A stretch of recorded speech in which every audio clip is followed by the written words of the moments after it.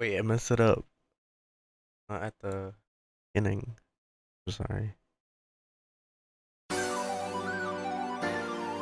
Hold on. Yeah.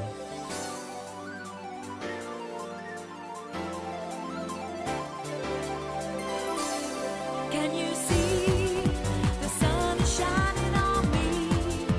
It makes me feel so free, so Hi, alive. hello. It makes me want to survive. Trying to And the hype myself up. sky, it makes me feel so high. The I don't know if bad it's loud times though. pass me by. 'Cause today, it's gonna be a brighter day. Can you feel the sunshine? Does it brighten up the day? Don't you feel that sometimes you just need to run away?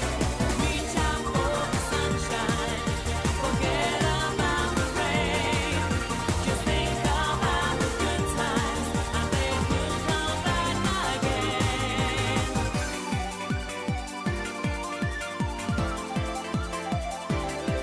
The sunshine. Without you, there's nothing for me to do. Can you feel the sunshine too? It's coming through. It makes me feel brand new.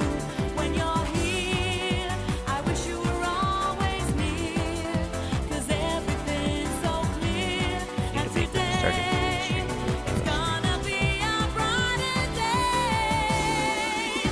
Can you feel the sunshine? Does it brighten up the day? Don't you feel that sometimes you just need to run away? Reach out for the sunshine, forget about the rain. Just think about the good times, and they Beat will starting come off in back again. When the sun beautiful sonic tone. I feel like I am waiting for another day when the clouds go away. Can you feel it? Ooh, can you feel it? Oh, can you feel it?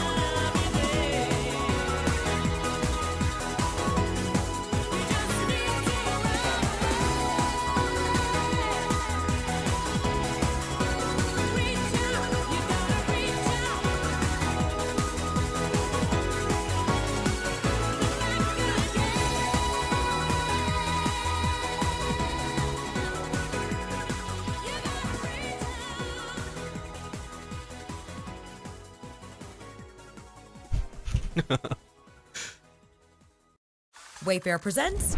No, don't do that. Um, Hi, hello. Maybe it was a little loud. Like it's odd silence now. But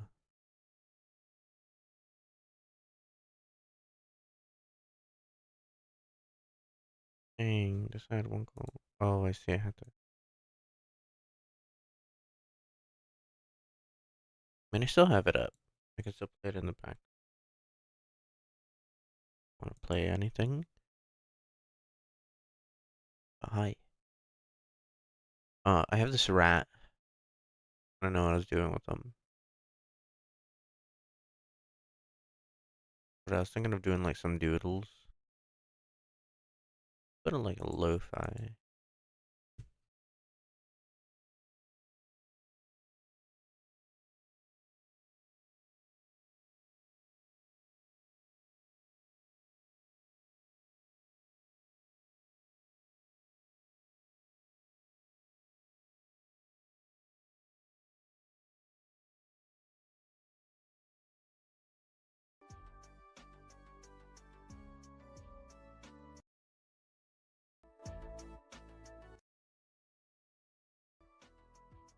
Yeah, that's not bad.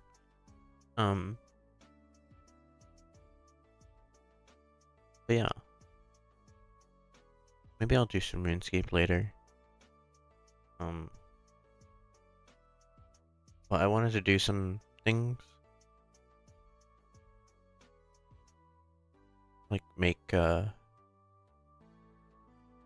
recently got channel points, and I needed them eggs. That's the only thing I could think of. I could change it, but I want to make like a eggs, an egg. Would you say it?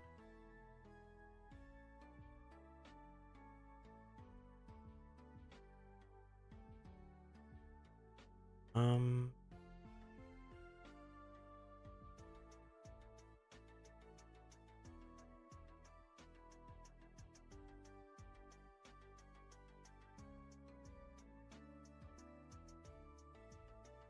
you wanted to like make a egg icon, 112 by 112, PNG only.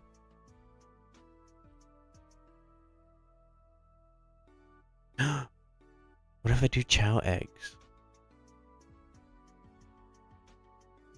No, I shouldn't copy off something.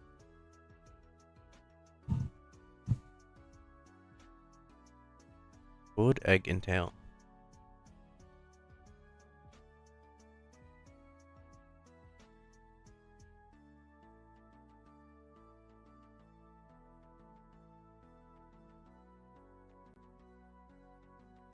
Egg.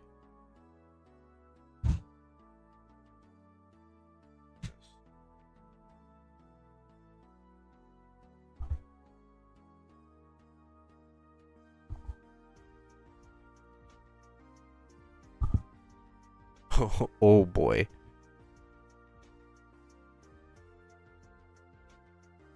Should not rotate it. Do not rotate the rat.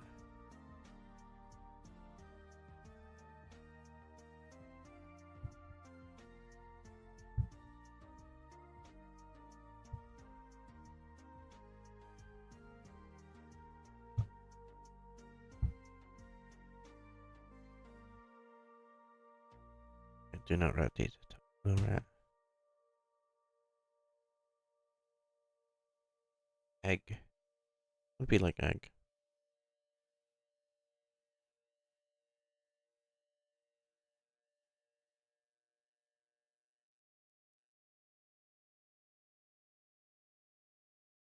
I'm so bad at drawing, I'm sorry.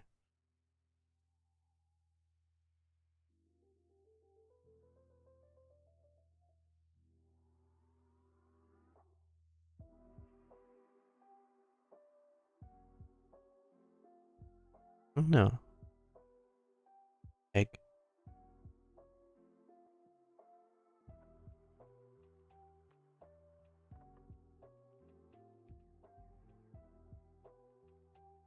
What would egg entail?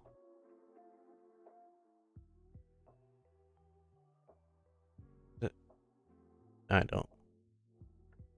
I don't know. What was the essence of egg?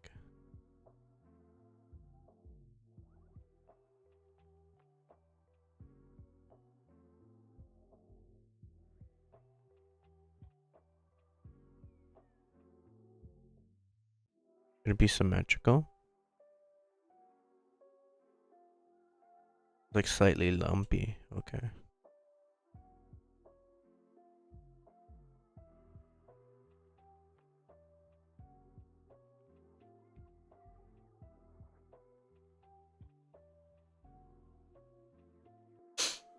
I do egg.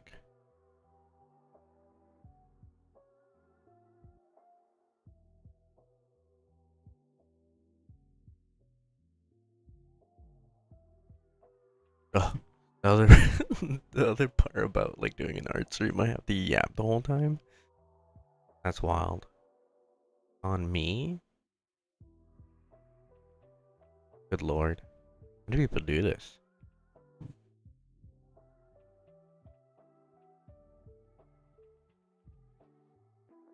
I don't know.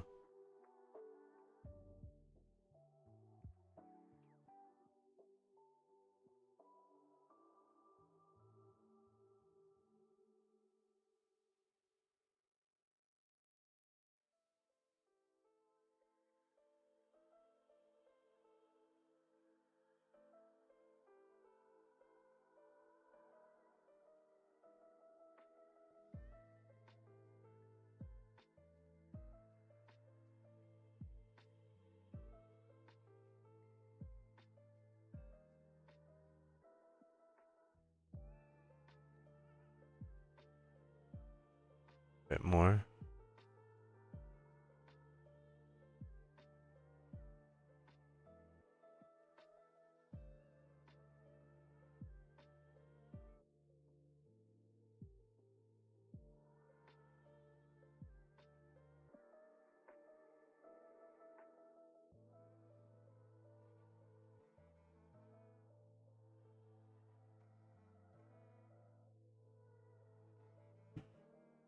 I do egg.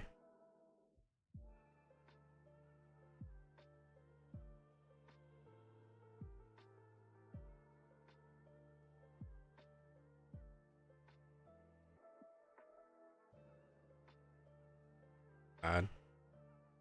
Even to make a circle.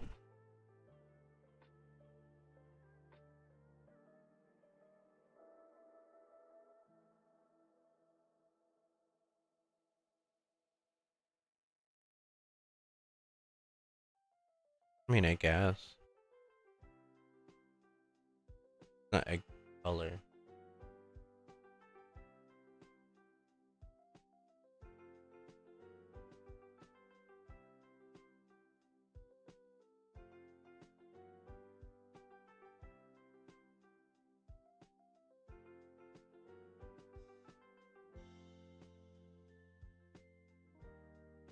Chow egg like. Okay.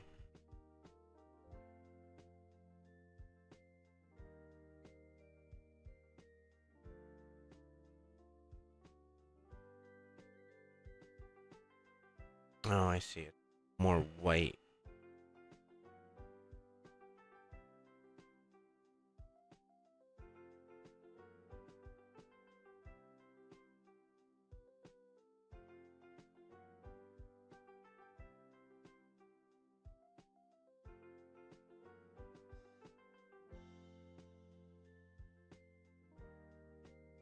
Oh,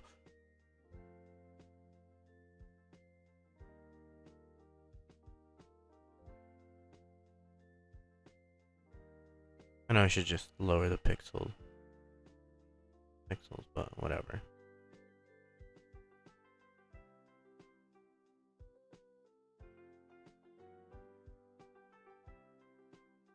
And it should all be on like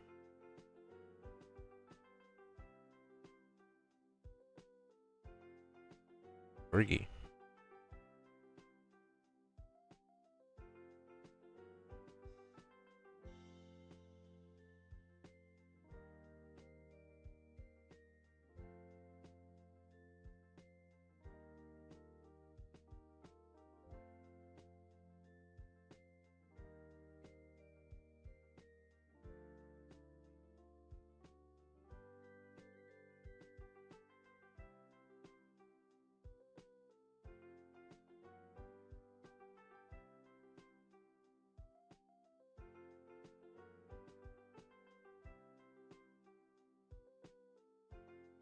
Oh,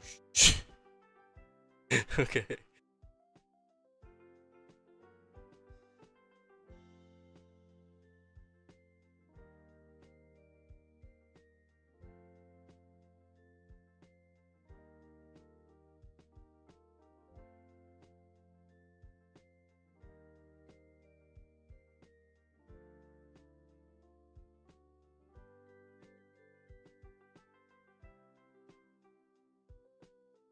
Meow, meow, meow, meow, meow.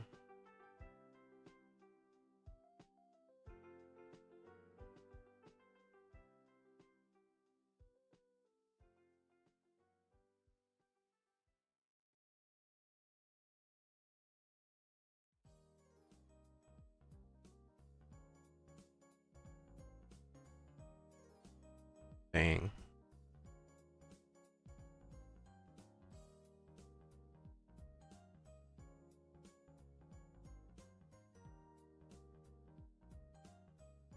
Something like that. Bots.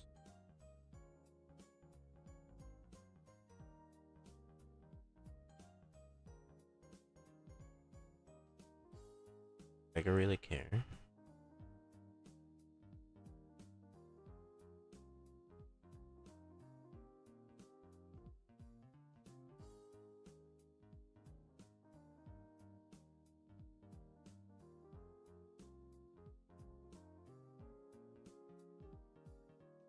Egg? That's a really bad egg. Oh boy.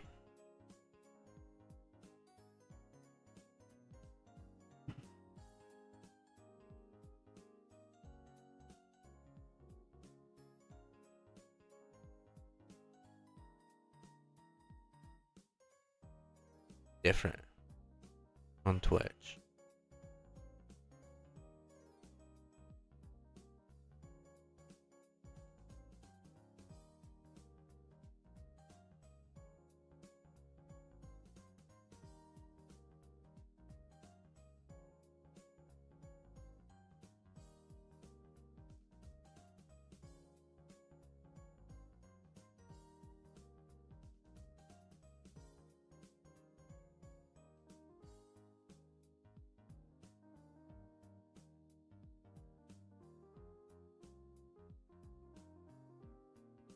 Egg.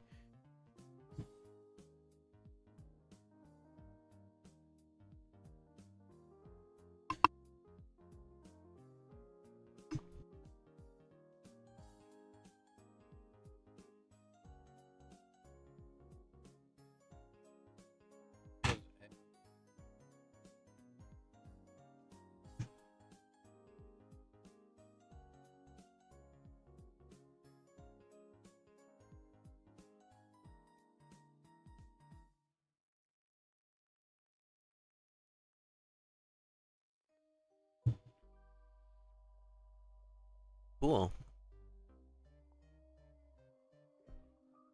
So we go to Twitch.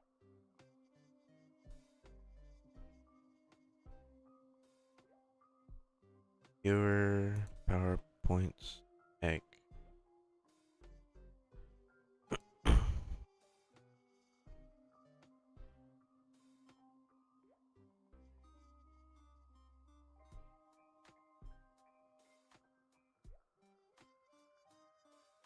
Oh,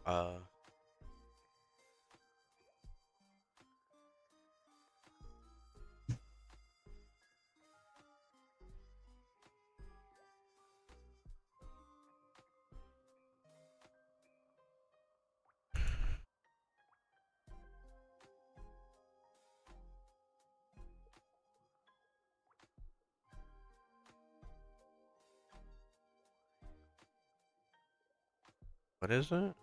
6 and 28.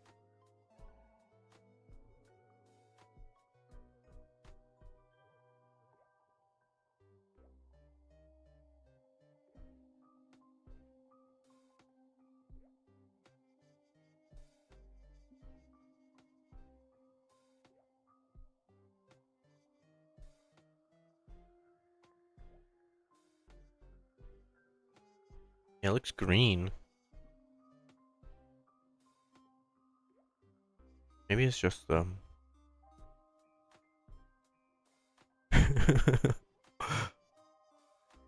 I shouldn't take so little time into it, you know. Get out of here. The eggs look sickly, but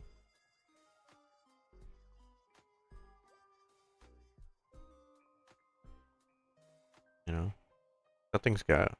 Oh, and the bit rate's bad. Or from before? Did I lose any?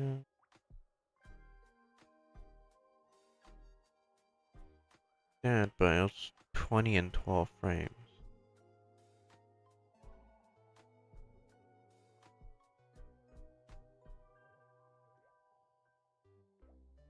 Does it show up now? Oh, go on. Gotta check.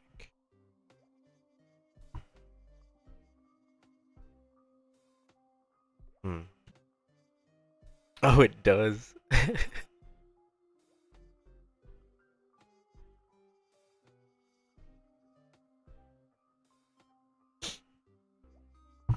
Okay.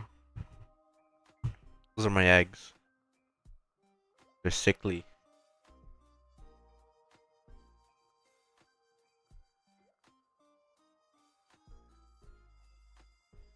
What can I do?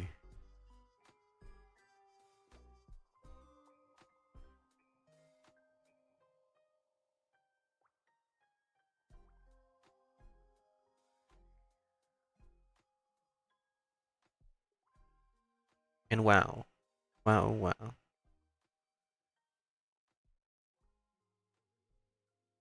Maybe this is why I don't progress in art. I'm just messing around.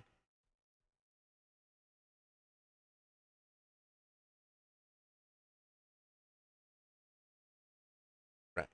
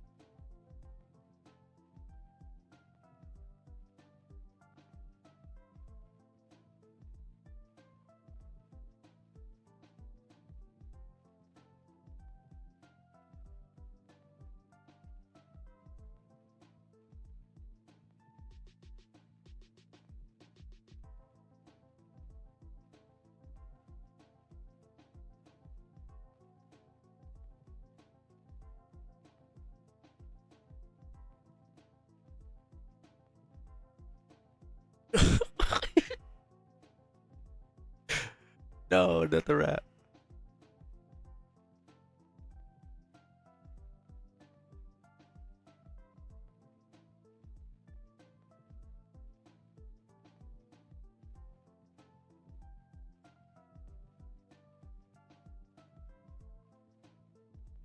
Ooh.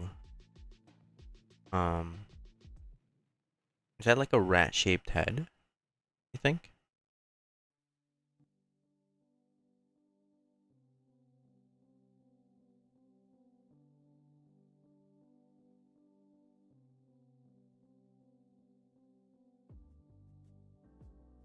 Or is that too harsh? Too harmful?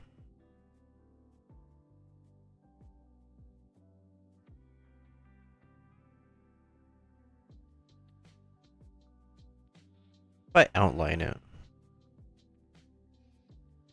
I gotta stop outlining stuff to like cover up my messes, I guess, but who's gonna stop me?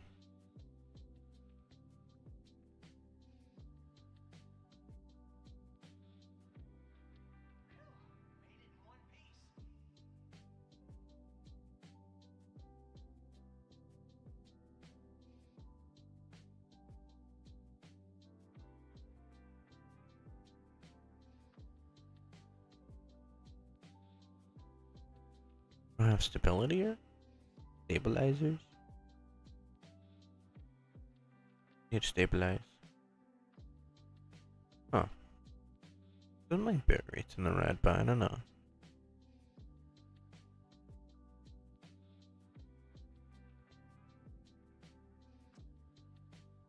Is it better shaky?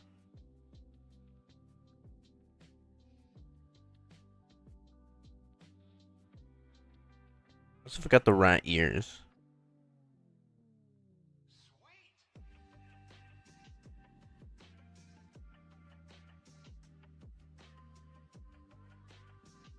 Guess that's better.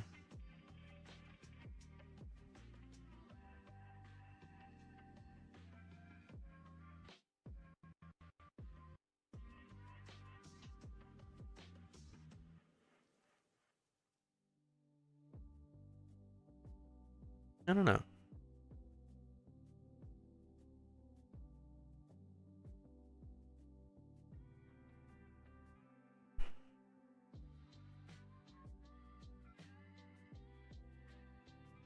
Make the gabbo.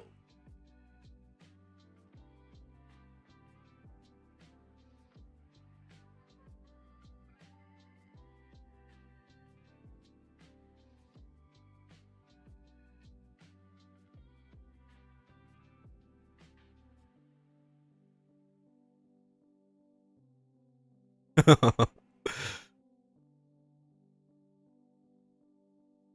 like that.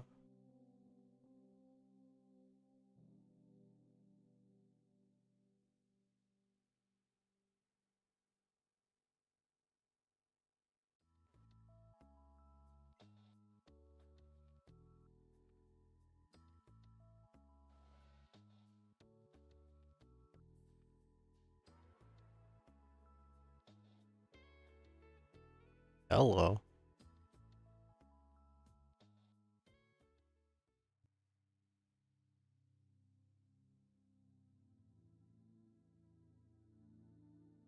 I don't want to be blue.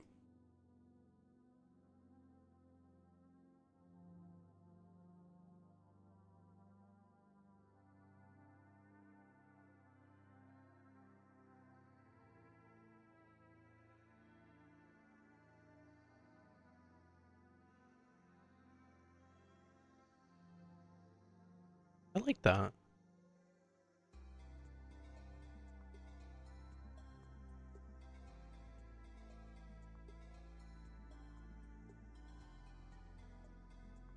He does need whiskers though.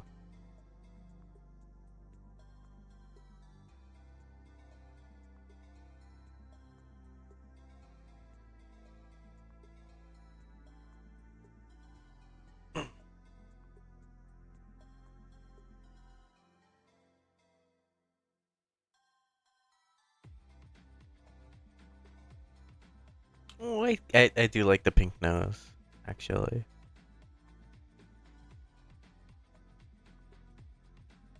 But what do rats or mice have pink schnauzers?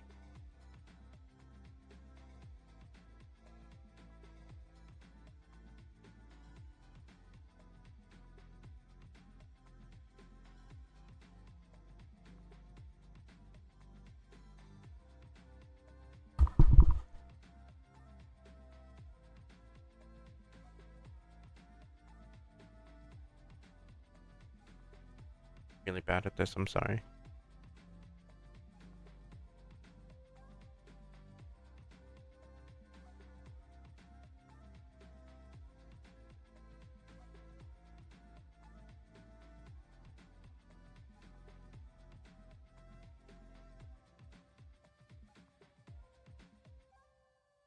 Hmm.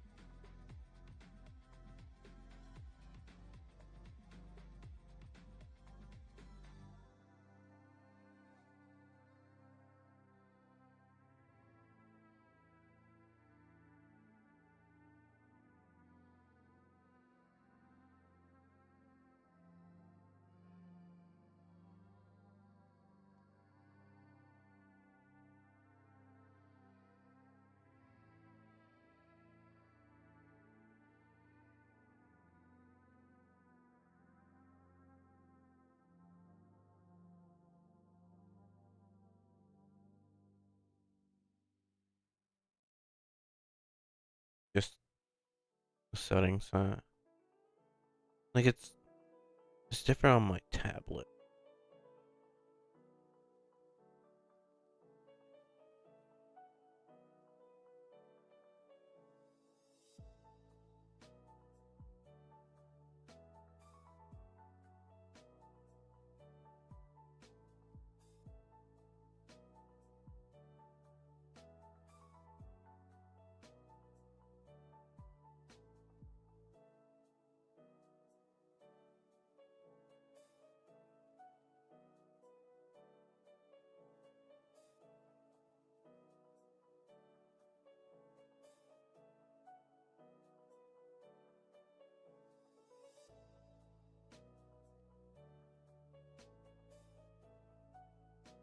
Pen.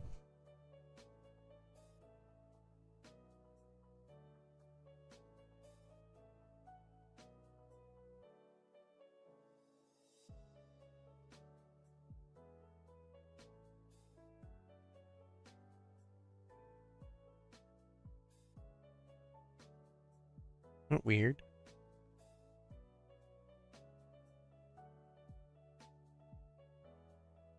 Maybe.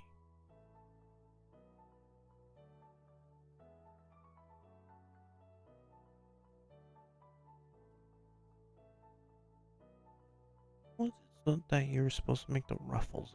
I got.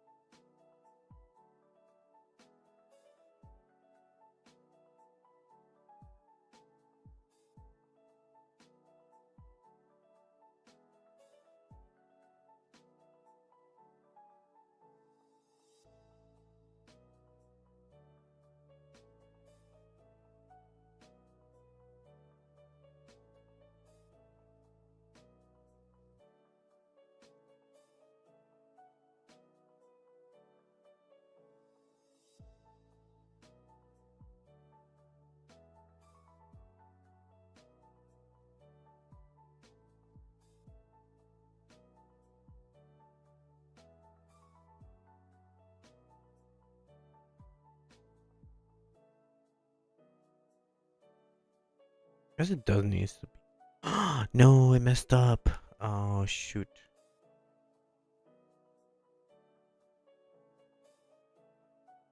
Trying to come back.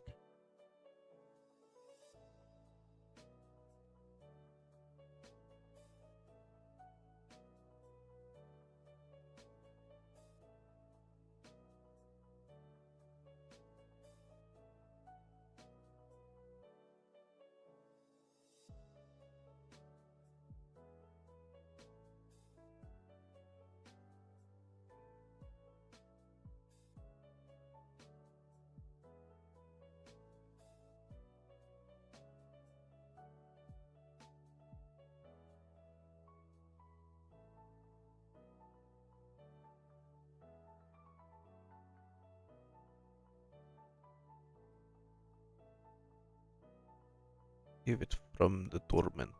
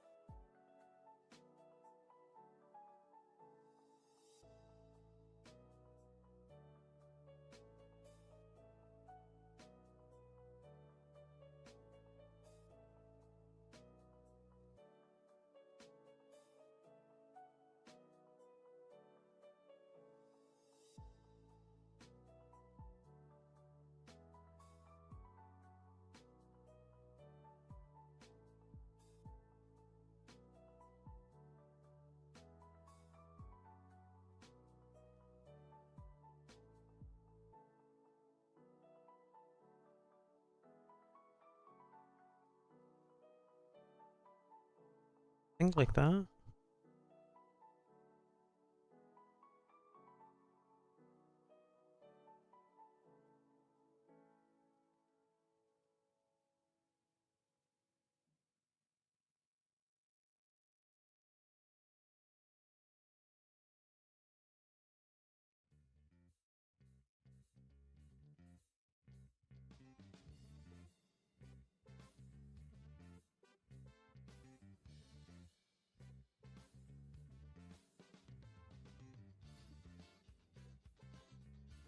Did it get messed up again? Oh shoot.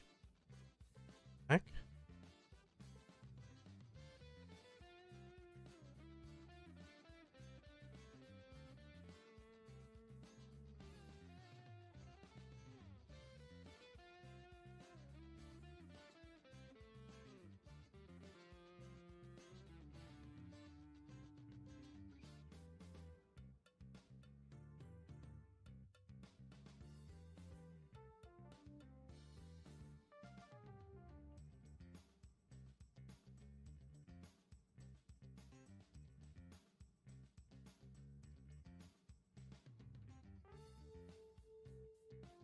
Does that look right? No.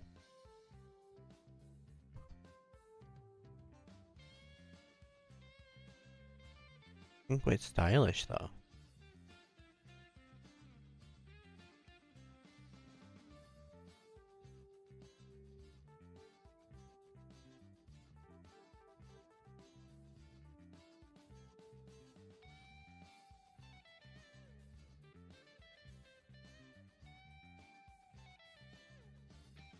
Hmm.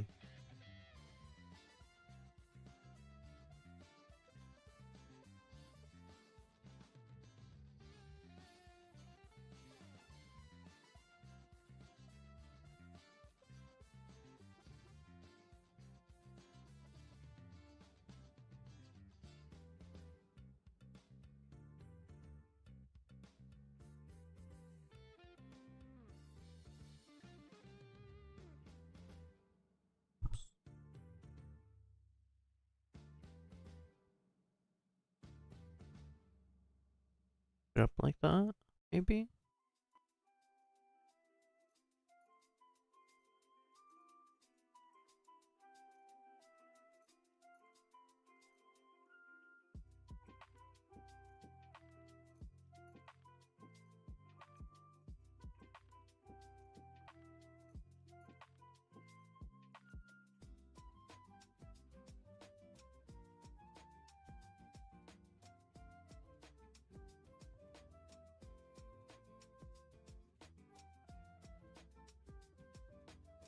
It looks very silly.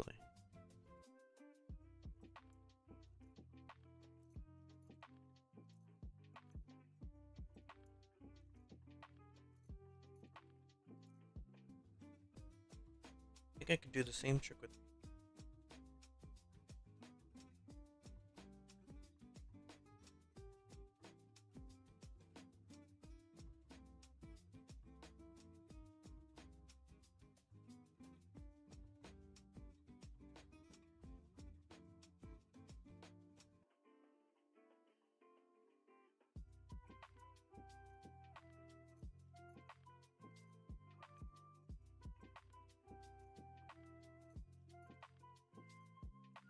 The shadows.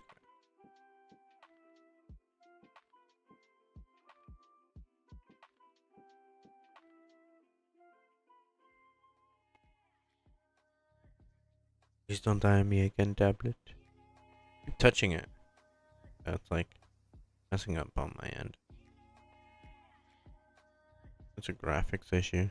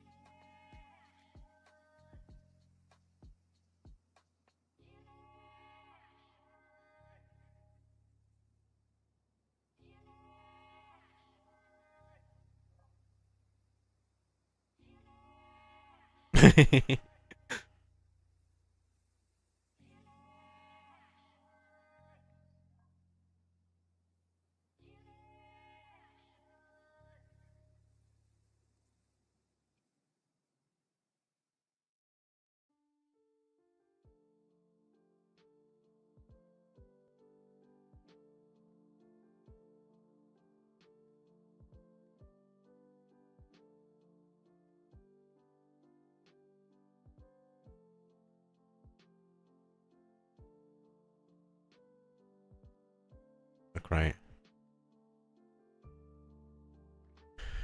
Maybe I should just be a gamer. Just game.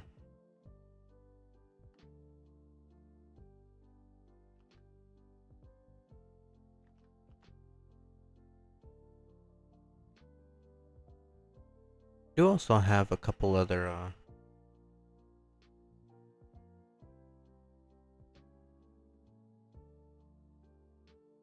like redeems or not redeems. I do have a redeem. Meow. We have 50 egg points. 50 eggs. Unlike Trump's America, we actually have decently priced eggs.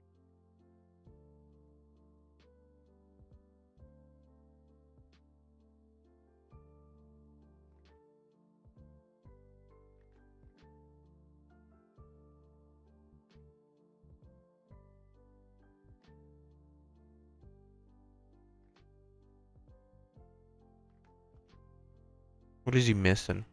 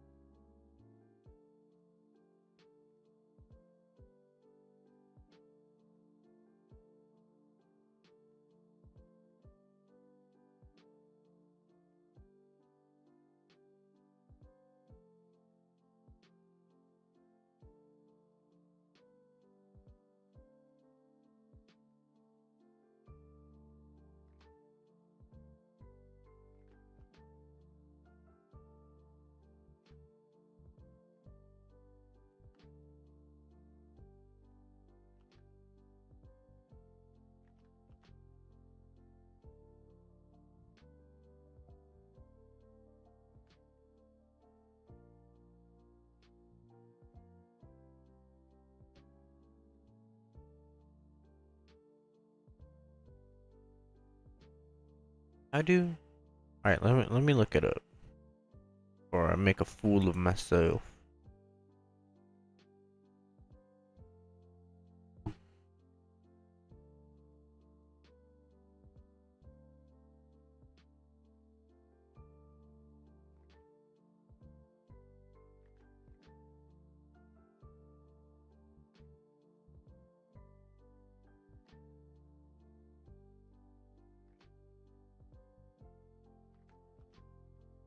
Renaissance Necon.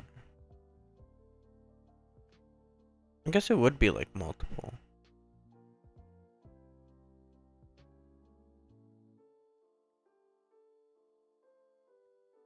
How does the okay.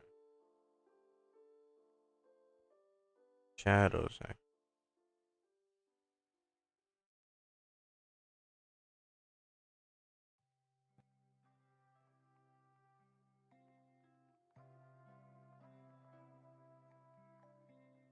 You like that?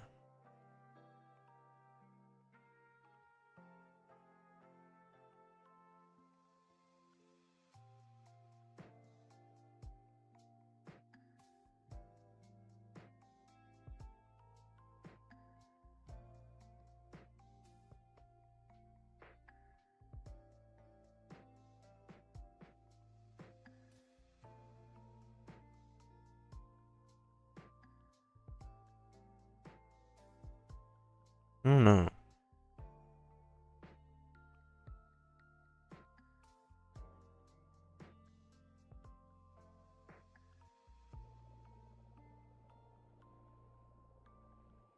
Where would the light be coming from?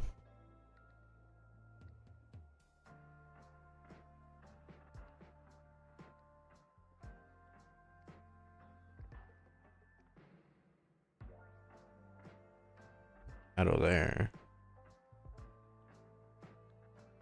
I'll be shadow, right?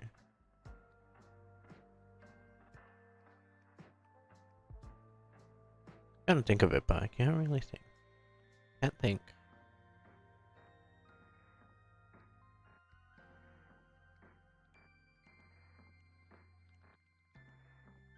It does look quite silly. Maybe I'll return to that part. I want to do his hat.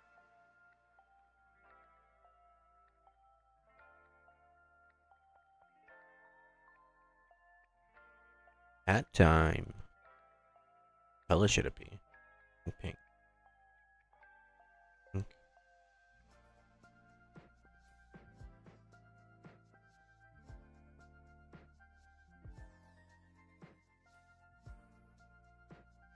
Oh no! It cracked again.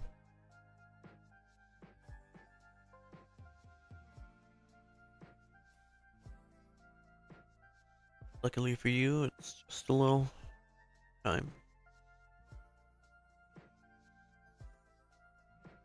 I don't know what's causing that issue. It could be just a software issue.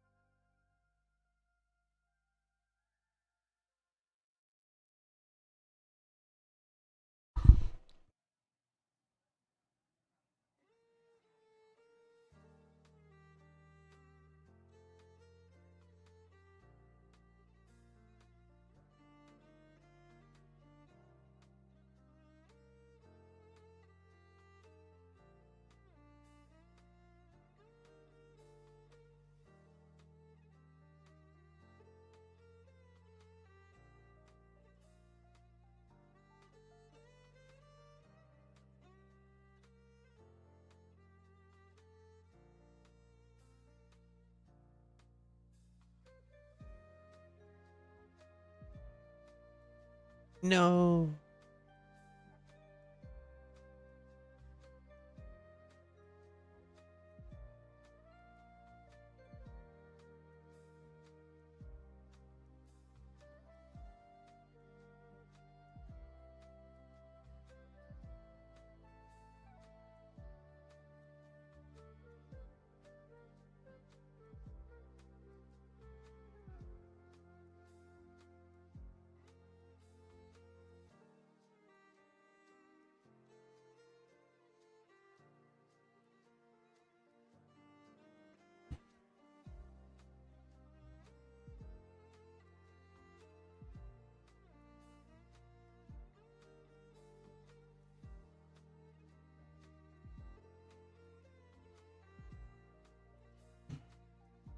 Okay. I'm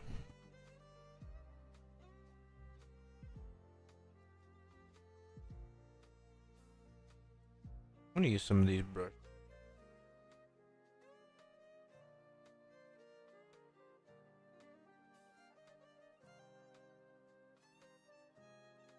I'm so sorry. What the fuck came over?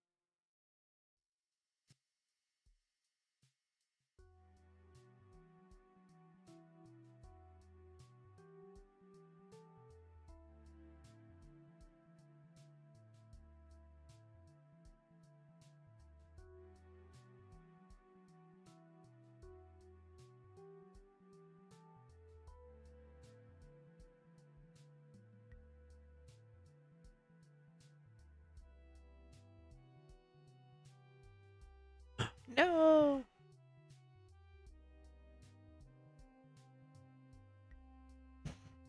Yeah, I gotta figure out a way to like mirror the tablet screen so it doesn't use up resources on my computer. My computer is, I don't know. Maybe it's just GPU.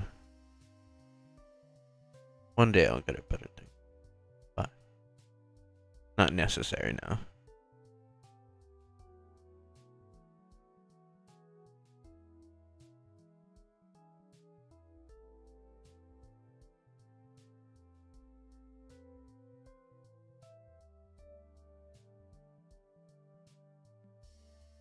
I just realized I've been doing this for like no reason. I don't even know what to do with it.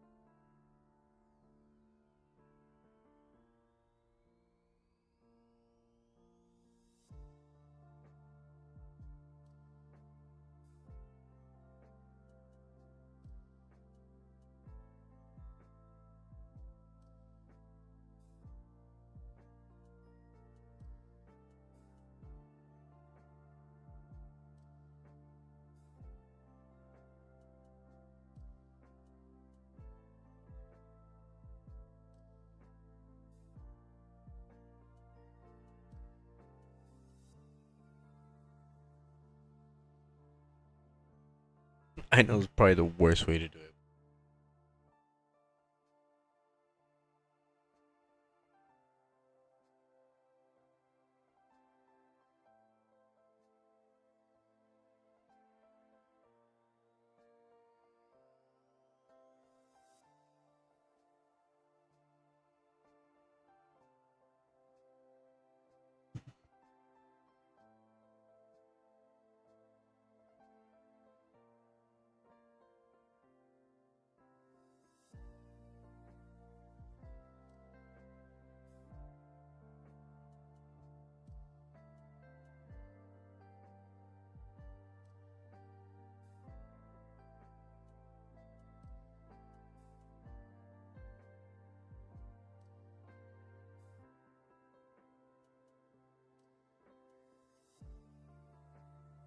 Oh, what have I done?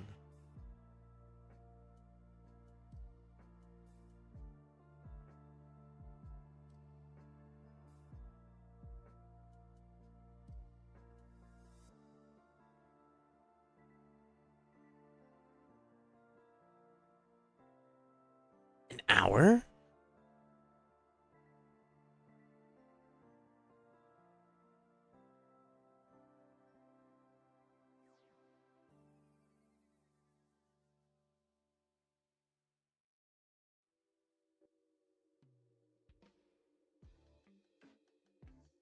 Might as well finish.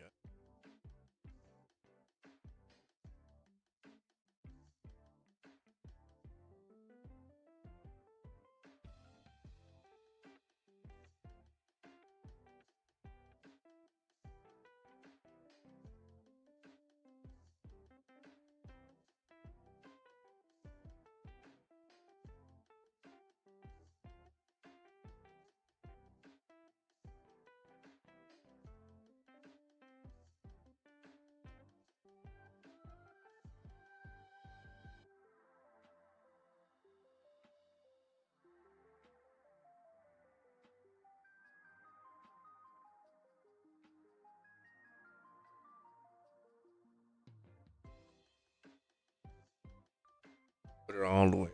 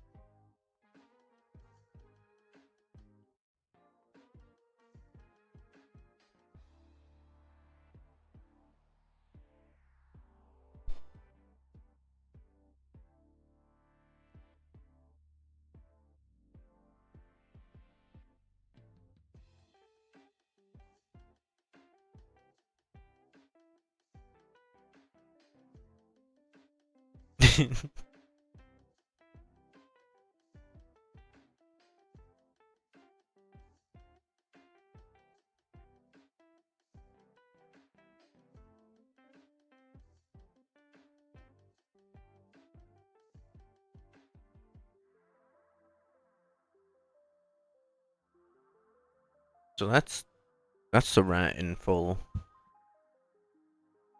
glory.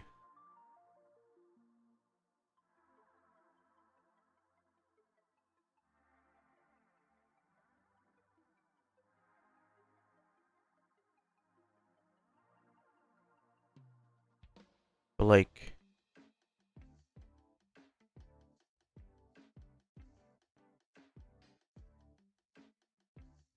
he needs a tail.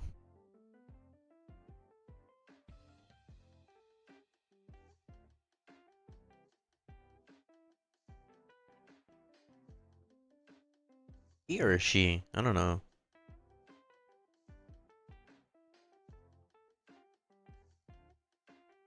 They are entitled to their own. I don't know.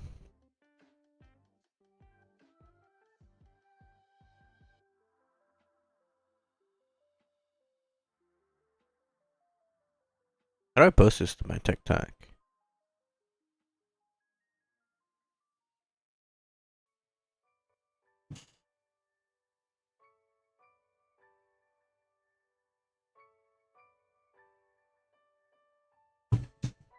It might become a regular thing because I've got to like doing this.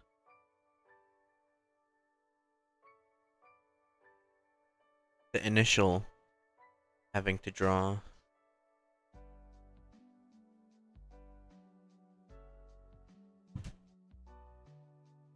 and show off how little I know about art. Honestly, do it. Nobody's stopping you. Nobody's judging you. I mean, people won't be people that judge you, but let them. Maybe they come from a place of knowing more or knowing nothing at all. The criticism is not going to go anywhere.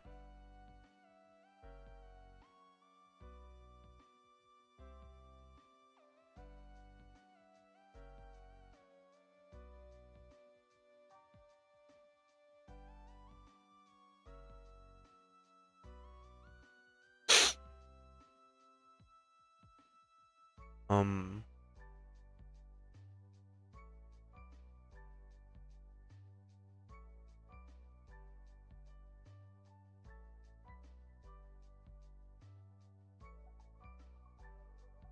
but yeah, important to do things. Don't be afraid.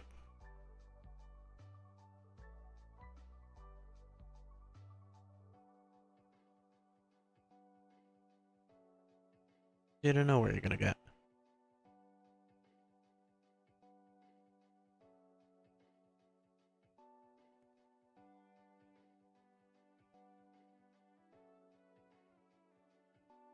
Maybe it won't be so bad.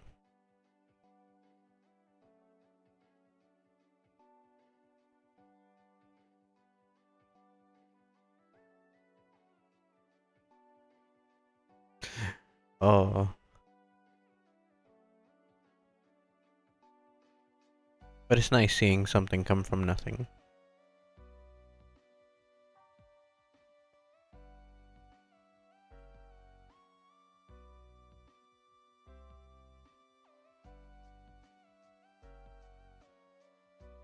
I delete. Look at that.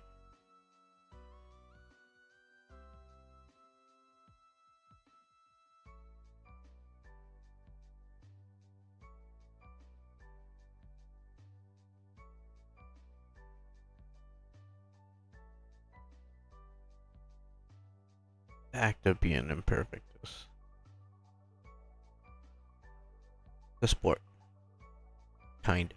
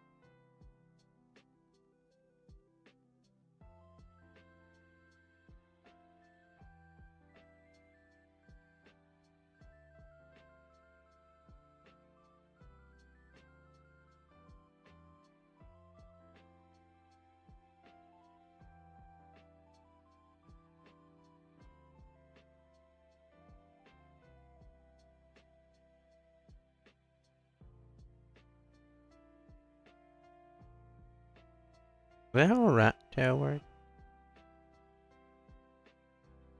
Hmm.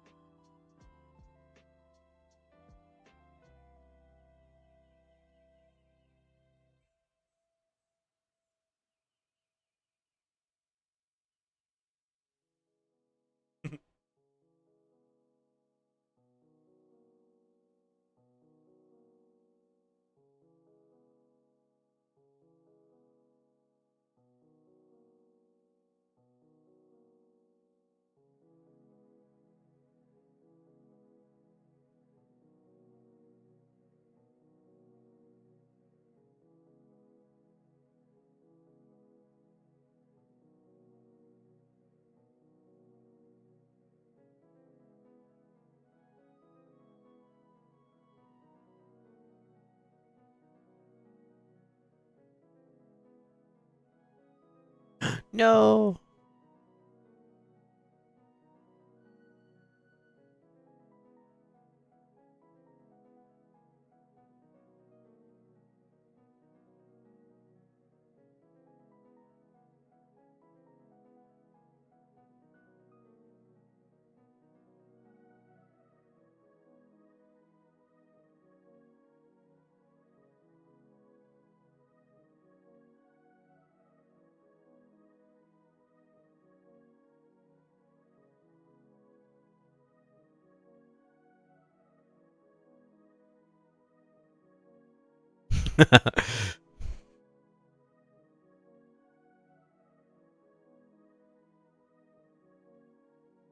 Yeah, a little funky.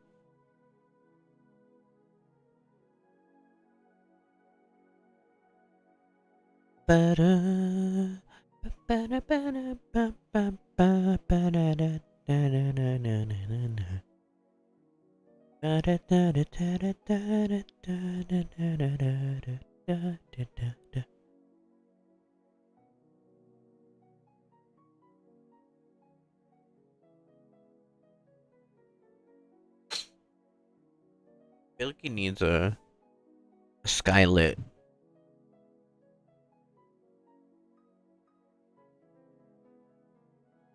Having existential dread on a moonlit night.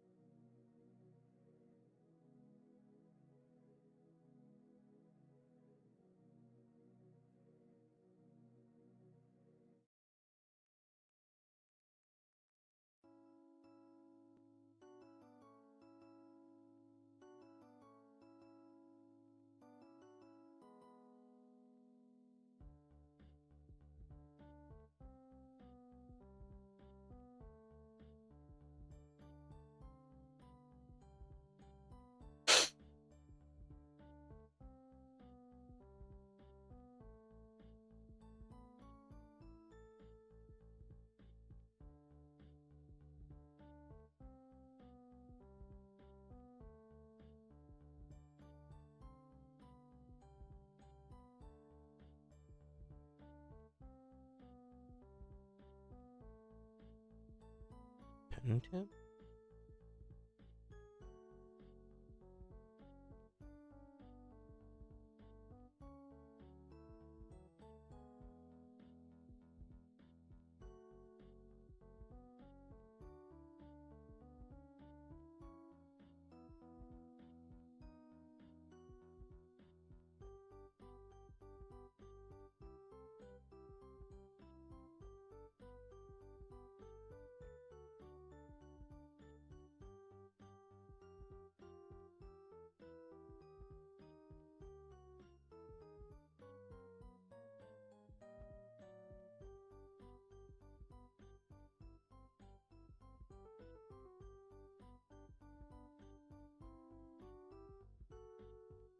Like not working.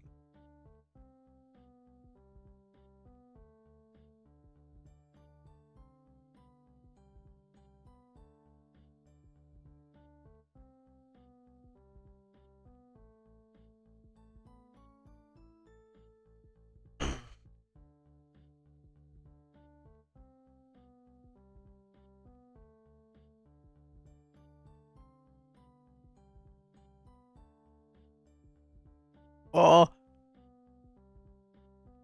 speaking.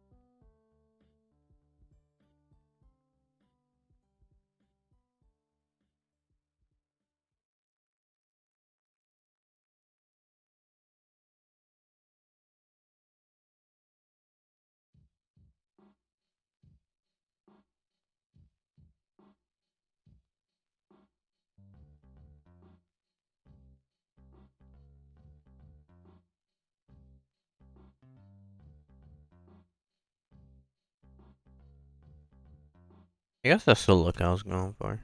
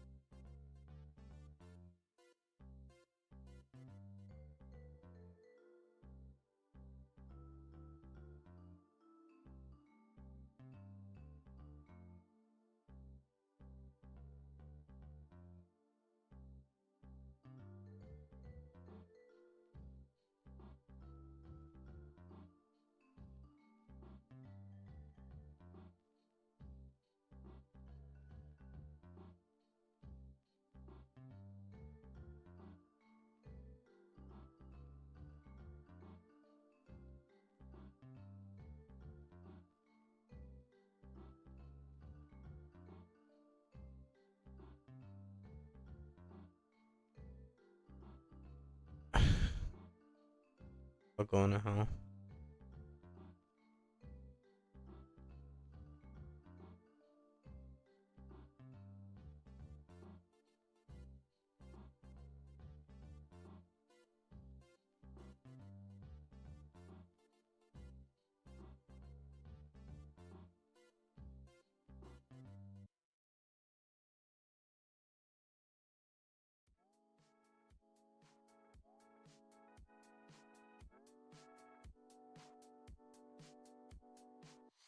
Look at it. Beautiful.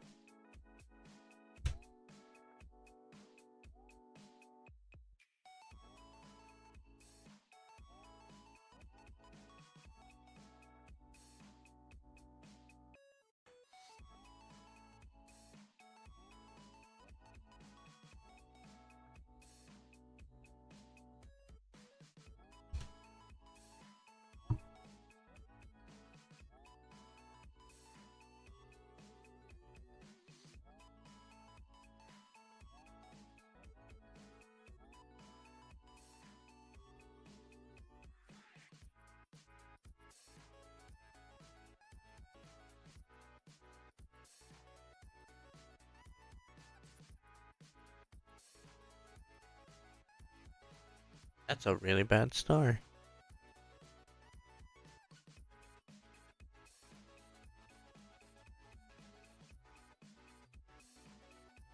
That's how I feel every day. I don't know.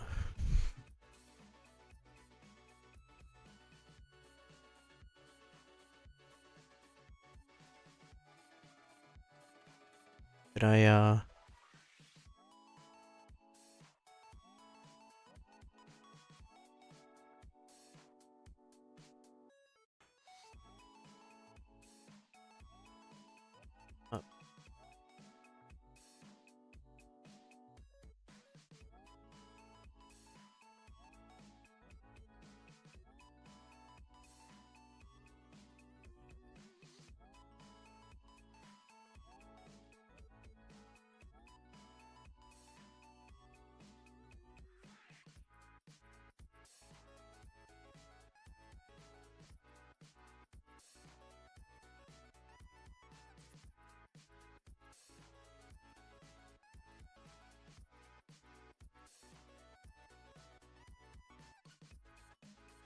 okay, so like,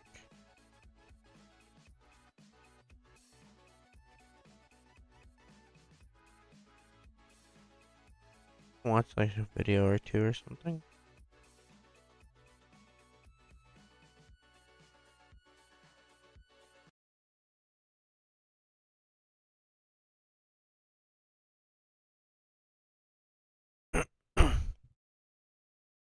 Oh, I should put in the politics tag if I'm gonna watch this on.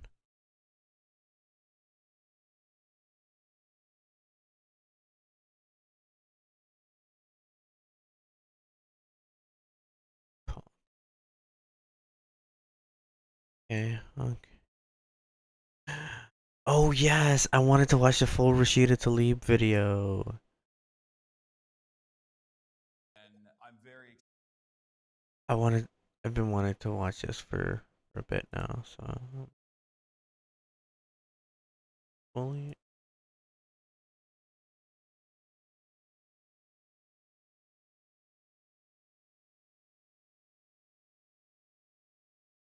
Okay.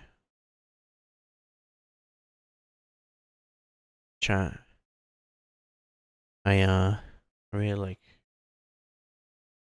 watching politics, so I'm sorry. This is gonna be an hour of just straight politics. All right, we're here with Congresswoman Rashida Tlaib, and I'm very excited. We've had a conversation before. We talked about how to save our immigrant neighbors at a time when seemingly it was a very necessary conversation that had to take place. You're here at the DSA National Convention here in Chicago. You just delivered a keynote speech, and Cool. how are you feeling? Do you feel emboldened? Do you feel powerful? Do you feel like we have a movement? No, it's like being with family and just being with people that understand. You know, when my tears come down, it's because it's just been very painful. Just watching not only what Trump is doing, but just even before that, the political systems have been set up in a way that continues to silence us or continue to, I don't know, just make us feel less than in our own country. So it's just been overwhelming. I mean, just watching everything online now, the ICE, you know, thugs, and just hearing all the stories. And I can tell you just images after images. You don't have to be an immigrant. You don't have to be Palestinian. You don't have to be a Democrat or part of a political party. Yeah. People do not want to continue to watch people fund this kind of extraction and This kind of violence. Yeah, it's violence. And Exactly. so, but here, I mean, I just feel like I'm with family. I mean, especially Metro Detroit DSA, I mean, they had my back when I first ran, and I don't know if the underdog is the right word, but a lot of people didn't know who I was, and they believed in my message of, we're not gonna allow corporations to infiltrate our campaign. We're gonna run on anti-poverty, right to clean air, clean water. And we won, I mean, by very little, but we created a movement, and now I'm there, you know, fighting back against those that might have been there for decades and just don't get how hard it's been for so many of our families at home. Let's just dive right into the main points of contention here that I feel like you probably get asked a lot. The election took place. Kamala Harris and the Democratic Party lost. And not only did they lose the actual election, not only did they lose the Electoral College, they lost the general population vote as well. What do you think happened? I mean, one, I think it's very important for folks to know it's 7 swing states lost. But it's the first time since 1994 the Democratic Party favorability has dropped. I want folks to know when he was elected the first time in 2017, the Democratic Party favorability just jumped, skyrocketed. That did not happen now in 2025, even though there's overwhelming opposition to the betrayal bill that literally kicks people off of health care and gives to the rich. Yeah. What I feel very much is there has been an abandonment to some of our core values. You know, I grew up with a UAW dad. He was a Democrat. Didn't matter if there was a D next to their name, they voted Democrat because in many ways it was like hurt reduction. That person will hurt me less. Yeah. So I'm gonna go with that party. But now people, the lack of trust, but the lack of really feeling like the party has their back. You know, they didn't want a Palestinian Muslim that said the G word campaigning with Vice President Harris. They wanted a campaign with Liz Cheney. Yeah. And I don't, you know, understand why they don't understand how terrible that was. And it's not just the vice president. We're not talking about, it's not her. It's the establishment, because the same people get latched on, got their claws into the next nominee, the next person that's gonna run for president. You'll see it, it's the same name. There's no way I can. You said it so like eloquently. The fact that feel they don't have the representation, or that, you know, people are gonna govern according to what the people want.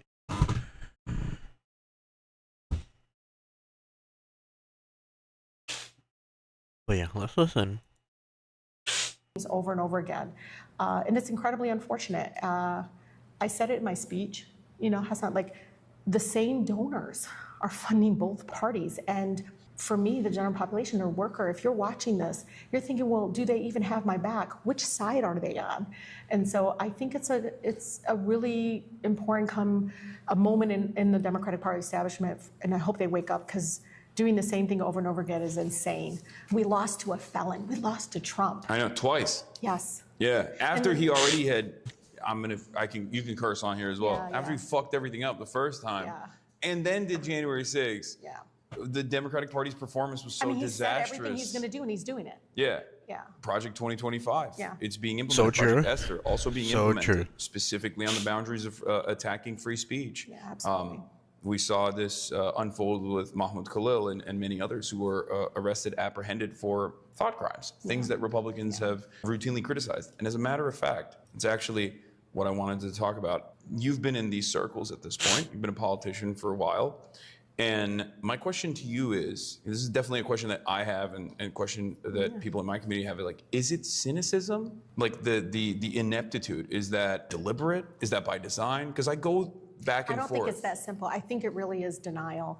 So they're bubbled in. They're bubbled in. When I tell people that over 50, Damn. Yeah. I mean, even in my state, like, I can see that they're so insulated that even when people are getting black bagged off the street, they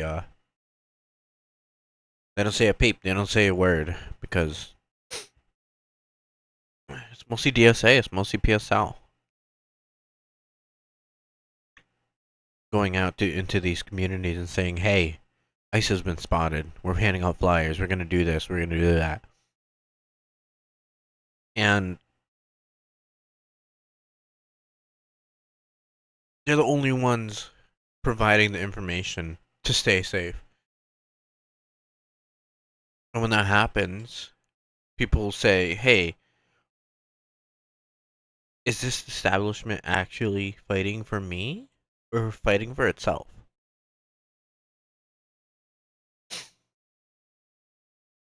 Because when there's other like places, people, organizations to point to and say they're helping me, why can't you do the same? Like it's ridiculous.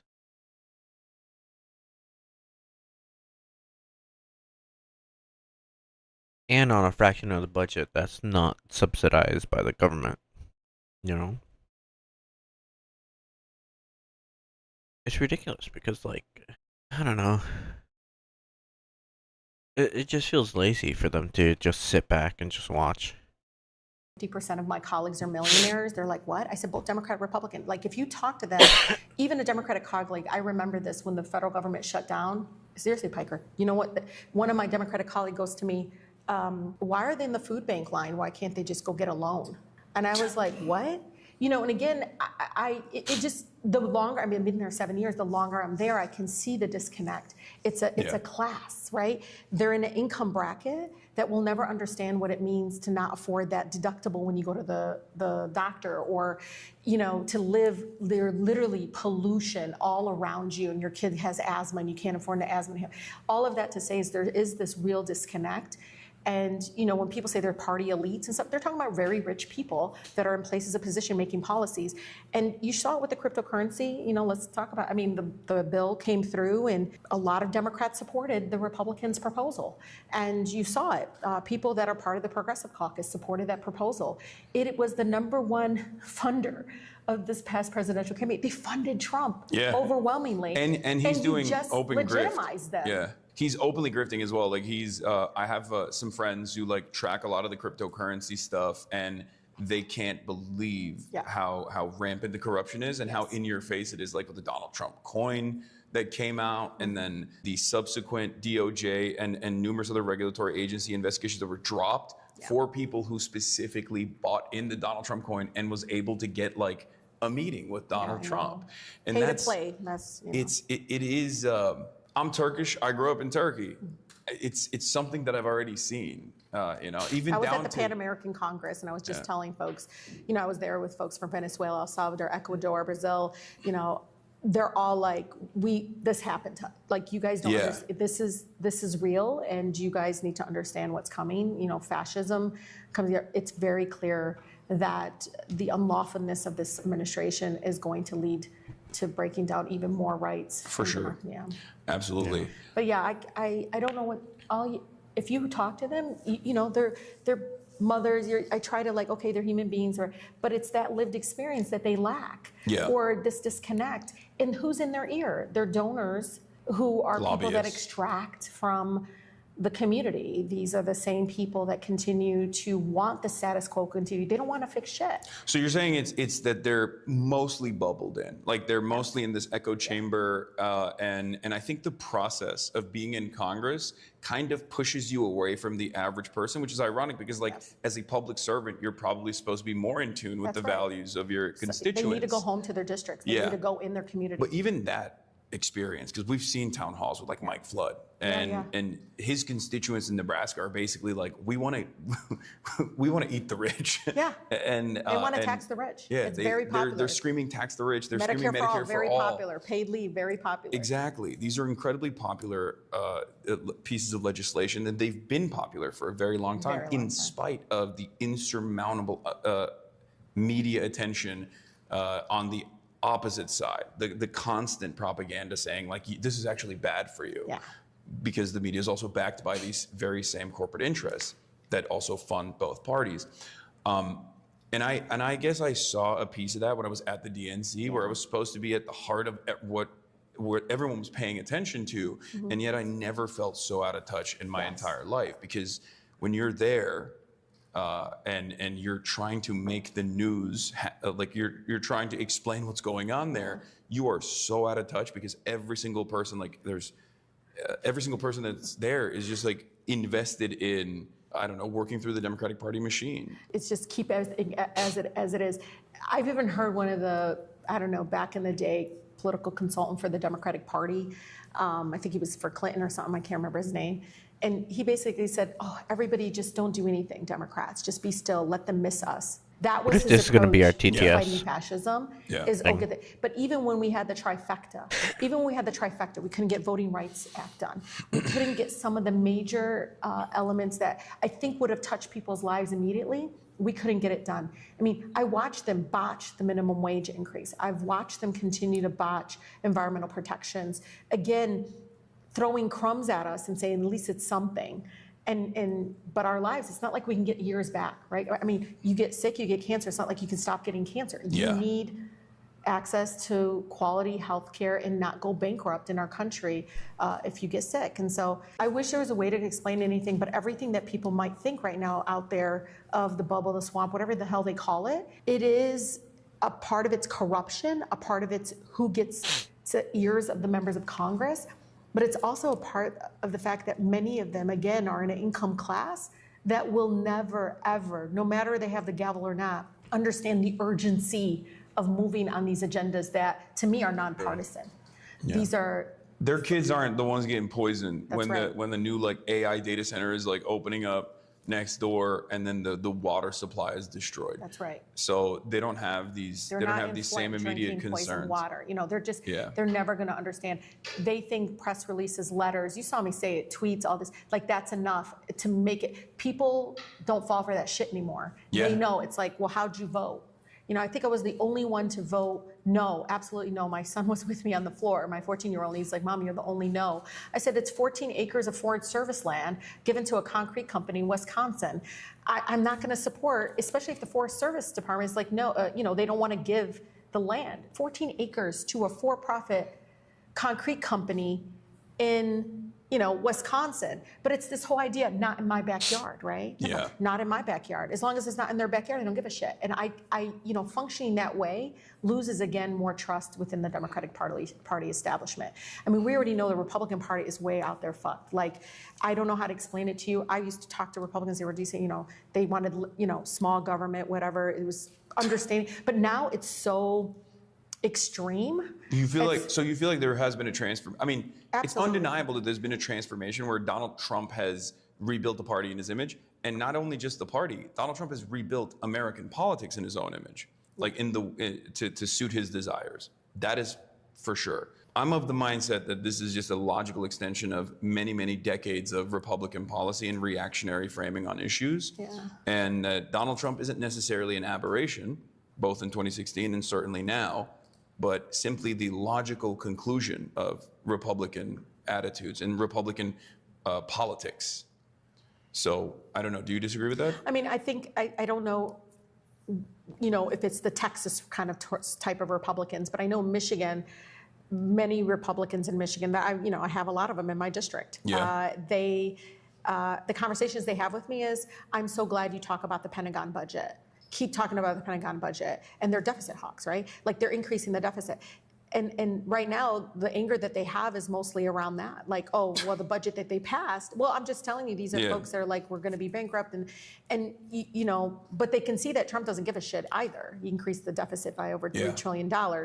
But there are some that have these conversations. I mean, they come to my town halls. They're not interrupting. They're literally like raising their hand and saying, "I'm glad you want to audit the Pentagon budget, the defense budget, because." Oh, you're that's talking where about we're-" Republican voters. Oh yeah. Oh, no, I was talking about Republican colleagues of yours. I separate like Oh. Republican Oh, yeah, voters yeah. from. No, my colleagues, look, my colleagues, in out of due respect, and I know they're going to kill me, and my sister has heard me say this, I feel like they're sheep. Yeah, no, for They're sure. no, they won't get away from the herd, and if they do, they get kind of swatted at or Yeah. called into the office. Yeah. And Dad says, "Stop fucking around and do it." You know what I mean? Yeah. And he throws some T-shirts and signs it or some swag to them. Yeah. But it is this like kind of going with the herd. That's even when they're like, "Oh, this is awful." I mean, I don't know. Epstein's really thrown a curveball. Yeah. That's been interesting to watch. Yeah, that has been interesting to watch. The thing I wanted crazy. thing I wanted to talk about, that's something that we're going to get to. That obviously also Israel is another issue that I definitely want to talk about. But one of the things that I have seen. Hold on, sorry.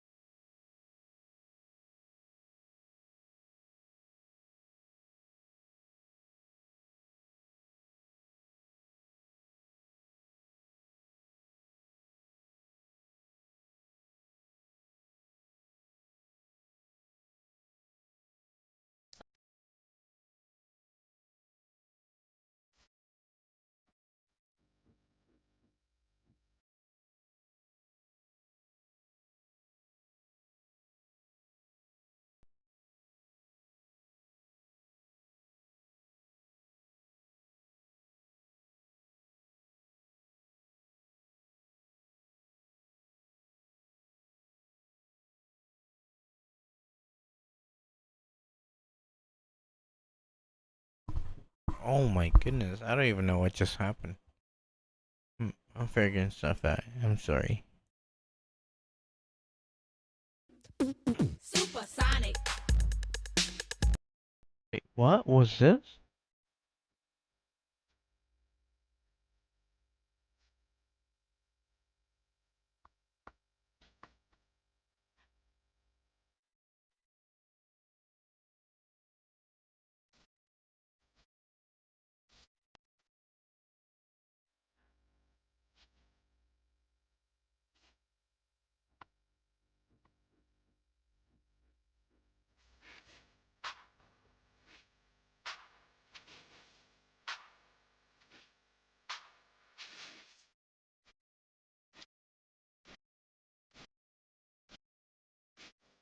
Oh shit.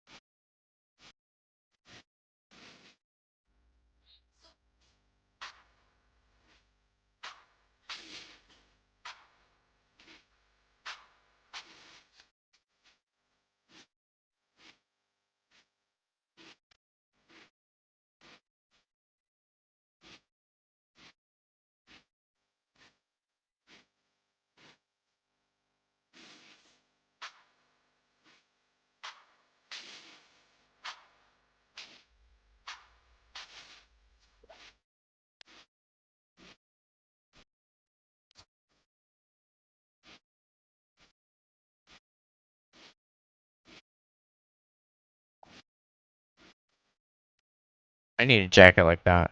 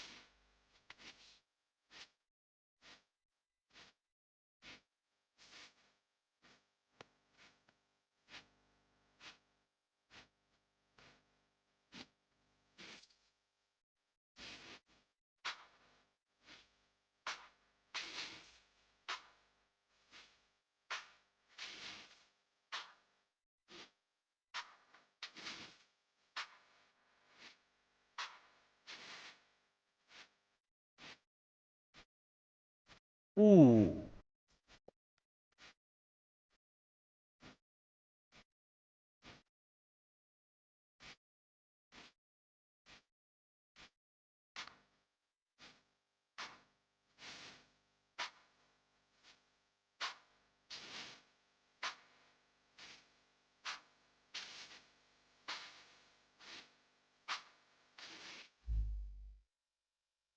That's it. Dang, that was cool. Oh yeah.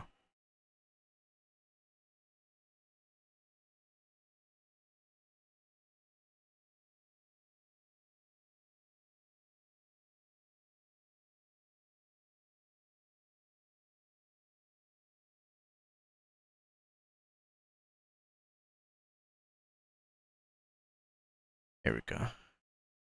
Is that there is this mechanism of whipping votes and making sure that you don't even have to extract concessions that the Republicans utilize effectively. Do you feel like the Democrats have failed to do so and command in the same way when they are in charge. Because one of the things that was very frustrating for me watching, Joe Biden from afar, even before his unlimited genocide policy, was the very fact that there were constantly like a revolving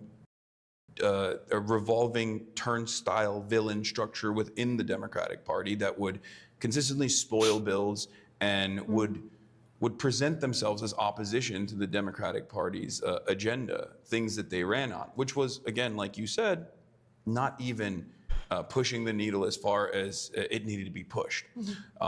And I think we all know. I mean, you don't have to name names, but you can just wink at the camera. Maggie Hassan, Joe Manchin. There's a bunch. There's a bunch of people. Kyrsten Sinema was another one. There's a lot of like centrist Democrats. We don't have, that doesn't exist within the Republican Party to the same degree. You have the Thomas Masseys. You have one or two people who just have like one issue. But yeah, there are some, but again, they all fall in line afterwards. Why is the Democratic Party unable to whip these votes?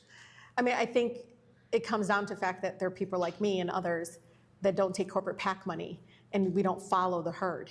We just can't. We just don't. I mean, I'm not. I wasn't considering you a spoiler. I was considering like the centrist Democrats who are not actually considered a spoiler at all, but they are the ones who spoiled a lot of Biden's legislative agenda. They never get attacked. It's bizarre. I went and had press conferences in front of the White House because, President Biden produced more fossil fuels than any president prior.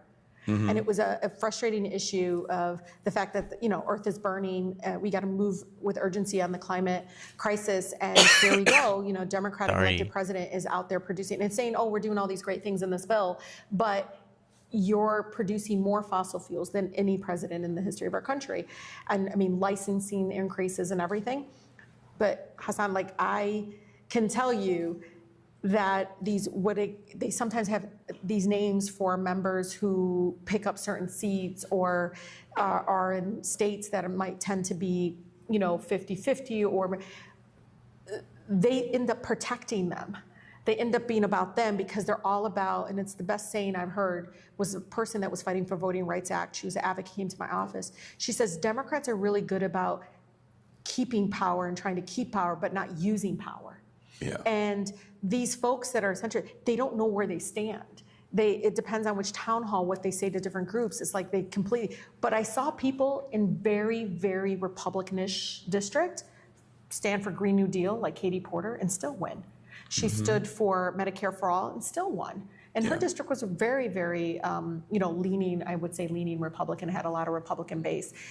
But people knew where she stood. She was anti-corporate greed. She was for fixing our health care. She was pushing back against price gouging. With these folks, Hassan, I can tell you, as soon as they walk in the room, I go, here it is. They don't give a shit about the Democratic base. They are talking only to Republicans in their district. And that has always been, I think, very much a hindrance in moving some of the stuff, important things, especially what DSA supports for working families. I mean, some of them were so angry that the UAW went on strike all three companies. They were like, why is he going all three companies? This terrible idea. And I was like, because the companies. Well, they're using their leverage. Wow. I know. Well, the workers were literally suffering. I mean, the whole bankruptcy and us bailing the auto industry out, and they sacrificed so much. And when they were making record profits, they said, fuck off. We don't give a shit. Yeah. And it took them striking all three big, the big three going on strike together at the same time. And, and colleagues are, I don't think he should do that. I said, look at his members. That's why they elected Sean and elected kind of a new leadership, is that they wanted change right away. They felt like they were being shafted.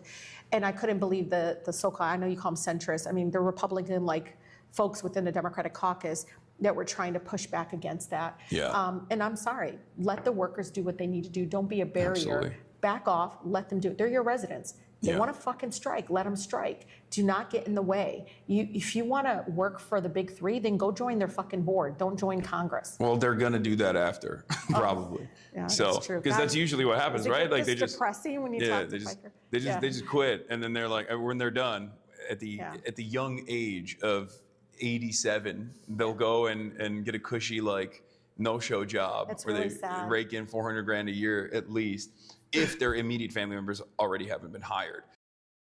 There is no way she said is it this depressing talking to a sound biker.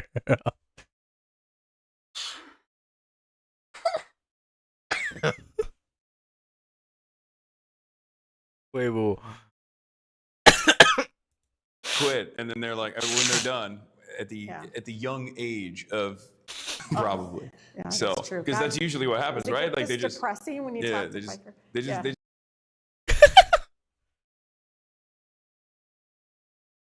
yes, it does. It does get that depressing because that's the state of the world that we're in, sadly. And when you bring light to the state of the world and the state of the people living in it, it's very depressing to a unbelievable degree. And most people just turn away, you know? What are you gonna do? Force them to watch? Can't. Some people choose flight over fight. Or fawn.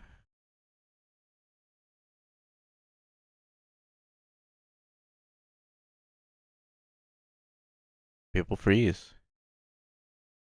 And to keep them frozen in that state is not always good.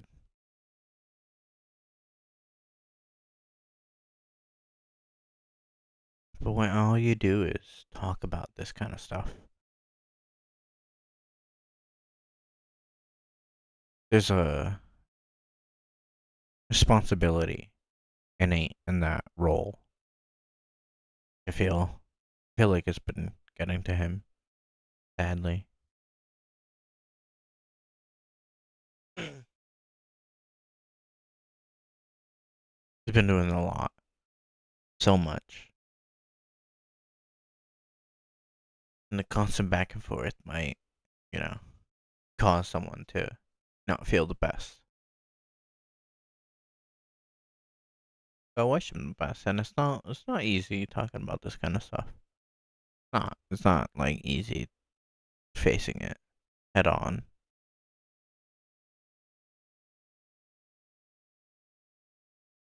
When there's like a chance to talk about things, sometimes you have to, regardless of how people feel. Especially when it comes to human lives. History has been made by the inactions of people or the direct actions of people. And who knows, maybe a voice that could bring truth to power to these kind of things, you know? I don't know if I'm saying that term correctly, but there's power in talking about this kind of stuff. Especially if you're getting like clips, views, live views. What was it? Like 60 million people tune into his live on the election night.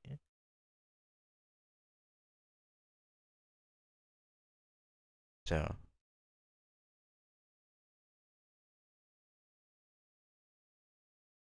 there is a certain responsibility weight on that, and LP has the best with that kind of stuff, you know.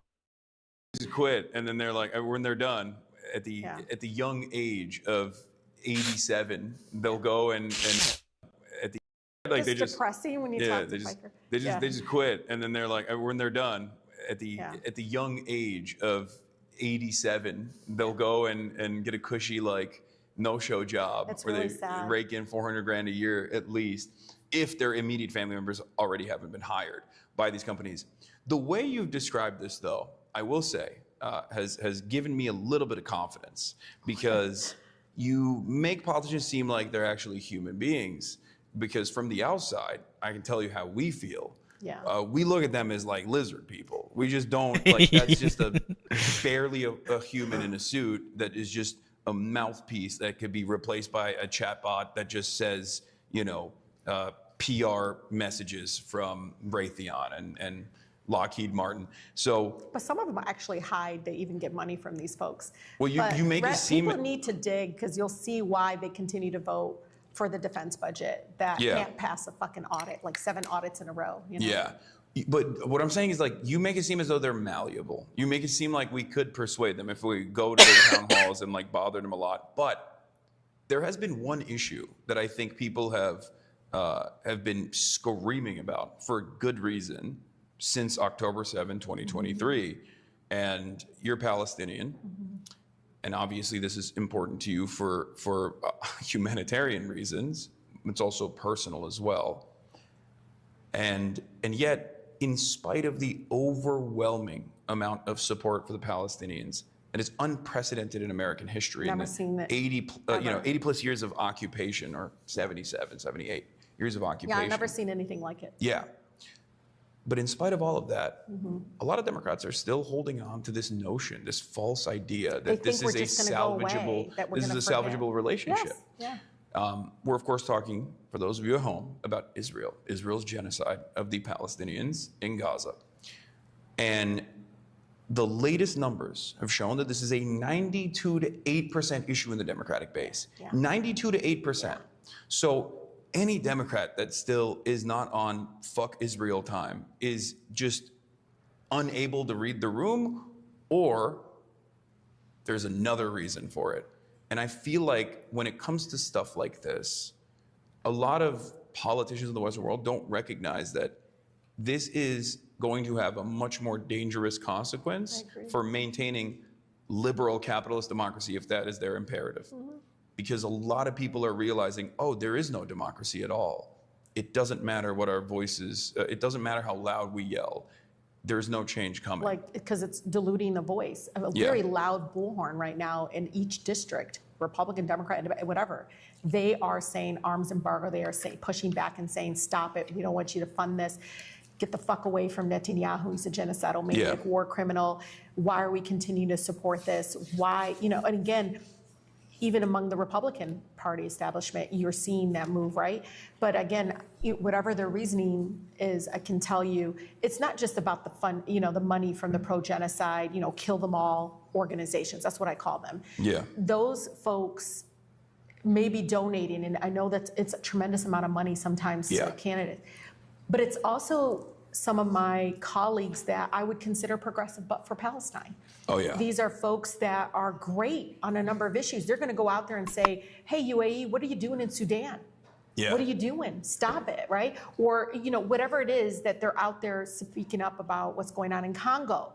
But when it comes to Palestine and the Palestinian people, it's because there's an intimidation and bullying that happens. And I know, just so folks know, like, one of the second votes of this new Congress was to sanction the International Criminal Court for going after Netanyahu for their war crimes, for using, starvation as a weapon of war, for bombing hospitals and schools in 10, communities. And it was the second vote of Congress. Second. Nancy Pelosi once said, even if Congress fell apart, they would still get back up the next day and fund Israel. Like, even if Congress was destroyed, I haven't heard there that would one. still be money for Israel. It was one of those I don't know, I think it was like a JNA conference or something, a million of those things happen a year. Well, I could tell you, so right after that, some of the new members, which I was really proud of them, they voted not to sanction the ICC. Yeah. Within a week, there was a text message to their Democratic base in their districts, because many of them were in what they call safe Democratic seats. They send a text message, tell your Congress member, why did they expose our U.S. soldiers to a foreign court, and just wham it, call your member of Congress. And again, they didn't sign, hey, we're the pro-genocide, we want to kill all Palestinians groups. But they came off, again, using our U.S. military. That's who. Okay, that's one thing I didn't realize. Is that these people have the access to push a message to their constituents if they wanted to. Just say, hey,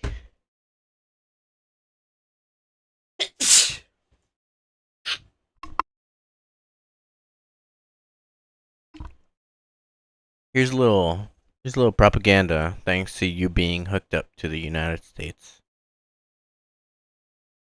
cellular network, you know.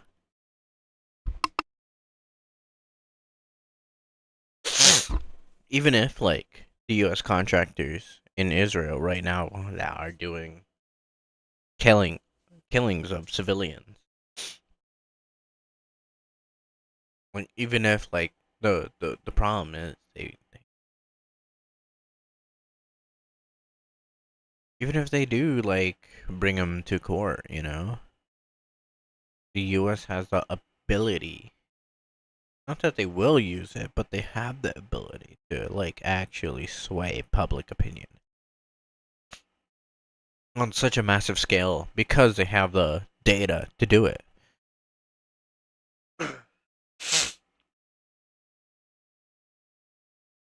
They could just request all cellular carriers to give up every American phone number that they have.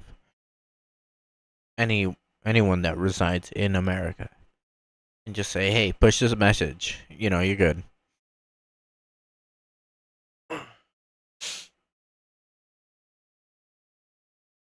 And just say, hey, you know, we're gonna put our fingers on the scale, grubby little fingers, and that's it. Like nobody could do anything to stop them. Because this power is like so amassed, so like centralized, so powerful, and they use it.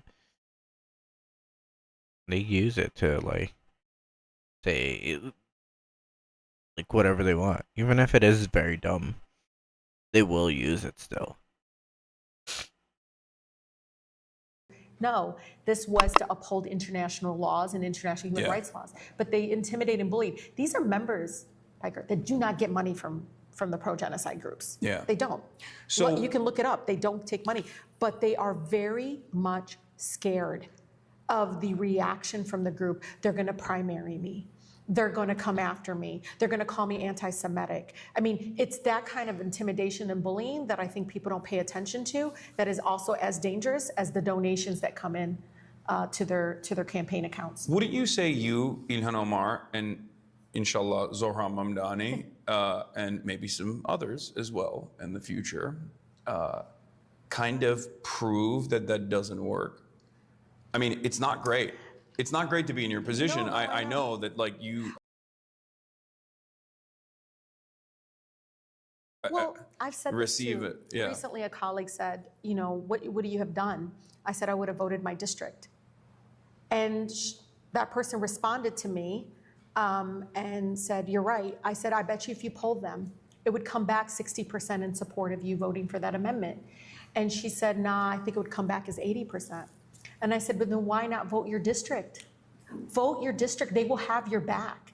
If anything, they attack you, use it. Show them that I stood with my district and I stood with my people, and they are attacking me for it. They're trying to bully me. People will donate. They will support that person. They will knock doors because they don't want to sell out. They don't want somebody that's bowing down to the status quo. They want somebody with courage in Congress. Congress has the worst approval rating ever since I've been there. And you wonder why. It's because people don't know which side you're on. You're iffy in this side. First of all, there is no fucking strategy in genocide. Either you're against it or you're not. Yeah. There's no strategy. This weapon or this weapon. True. Weapons are weapons. The fact of the matter is, don't take it from me. Listen to the Knesset. They are telling you with genocidal language, with ethnic cleansing language, kill them all, starve them. They're blocking trucks from coming in. That's who's in charge. You think it's mega? It's mega on steroids. The Likud party, Netanyahu, and all those folks have always wanted the ethnic cleansing of the Palestinian people. Yeah. And so even though there's a small minority of folks in Israel right now speaking up, they're being suppressed, they're being targeted. And all that to say, Piker, is like my colleagues need to listen to their district and focus on their district, not the bubble of Washington, D.C., who's like, don't do that. They're going to do this to you, or they're going to that. If you're going to function from a place of fear and be paralyzed on a very critical issue that is not a Palestinian, a Muslim, an Arab issue, it is an American issue. One of my colleagues told me a farmer in Wisconsin got up in his town hall, asked him, why the hell are we funding this? He was proud. He's like, good. Listen to the people who might not, again, share my ethnicity or faith, are telling you overwhelmingly, stop it. We can't be supporting this and the funding. I think this played a major role in Kamala Harris's defeat. I don't know. You can hear it from even young Black voters in my district who said, I don't trust them. If they're going to let a genocide happen, I don't trust them. They were already in crutches. This just put some of them over the edge. I think that Ta-Nehisi Coates said it best. If you can't trust them to stop a genocide, what makes you think that they'll save democracy here in America? It was a 24-year-old Detroiter. She's got 1 year left in nursing school, and she didn't know who I was. I was doing like street interviews, and she brought it up. Of course, she brought Sudan and all this, and I was like, wow, at 24 years old, you know a lot. That's amazing. Should have asked her if she's a Hassan Abi head. Maybe next time. And what's incredible is afterwards I said to her, do you know who I'm Rashida Tlaib, I'm Palestinian. She goes, oh, you do look familiar. And I said, but you just mentioned the genocide in Gaza. She goes, oh yeah, I've been watching it. It's awful. And I can't believe the Democrats are, because warmongering and genocide is bipartisan right now. For sure. Literally half of my caucus votes for the budget, the defense budget. It's not just that, but it's like there's so much entitlement and so much arrogance coming from the Israeli envoys that are used to getting no pushback whatsoever, and then like uncompromising loyalty, that they just can't contend with that at all. So like any kind of questioning of like, why are you starving children, immediately causes them to fall apart. And I think a lot of people see that. And then the Trump administration also does insane things. I feel like half of the messaging coming out of like the admin right now is him just basically signaling to everyone that he definitely was on the Epstein lists, like he definitely was an Epstein friend. And then the other half is just like pushing for a bill that basically dictates that you go to jail if you're a nurse that at one point said free Palestine. So like when Americans see that, or when they see FEMA funds being revoked if you don't sign a loyalty pledge to Israel, of course they're gonna be like, what is this? What is going on? And then there's two things that I think I try to warn liberals and Democrats in general on. One is that there is a major messaging void. There are unfortunately not many people like yourself in the Democratic Party, or at least in the eyes of the population. People like Marjorie Taylor Greene are filling that void of being like the anti-Israel voice. And I don't even just mean anti-genocide, I mean like straight up anti-Israel. There is a lot of animosity towards this country that we have always perceived as the most moral nation. It's insane to think, but there is a lot of anger, and I think it's the #1 way to communicate earnesty as a politician, because it's one of those issues where it's like so overwhelmingly popular with the base, and it's just not even talked about in mainstream outlets, even though that's changing a little bit, but it's too little too late, and I think it's a little bit of ass covering. And then with politicians, it's on the Democratic Party side, politicians are just so quiet about this issue that everyone goes, the fuck, what do you mean? This is not like a thing on your mind at all? And I think they will pull everything except this issue. And I've had conversations with the Pod Johns, the Pod Save America boys, before the election and after the election, doing an autopsy with them, and before the election warning them on this issue. And the feedback I got from them was so strange. Like they were like, well, there's a lot of Jewish voters in Michigan that really want Israel to continue doing its unlimited destruction camp. And I was like, that's not true. That isn't true. That's not true. Most of the student encampments I've been on and near are been led by Jewish students. Overwhelmingly. There's certainly a generational. They need to separate, of course, the faith from the oppressive genocidal policies. That's not, No, they're doing. When they say not in our name, that's what they mean. Also, it's that kind of messaging coming from supposedly progressive individuals or like people on the liberal side create what I like to call woke dual loyalty, where you're just like, oh, this person is Jewish, of course they love Yes. Israel, and that's a good thing, versus what someone like a neo-Nazi says, oh, of course those people love Israel, and that's a bad thing because they're Jewish. So like they're saying the same thing. So if like the overwhelming majority of sentiment that the public is hearing from these organs of media and people with institutional power is all Jews love Israel, all they care about is Israel, but everyone realizes what Israel is doing is heinous, what do you think that is going to do to like anti-Semitic feelings that the broader population has? Yeah, I don't know what it will do. I just know that one of the things that my Jewish neighbors have been very, very active. I mean, I've never seen this kind of movement, especially among younger generation of Jewish neighbors who are very much trying to push back against that narrative, push back against and call it out. They call it out in a way that me and you could never do. In a way, because it's so authentic, it's so real. It's like, stop. This has nothing to do with that. I do not support a genocide, but I don't support apartheid. I don't support a country, again, that's using faith to drive out a whole people, right? Yeah. And so I don't know what it's going to land on. I know, everybody knows anti-Semitism, and there's no hierarchy who's getting hated in our country. Yeah. It's all real. It's all connected. But the people that weaponize it, the people that are doing it in a way that is trying to silence us, my God, some of these organizations are actually saying JVP is anti-Semitic. There's a Jewish organization. Yeah. And that's all to silence, to bully, intimidate. And that's what I was talking to people about, is that's the way they've been trying to dismiss, but it's not working. It's not working anymore. No, it's not.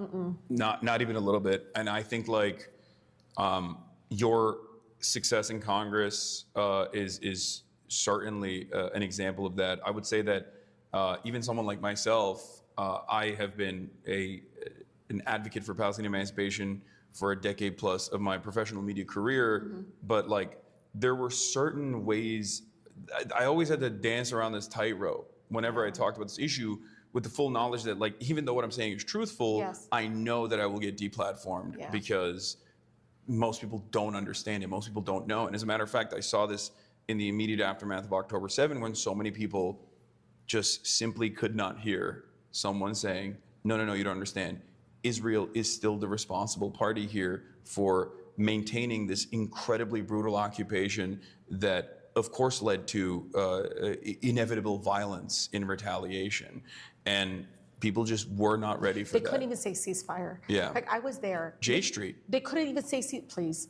You couldn't even say, I don't care. They know how I feel. Well, the reason why I brought J Street up is because they were one of the groups. There's it's a liberal Zionist group, and actually This was an opportunity for them to do the work that needed to be done and what they stood for, and they didn't. Yeah. And that's shameful. And it really is shameful that they didn't push. I mean.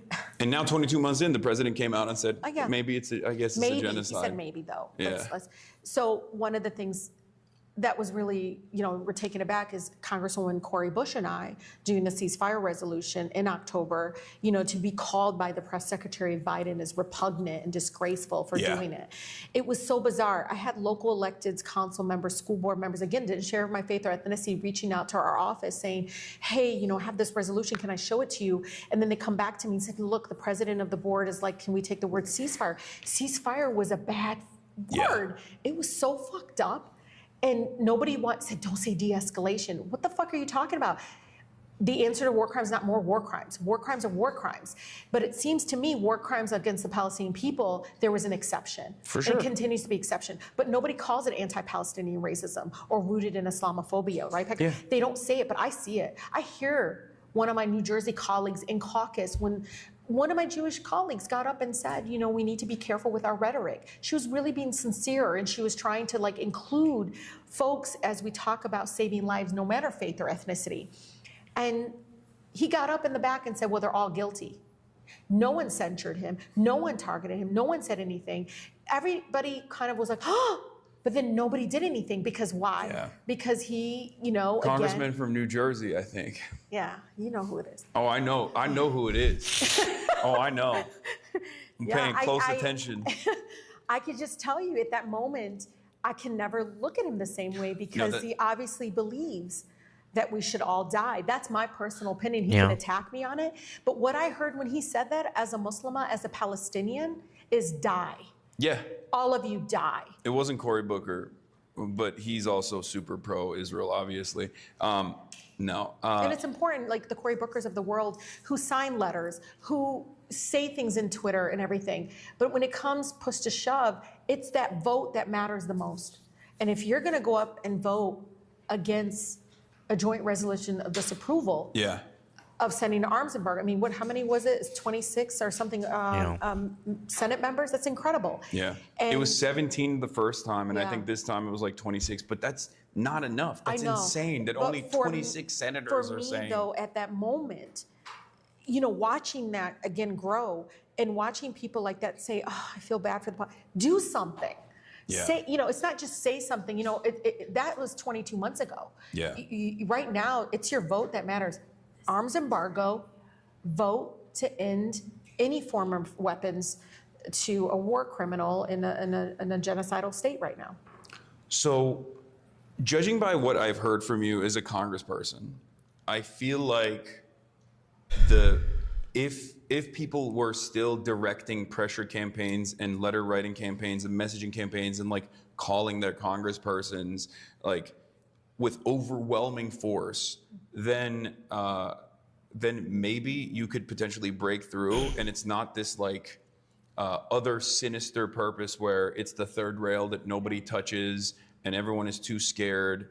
But the reason for why they're scared is because they think falsely that their base actually wants them to continue doing a genocide. That's what you. I think there's a handful of colleagues that I know for a fact they know their base has moved on this, but they're still afraid because of the bullying, intimidation.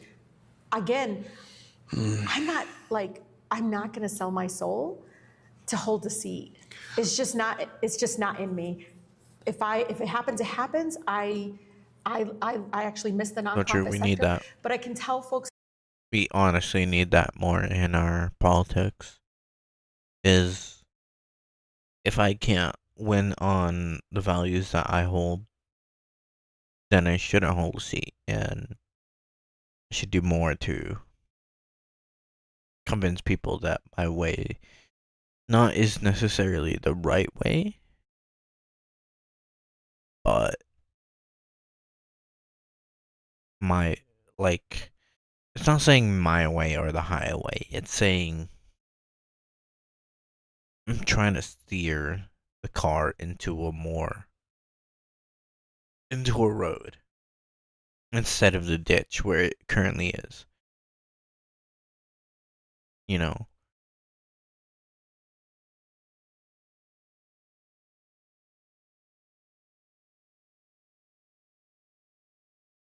because if you can't convince people to live a better life,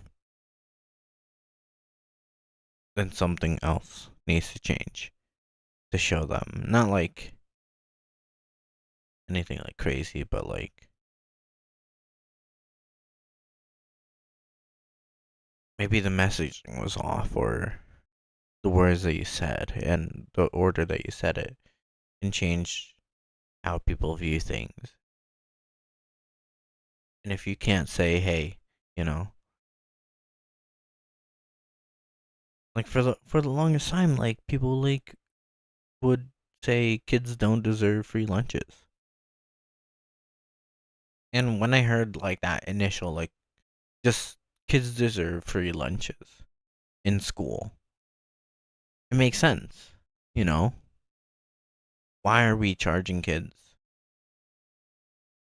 to go pay for something that they're supposed to be in, you know? It's tough because these kids like get accounts. They get like they have to preload their money, and if their parents don't care or don't have the money for that, they're not gonna get the food that they need to learn. That's they're mandated to do by the state. And to say, nah, they don't need it. Kids don't need handouts is cruel. Cruel to say that kind of shit, you know? It's cruel to say kids don't deserve anything, you know? Kids deserve anything that any human being needs: food, shelter,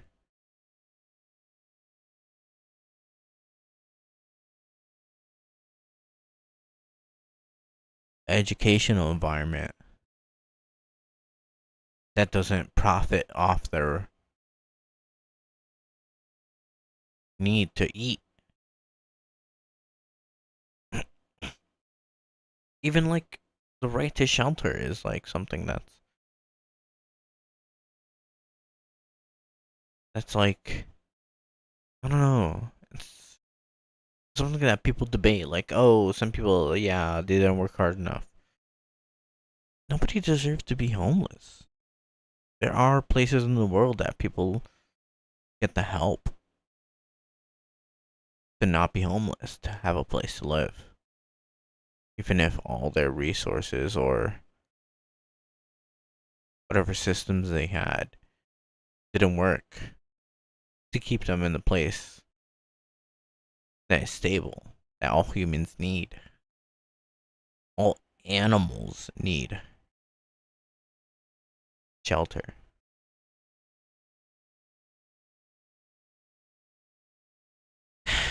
It's just like in the effort of saving the Donald Trump administration said, cut these programs, these vital programs. Not even on like, if you're gonna be on like the basic levels, even off like surface levels, they cut PBS, the public broadcasting service that spawned the likes of Sesame Street, a education platform for Americans. And like, Americans can like whine and like cry about like, oh, communism, like PBS. It's a communal service. You're benefiting off the community's ideas and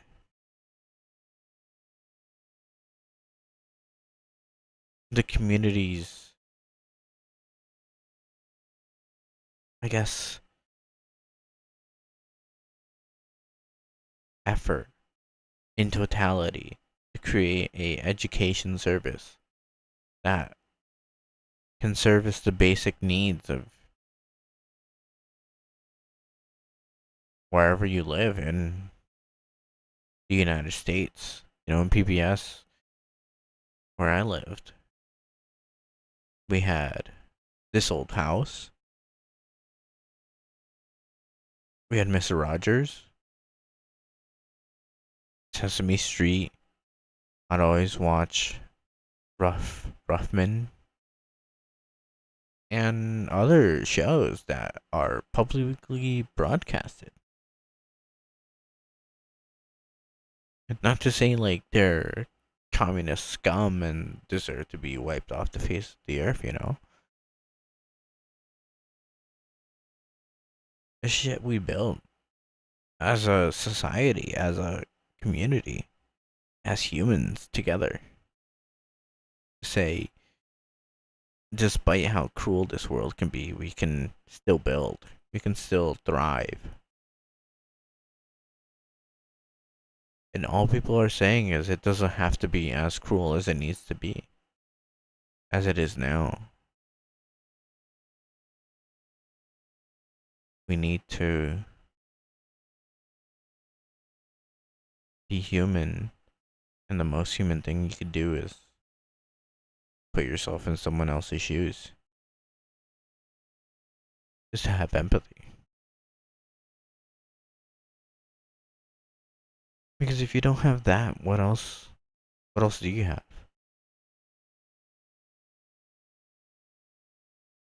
You have nothing.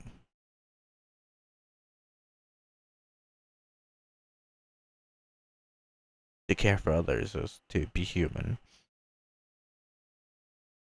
And that's the only thing I can think about. No. For God's sakes, people had like holes in their head with Japanning, and they survived to be of old age, to die of old age. You can't do that now. And who the fuck are we? I don't know. This, don't do the actions in DC. Do them in their backyard. Yeah. Show up in these spaces where they're expecting you to ask about, of course, the Trump and the fascist regime, but you should also ask why certain members voted a certain way that you disagree with. It's important and it's critical because what's shaking them a lot. I got a text message recently. What's shaking them a lot is like, oh my God, they're protesting again. I said, because the images of the children are so bad, I told him. So they do see the protests. Oh, yes. That's good. In their backyard. You know what to do. I say this important, it's very important, in their backyard. You know, one of my friends is like, hey, I'm gonna do this billboard. I said, why are you doing there? Why are you doing the billboard there? Is that where that person will see it? They're like, oh, I didn't think of it that way. I was like, yeah, don't do it for yours. Do it to spread the overwhelming feeling that, again, our member of Congress should be listening to us, not special interest groups and then genocidal groups.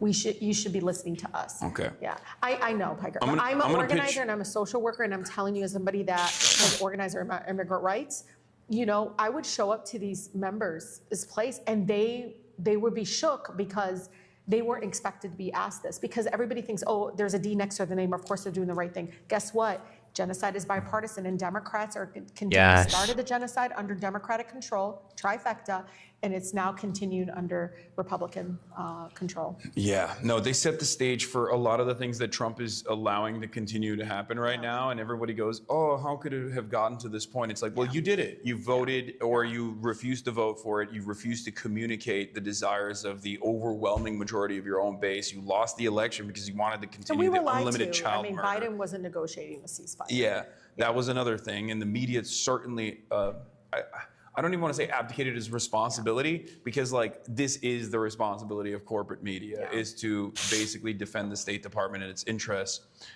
no matter what, So as true. they did with the Iraq War, which was unjustifiable and completely illegal. But they defended it. They defended it on that very same principle. I mean, just look at the United Nations and the ICC. Anyone who dared to enforce international laws onto the government of Israel was attacked, was targeted, even personally. And my colleagues watched this happen. I mean, look at that. Now you see the flip side. It's happening within our, who's going to control the White House. Do you feel like the more like younger, bold, anti-Zionist congresspersons, including Summerlee as well, or Zohran Mamdani, not receiving any penalties whatsoever for their staunch opposition to Israel's genocide, but instead, as a matter of fact, potentially winning favor with broader constituencies? Do you feel like this could inevitably cause some Democrats to read the room a little bit better, or maybe recognize that like the bullying and stuff is just completely astroturfed, and that Don't let no them matter how bully many you. Don't let them bully you. no matter how many they're empowering the bully. Yeah. Instead of pushing back against the bully, they're empowering them. Yeah, there's protection in numbers, and I feel like if there was a majority of Democrats that finally came out and said this, and the Democrats basically seized control over this message, which is again not even like a 50-50 issue at this point in both independents and also even Republicans. Like the know. majority I of saw the Republicans are numbers. anti-Israel at this point. saw It's the like numbers. unimaginable, and yet there's no motivation from the Democrats to say something about this, and it only makes people feel in this time of need that they are not up to the task of fighting against the Trump administration. Because for a lot of people, for a lot of Americans, they look at this injustice and they see the Democrats' inability to even communicate on that. And that isn't the primary focus of many Americans, even though it is certainly a very important one for a lot of young Americans, especially, and even older Americans now as well. But that is yet another glaring example of the Democrats' ineptitude and their inability to see the desires of their base. It just makes them look like they're completely out of touch and completely elitist and completely invested in their own careers. So that's I the agree. reason. That's the reason why their approval ratings are so low. I know that. I agree. Yeah. I saw it when I door knocked in a very challenging city outside of Detroit, and it's a predominantly Black community, and I saw it. I said we're in trouble, and no one wanted to listen. No one cared, and it was a combination. I really think the Democratic Party establishment support for the genocide opened up a real conversation about the soul of the party and where they really are. And it's made people just be like, I'm not voting, I don't care. And if you can look at it, these are folks that always came out in the presidential or national election, they stayed home.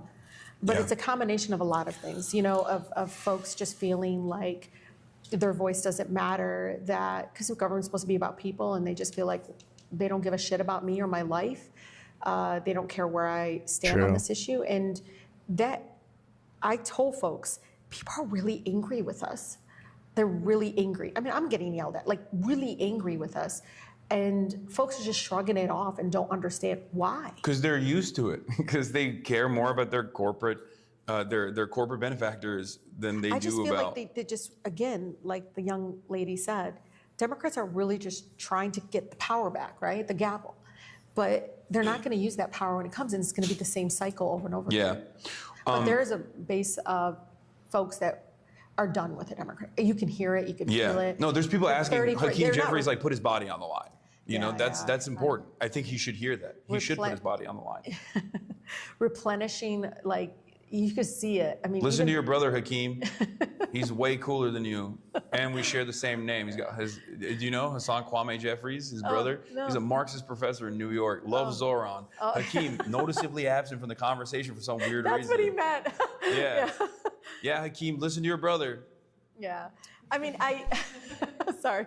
Maybe he's watching. Yeah. He's a tier 3 subscriber I'm sure of mine. it's going to get clipped and I'm going to get called. So What? I mean, it's true. His I know, brother I didn't- Hassan Kwame I- Jeffries is I a know. big. I know, but I think it's just, everything you're saying is true. I just hope people that are listening and young folks, just being engaged, no matter if it's the voting, because voting should be voting plus plus. I just don't want you to feel like there's no place for you all to be able to use your voice and push back. One of the things I've learned in watching the student encampments, and I've heard the history of the anti-war movement on campuses, it's been incredible. I've watched one university flip and now doing some transformative things like getting more scholarships to kids from Gaza to get them here so they can have Yeah. a future.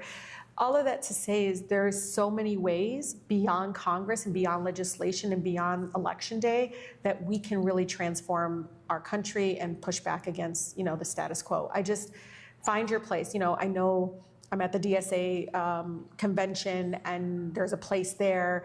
You know, it may or may not be your thing of, you know, being among folks that are just like, you know, tax the fucking rich and, you know, pushing back against the 1% and capitalistic schemes. But if it's around education, if it's around civil rights, if around just your being able to have the First Amendment right to speak up and not be targeted or intimidated, and that continues to happen to so many young people, is find your collective folks that will have your back and push back. And so, I mean, look at this platform. This is not mainstream media, and you have millions of people that will follow, you know, the conversation and learn and use it to fight So back true. against all of it. I just don't want people to be so pathetic, like they just don't feel like they have any power. I come from Detroit. Yeah. I promise you, come every corner is a reminder. Like there's murals, or a reminder like it wasn't the city hall or the governor or the elected people. It was them.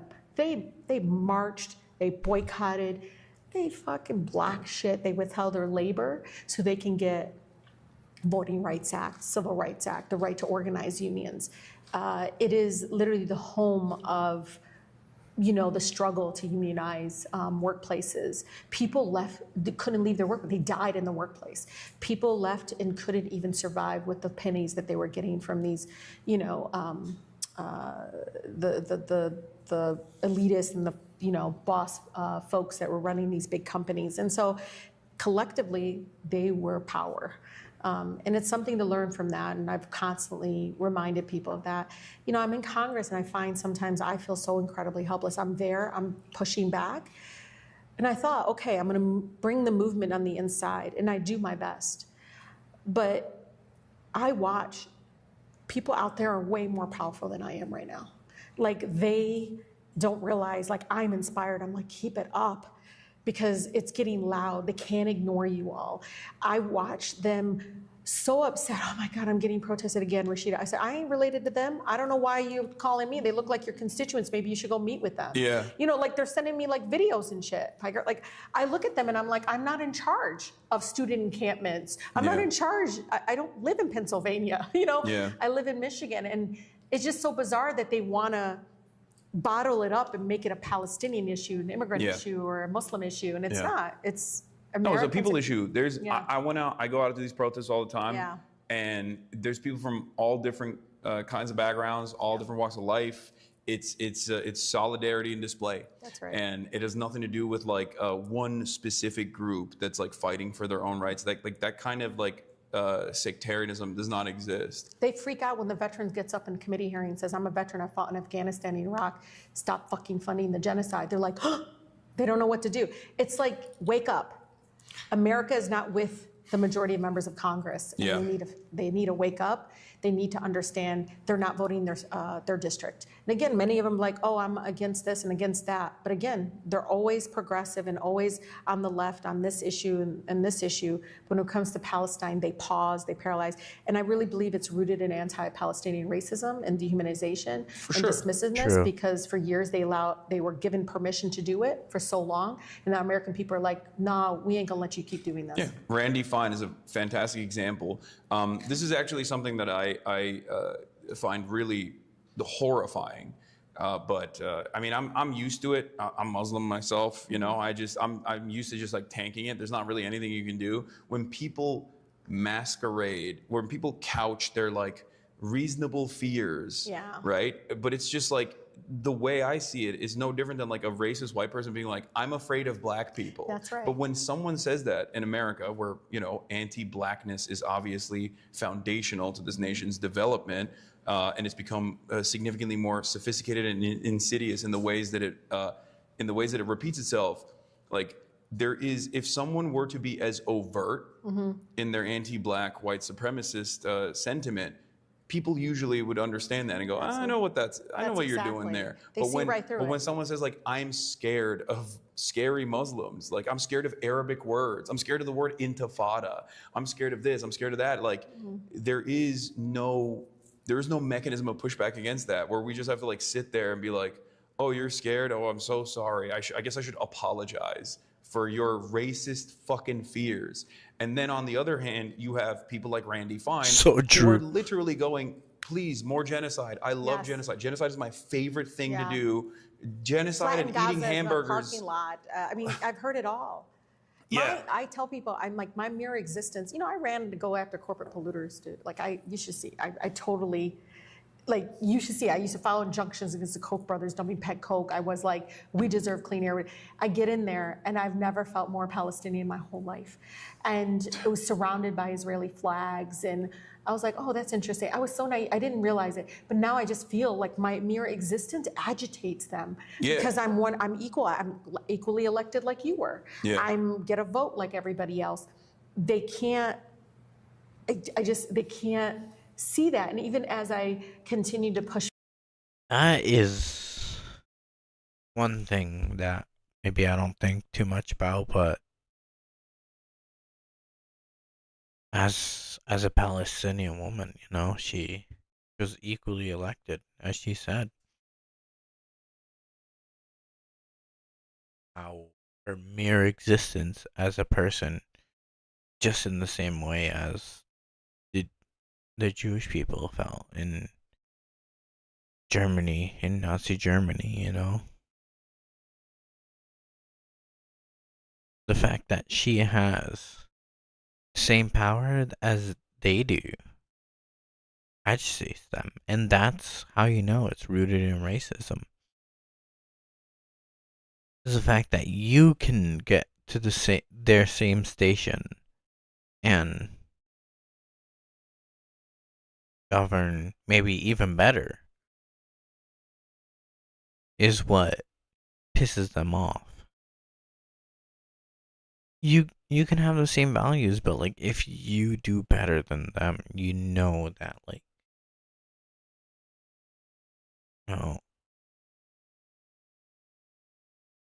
it's just tough to think about how much racism plays into every facet of our lives.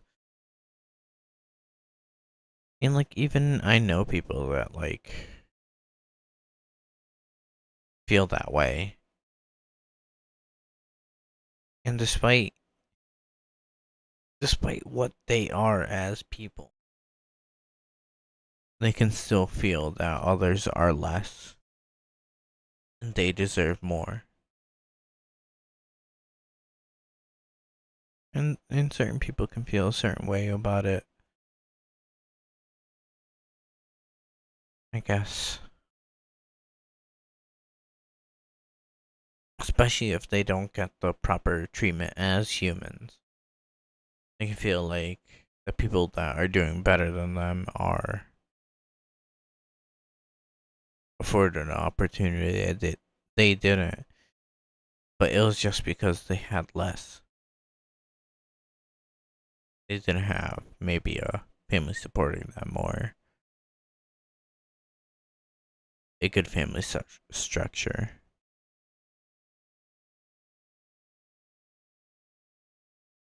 Or even not as many job opportunities if they had to live out in the sticks. They had to go miles away to even try to get the same opportunity that city slickers had, you know?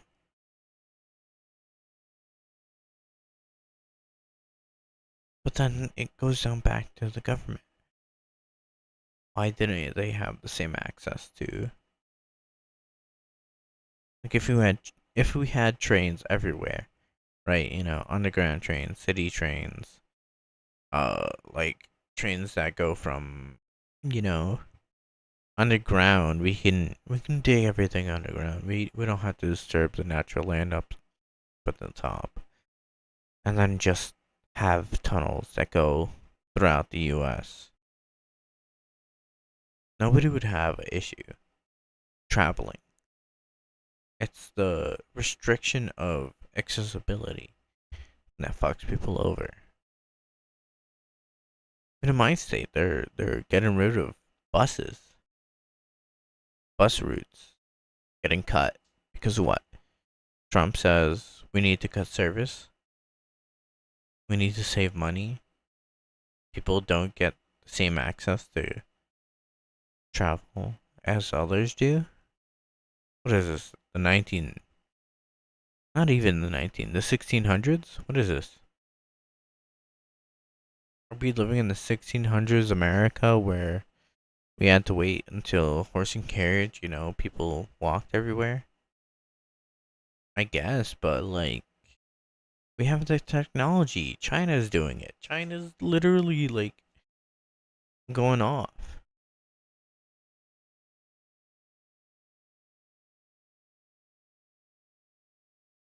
If we could buy Chinese buses, we would save so much money. And then just like trains and everything could be connected, and we wouldn't have any problem getting anywhere in the US. It's huge, but China's bigger. They solved it. Why can't we?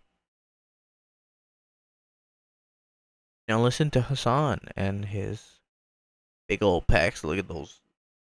Oh, Back against some of the narrative from both sides of the aisle of kind of making Palestinians disposable, like this like has to happen.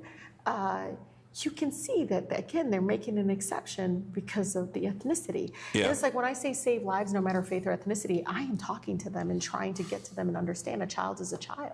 Yeah. yeah. You know, but some of my Miss Rachel is out there doing what needs to be done, and people are going after her.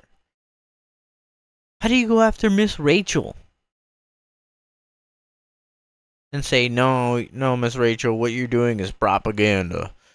No, she sees children as children, and as children, they are suffering. As children, they are like, I don't know, it's so hard to describe. It's so emotional.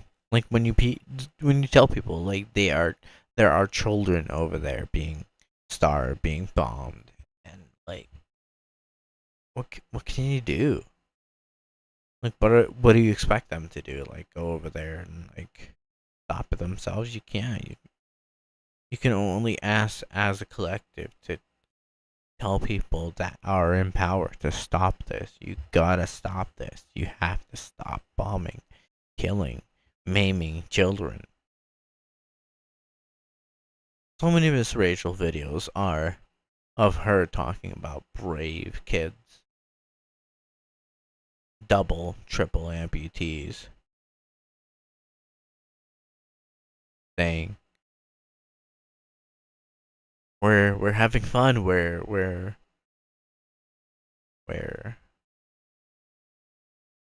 we are making sure that they have a better life than they have currently. Maybe we should watch some Miss Rachel videos after this.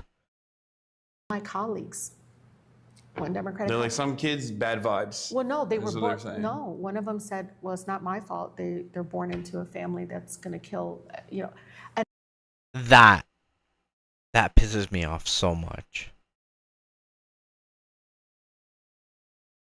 Because what do you say to that? What do you say to that? Like anything you can say to them sounds ridiculous because the scenario that those kids are in is ridiculous. It's built off hardship. It's built off someone saying that these people should not exist.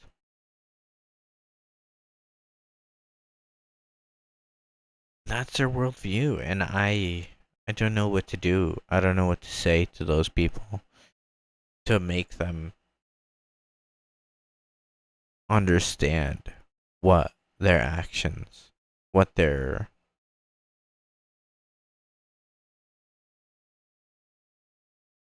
like their inaction say, or not even inaction, like because it doesn't for us as a society, as an American society, it doesn't require action, direct action, in the way that we design these powers to be. It requires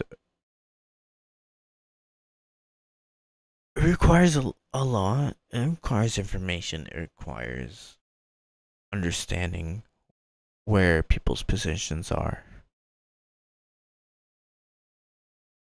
But it also like requires being part of the community that says we will not participate in cruelty. We will not proceed with inaction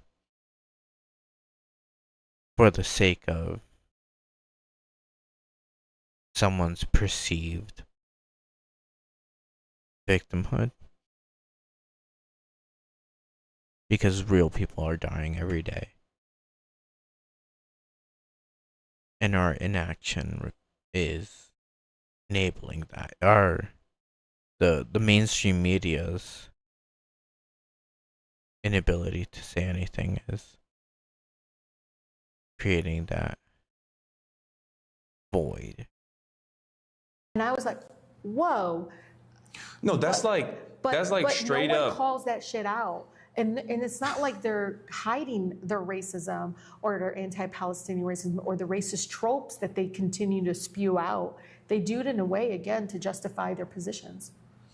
Yeah, that's horrifying to have to deal with, especially amongst your peers who have tremendous amounts of power, and ultimately, the the incredible power to stop all of this. Because like without our unlimited support, without America's unlimited support, Israel cannot do a genocide. Israel cannot be this belligerent entity that destroys all of its neighbors for a greater Israel project that they are clearly championing, openly communicating their desire to do so. I kept saying that to people. Like, People, okay, so they're like, Rashida, I don't like Netanyahu. Great, then why'd you send him $14 billion? also, it's not just Like, what- Netanyahu. It's not. I know that, but I just, when they say that to me, Yeah. I just look at them and say that. And then some of them say, you know, I'm for a two-state. I said, well, you did shit to even get to that point. Yeah.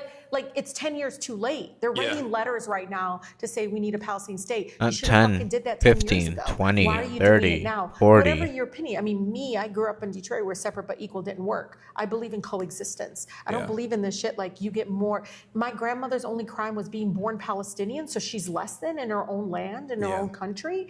That's all she's known.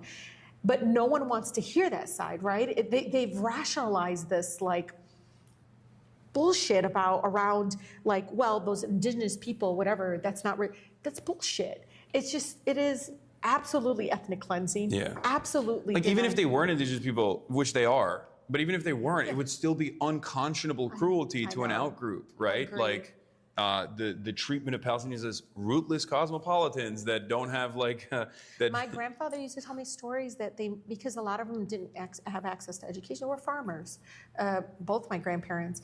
But he's like, you know, he'd like, Cito, listen, you know, they would think that we're savages, that we're dumb, that we're nothing. We're just, you know, they would paint them out to be these angry Arab people. Yeah. So they could justify killing them. Yeah. And it's like, oh, we shot them because they were going to shoot us first. It's like, I was unarmed. I didn't have anything. And it's, you know. A practice that still continues. I know. Yeah. But you know, God rest his soul, Allah yarhamah, like my grandfather always was like, I don't understand. You know, I used to pick olives next to my Jewish neighbor. There was no, Friday was call of prayer, Saturday was Sabbath, and Sunday was church bells. That's how we existed. And then, you know, folks came in and had this like, you know, whatever structure that they wanted to put in to completely erase and remove people. It's Yeah. sad. You go into villages, you can still see the stairs to the homes that were demolished. Yeah, no, it's devastating, and that what you're describing here is I think an area in this conversation that most Americans are still not privy to, Yeah. and I don't even expect people to like recognize the totality Yeah. of this violence and the violent practice of like maintaining an apartheid structure for so long, but I do think that the environment is changing in unprecedented ways, in ways that I never thought was possible, where so many people are, you know, up They in know where arms. Palestinians are now. Yeah. I mean, so many people don't know what happened in 1948, but they know what's happening is wrong. Yeah. And I just smile. It's a sad smile, but I'm just silent. It's like, thank you. Like, you're like, but why are they you know, it's just overwhelming, like, support now. I mean, in 2018, I went door to door, and people are like, what are you? I'm like, I'm Palestinian. They're like, oh, my doctor's from Pakistan. I was like, I wouldn't correct them. And, you know, but now it's like, how's your family? Is everything okay? I can't believe we're letting this happen. Yeah. And they also don't believe it's just Netanyahu. They Yeah. believe in that it is Yeah. absolutely absolutely a violent apartheid state. No, it's an ideology. Zionism is an exterminationist ideology built around ethno-religious supremacist values. So when people say like, oh well, you know, I'm a liberal Zionist, like I want there to be a Jewish. I've heard that so many times.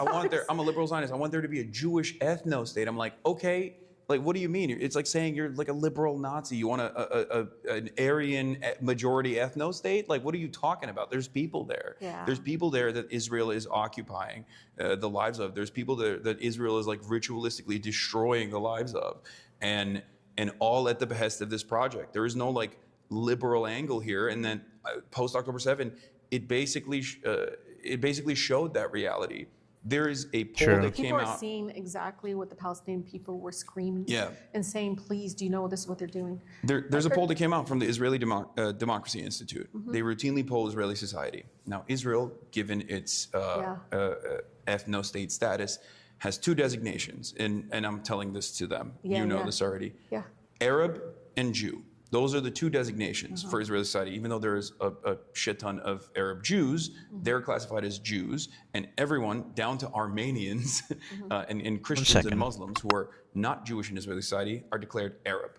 Okay, those polls show that at this stage, 79% of Israeli Jews say they care either not at all or not enough about the starvation that's going on in Gaza. Only 0.8% of Israeli Jews have said that they don't know anything about it. I saw something with 80 at one point. Maybe it was a while ago. But Yeah. So clearly, this is a manifestation of extremely right-wing, reactionary, fascist ideology that has overtaken Israeli society, has captured Israeli society, and this is part of the reason why I even tried to make pleas to politicians directly when I was talking to them in the lead up to this election, where I was like, just do it from a partisan position. Just say Netanyahu's bad, say Netanyahu's a bad guy. He's pro-Trump. Just like anything, try to angle this if you don't care about the humanity. Some of them are so two state. I'm like, while walls were being built and apartheid structures were expanding, I said to them, okay, but you believe Netanyahu in says no state. That's right. But Piker, that's exactly what I told this member from the Midwest. She was like, well, I'm for a two-state, and I know you're not, And I said, well, no, I believe in coexistence.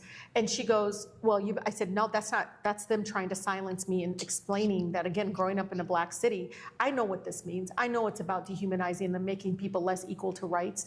And I said to them, well, if you believe in a two-state, why are you giving money to a government that doesn't believe in a two-state? You're literally funding a person that believes in one state, but only for one faith, in elimination of anybody that isn't.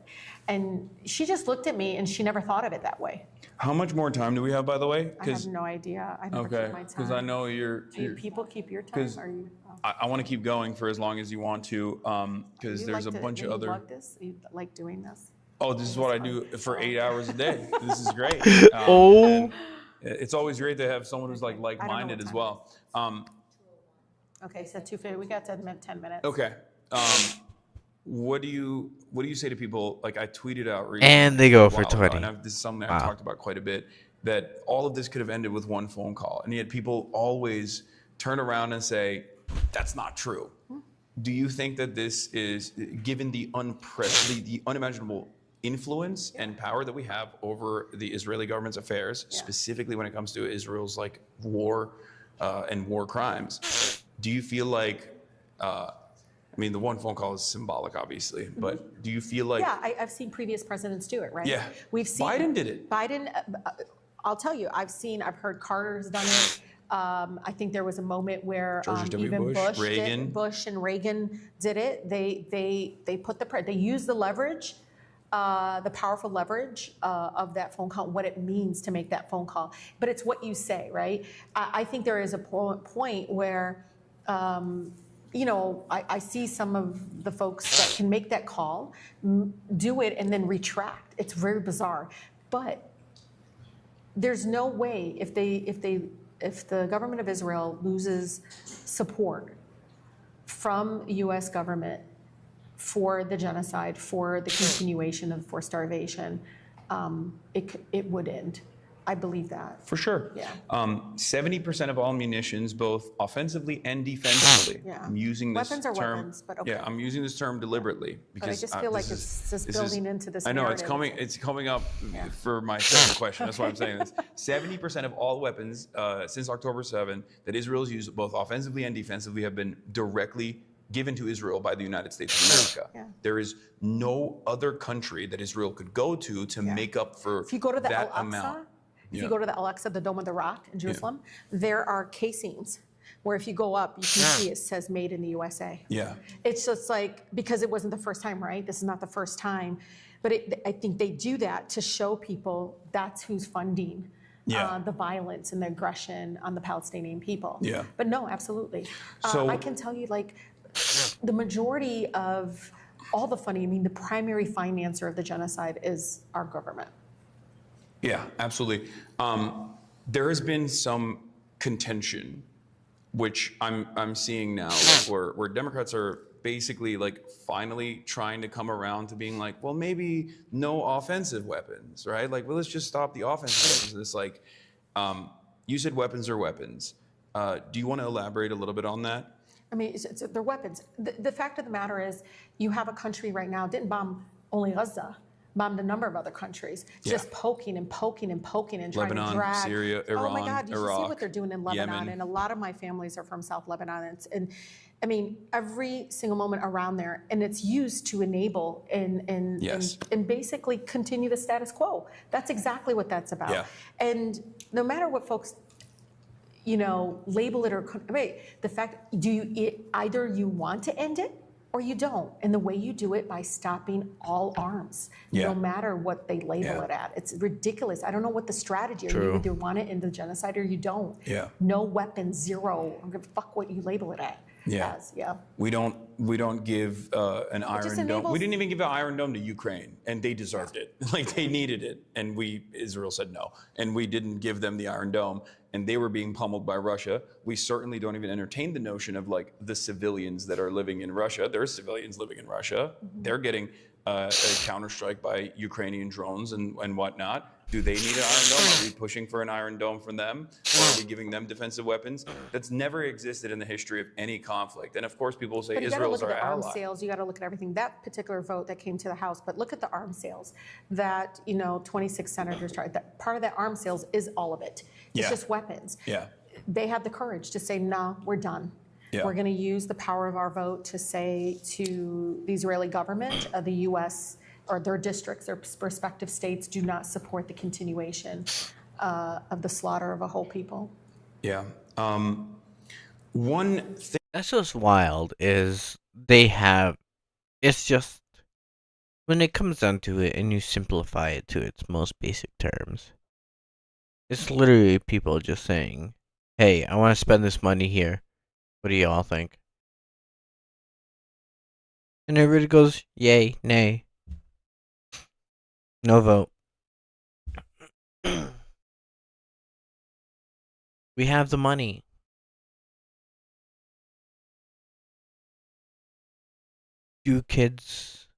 Should all kids in America get free lunch when they go to school? Yes. Everyone should say yes. Anybody that says no, you need to say, hey, who are you? Who are you? What the fuck are you saying?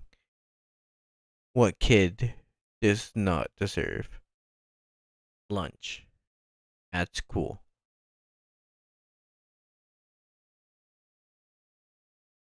Then you climb that ladder. You say, hey, people need food, right? Yeah? To survive? You want dead people in the streets? No? Okay. Everybody in America gets a food budget to survive. Hey, if you wanna use that money to buy whatever you want, go right ahead. But if the United States provides it, people will survive. What do you think will happen in World War II? They said, nah, you need to work more. If you can't afford food, don't just work more. Where do you think food stamps came from? Where do you think food stamps originated from? From the stamps in World War II to buy rations.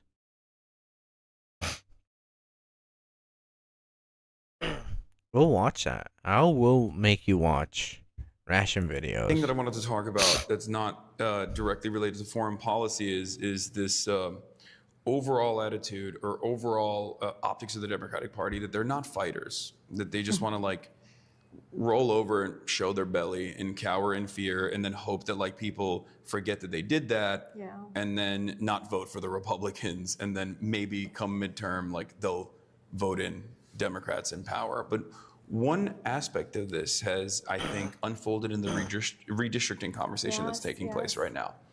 For those of you who don't know, Texas is redistricting, or Donald Trump has given the primary directive to Governor Greg Abbott and the Texas state legislature to redistrict Texas so that they get 5 new He specifically said, "Go Republican get me 5." seats. Let me show you something. See what?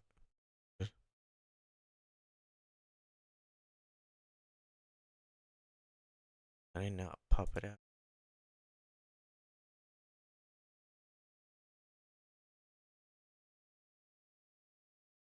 Trump administration is on track to institute some controversial changes to the country's food assistance program. But how did that government benefit become the system people know today? The country's food assistance is officially known as the Supplemental Nutrition Assistance Program, or SNAP, but it's commonly referred to as food stamps, and that name derives from the early versions of the program that literally used stamps. The first food stamp program was started in 1939 to help address both widespread unemployment and food surpluses. Eligible families bought orange food stamps and used them to buy whatever food they wanted. For every $1 of orange stamps, Eligible. That is the problem we've had since this time. Who is eligible? And the way I feel it is every American who resides in the U.S. is eligible. Every person. Every child, man, woman, whatever your denomination is, deserves food. And they've had this system. Look. they purchased, they received 50 cents in blue stamps. The blue stamps could only be used to buy foods the government said were in surplus. That program ended in 1943, and it was 18 years before the government started a food assistance program up again. In 1961, President John F. Kennedy launched a food stamp pilot program. It worked a lot like the previous one, since families still had to purchase food stamps, but the stamps became cheaper. For example, a family that paid $22 for food stamps would receive $62 in vouchers. The Kennedy pilot program was tested in select regions around the country. In 1964, President Lyndon B. Johnson signed the Food Stamp Act, making the program permanent. Various laws have modified it since then, changing the eligibility guidelines, work requirements, or funding levels. Notably, in 1977, under President Jimmy Carter, Congress eliminated the purchase requirement, which meant the government started distributing food stamps to eligible families for free. Today, families get their SNAP benefits delivered electronically into an account they use like a debit card. They can buy foods like fruits, vegetables, meat, bread, cereal, and snacks. But the benefits can't be used to buy alcohol, vitamins or supplements, prepared foods, or household products like cleaning supplies or pet food. I mean, yeah, it's basically just, hey, let's let's give people the basics. It's like insane that people say people don't deserve it, you know? Give this.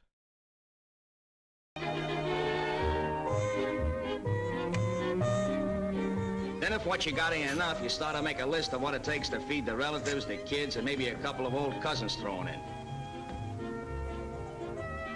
After you do this, you go and you stand on line to get a book, without which the grocery will positively give you a fisheye. Oh, by the way, this standing on line, gents, we picked up from the Army. And by the way, we'll be very glad From to the give it Army. right back to you. From the Army. That's the problem. People like are saying like, oh, yeah,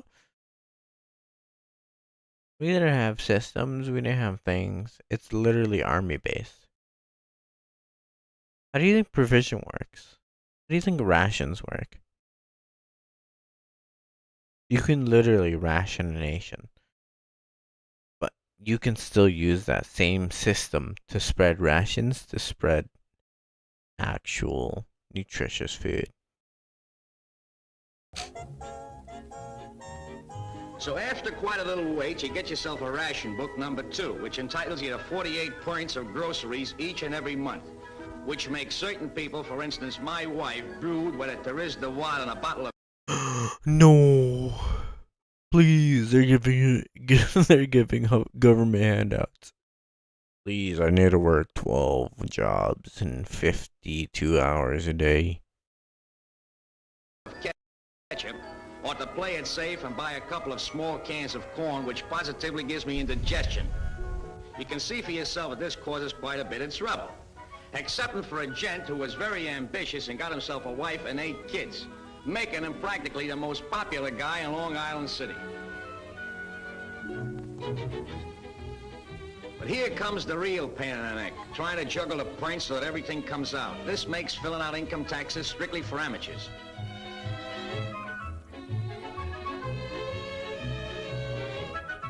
And there are lots of people who now wish they hadn't played hooky when a teacher was given out with addition and subtraction. Because if you don't figure right, you have nothing to chew on but... They made fun of people for not getting a proper education back then too. It's only addition and subtraction. Yeah, now we get it electronically and people are still complaining. Dude, just get free fucking food. Government subsidied. We're the richest nation in the world. We can do it. Don't worry. No need to worry about the fucking fractions of the whole thing. Just eat the food, dude. Be happy. Even if it's called socialism. Even if they say, oh, socialism is coming here to ruin your lives. Nah. It's coming here to feed me. It's coming here to give me a place to stay. Corporations don't hold power. No, people do. The teacher was given out with addition and subtraction. Because if you don't figure right, you have nothing to chew on but fresh vegetables, which is hay strictly for citizens that chew their cuds, or maybe rabbits. But even me and all the other characters in Manhattan ain't those. Oh. This goes for all the citizens in the suburbs, which reaches...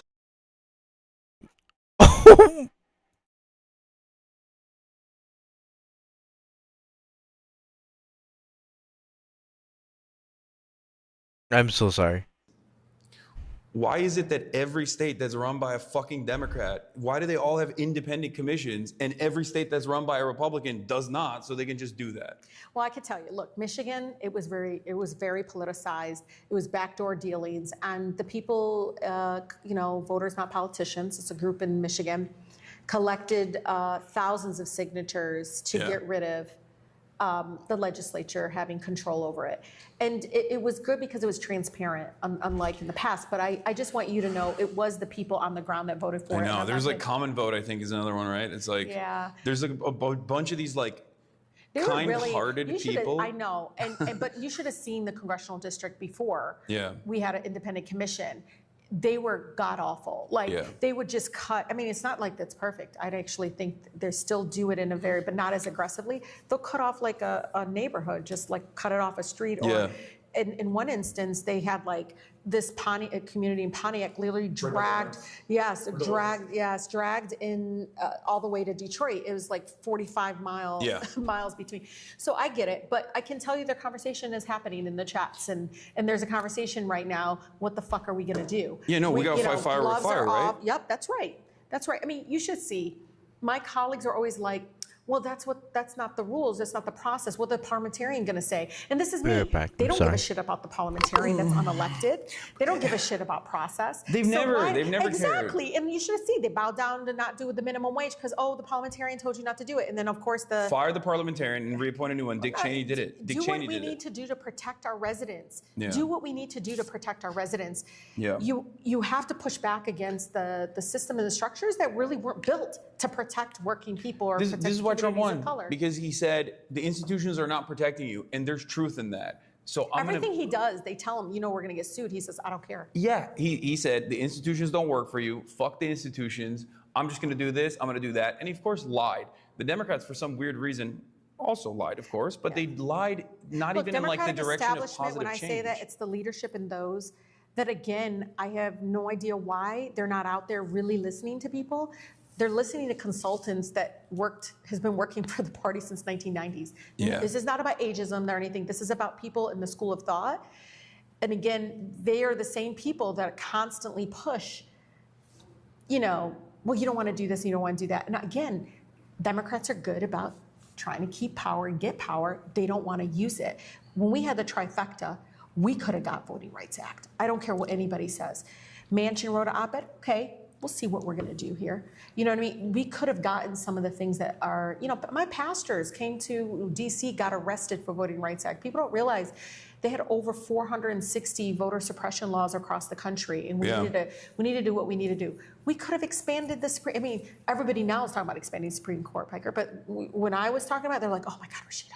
Yeah. Do you feel like your colleagues look to people like yourself and even your base of support, which is overwhelmingly popular, like people like myself, people that are outside of the political system, and think we're just like naive or like know. what is the attitude? I don't know. I remember after they censured me, overwhelming. I mean, That was insane. It was insane, but also like I was so demoralized because it was 22 Democratic colleagues joined them. It would have never passed but for them. And they fucking knew I wasn't anti-Semitic and everything. They knew what was happening. And at that moment, Yeah, they censored you for saying "From the river to the sea of Palestine will be free." I didn't which see is it was in a video. It was a very beautiful video of like protests. Oh, you posed it. You didn't even say it. Well, I mean, So it doesn't matter. But I wasn't going to throw my residents under the bus who do chant it. We grew up. We chanted it because it rhymed. We knew what it meant, but the way they police you. No, it's bullshit. It's is like, bullshit, and I it's know. the same exact. And know. Democrats do this too, so it gives a little bit more protective At cover. that moment, the next quarter, I raised almost $3 million. Yeah. And they're like, this one Republican-like Texas member was like, "Oh, wow, Tlaib, good job." I said, "Yeah, there's a lot of anti-genocide money out there. There's a lot of anti-genocide supporters out there that are saying this is bullshit." And I told them, I said, "Look at it. These are $10, $15, $20. This is not like, what they can imagine. You see, it's like 18,000, different people coming together and saying that's bullshit. But they won't move with that base. That My- will come to us if we move with them, if we have their back. Yeah. Instead, right now, they're confused. They're like, I mean, you saw it at the DNC. Yep. It's like, we're going to have the most lethal military arm. It was awful. That No, that was my moment- checkout moment. that That's when I was like, "We're moment, done. We're cooked." I gasped. And I Yeah, was like, no. I had the same feeling. Yeah, and no matter what it That was says after I about got kicked Obama, out. he ran on anti-war. But Obama, no matter what you feel about him now, but like Obama Yeah. ran on anti-war. He ran on, we're going to shut Guantanamo Bay. I had a letter on Guantanamo Bay. I couldn't get some of my colleagues to support it. Yeah. And you're about to get put in there. Yeah. Like, wake up, like shut it down. And even in that moment, I don't know. I know we called it disconnect, but it's stronger than that. It is this like separate world that happens there. My sister knows, like, after the vote, I have to go back. As soon as I land in Detroit Metro Airport, I feel like I can breathe because they try to make it out like we're crazy, that something's wrong with us. But when you get home, they're like, "Good job. Oh, did you do this, Rashida? I need this." And you can see, again, it doesn't match up with what they're presenting or what they're doing. But like the poll numbers show that. Like I know. right now, They'll should only be. listen to polls if it meets their special interest Yeah. donors. Again, Republicans and Democrats right now that are making a lot of decisions that are at the top, Oh. these are in leadership positions, their donors match. Yeah. Almost the same donors. Yeah, but it's crazy because like they're so unpopular. Democrats are so unpopular right now, The lowest favorability. and since they should be 1990. popular. The Trump administration is incredibly unpopular. They thought like what happened in 2017 was going to happen, and now they're watching and like, whoa, Yeah. yeah. Remember the conversation that you and I had about protecting our migrant neighbors. Like in that conversation, I explained over and over again, it's something that I've literally told Democratic politicians directly to their faces, where it's like, if you make a big fuss about this, and if you actually counter message Yeah. on the issue of immigration, then this will be an unpopular issue for the Republicans. Yes. And they didn't even do that, and it still became an unpopular issue for the Republicans because people saw, masked thugs coming in and ripping families I mean, apart, secret and they were like, "I police. don't want That's this." secret Yeah, police is gonna and now, stop. like the alarm bells are ringing. The fascist alarm bells are ringing. We are knee deep in the waters of fascism. We put so much money into ICE in this last The bill. largest We put so much money into funding. ICE, and And I mean, now, they got bonuses to recruit people now. yeah, and now they're trying to like they limited. There's no more age cap. There's no qualifications whatsoever. They're just like, if you're loyal to Trump and you want $50,000 signing bonus and have your student loan debts erased, like come join ICE so you can like brutalize brown people on black and brown people on American But it has to be soil. said, the creation of ICE, even in 2003, in my own background, I'm in the border community. I grew up in Southwest Detroit. It's Canadian border's right there, but it's actually Mexican town. It's actually 20 different ethnicities. It's very diverse. Kid you not. Even then, I remember it was 2006. Everybody was like, they're rogue, they don't care about civil rights, they don't care. And I was like, we were finding out they were tracking people jogging around the park, like, where's your green card? It was crazy. It was militarizing our neighborhood. Yeah. And so we come out with abolish ICE, and they were like, oh, whoa, what's going on with Southwest Detroit? And even our surrounding Detroiters were like, what are you guys doing? They tried to warn us. The immigrant communities, when ICE got created after 9/11, you saw it. The majority of people getting deported were my Latino neighbors. And it was so aggressive, so violent. That's why, people fought and we won. They repealed it, where you couldn't do, ICE operations near schools. We had to actually put that in there because they kept going to schools or childcare places, or we actually had to put funerals. Don't go to funerals. It was churches, faith-based. They literally did this before. They have done this. And we're surprised that they're doing this now. The worse than the mafia. Even the mafia doesn't hit the funerals. But we had to give them guardrails, which no women and children. Yeah, it was awful. And I still remember at that moment, it was Obama was the president, and the fighting and the back and forth. It was awful. People, you saw it now, but a lot of people in Southwest were like in their homes, so scared to come out. And that was mid 2000s. And now you can see it. And when they get the funding, they're never going to stop. They're going to only demand more. And this is the thing, like Democrats have consistently increased ICE budgets every single time, even though when Republicans are in charge, they're like, oh, maybe we shouldn't do this. And they stand in opposition to it. But when they're in charge, they increase it. Hasn't shown to fix shit. No matter what, it actually makes the whole issue.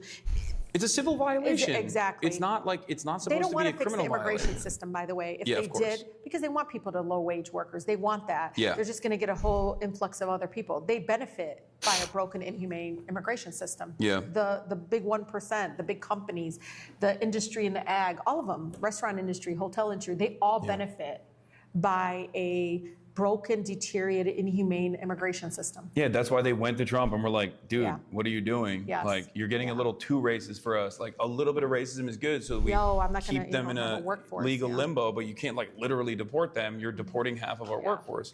And that's been the modus operandi so far. I do feel like there are two different forces within the Republican Party, like the obvious capitalist forces that want to at least like scare people into thinking that immigrants should remain non-citizen. Yes. I'll give you a story. And then there's the Stephen Miller contingency that's like, no, I don't want like a single brown person in the country. I mean, no, he's white supremacist. So in my community, I was, I'm trying to figure out the patterns from ICE and who they're coming at after. And I remember it was a gentleman, he was here for 13 years, just had a baby like 5 weeks before.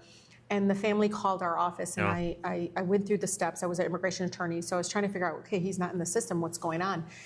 And it was later found out that his boss, who didn't want to pay him, called the number. Oh, yeah. To get him deported so he didn't have to pay him. Purdue did this, and all the big ag business and like the poultry business. I'm so sorry. They will go. I'm really sad. They'll get if they even think about undocumented unionizing, migrants. if you think about unionizing, they'll call ICE on their own workers because they don't want that. Okay.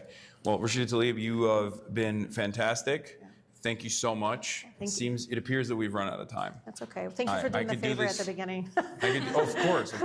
Anytime.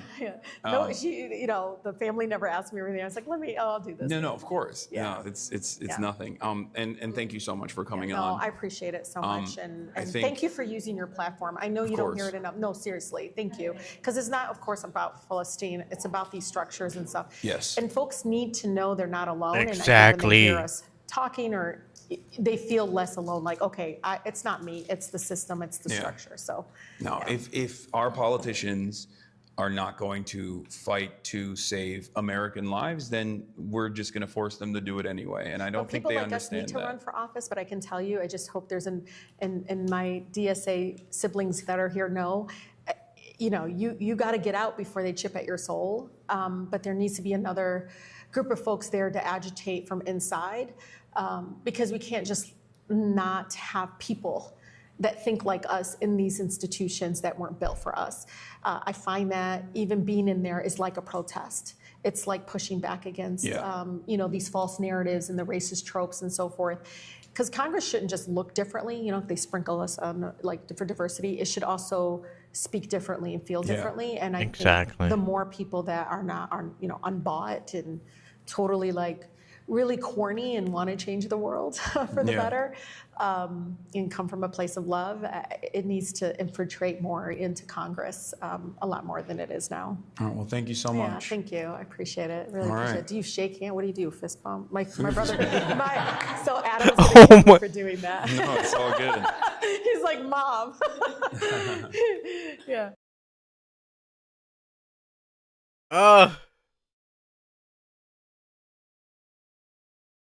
Okay.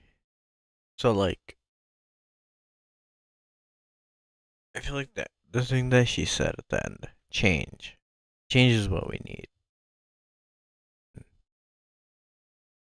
Everyone's been getting, I feel like, since the age of being able to tell a story through the digital realm, as in games. The story of change has been like big. Change into something better, never something worse. And we can always be better is like something that I feel like every game has done. I wish I could play Crisis Core, the remaster, or I'm not too sure what it's called. But I want to like show you the ending of it. You know, it's like very bad to show endings of things, but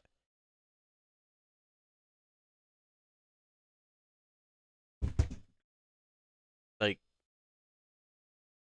every story ends with, it has to end with the passage of a torch of some sorts.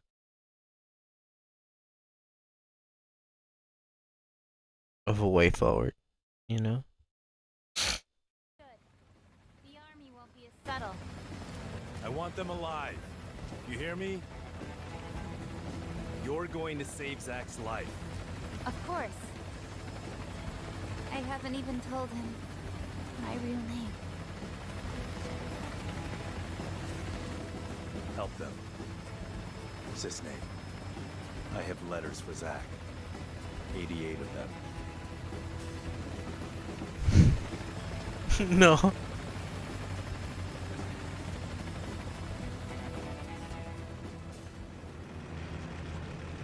I'm just kidding. You know I wouldn't do that to you.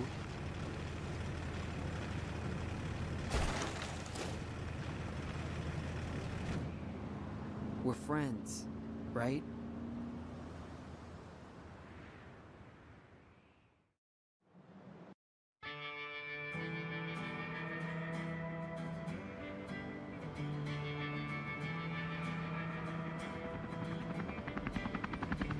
I love this. Be serious. There's no way we're gonna find 2 needles in a haystack this size. There's no mission that's impossible for the Turks, yeah.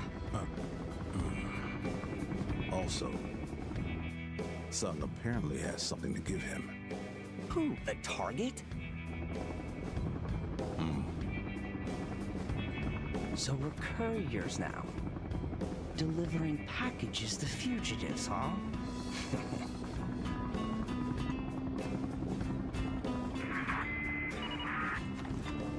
Reno, Rude, status. We got nothing. You? Likewise. I'm heading to point 235.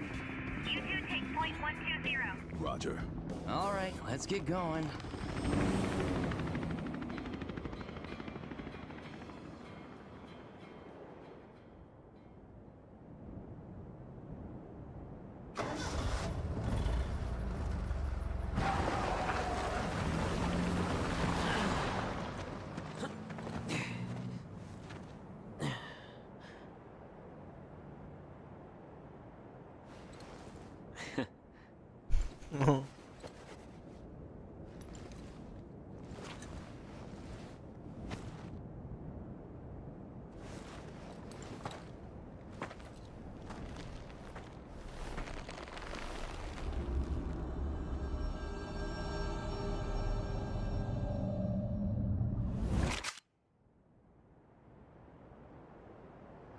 Oh, boy, oh boy.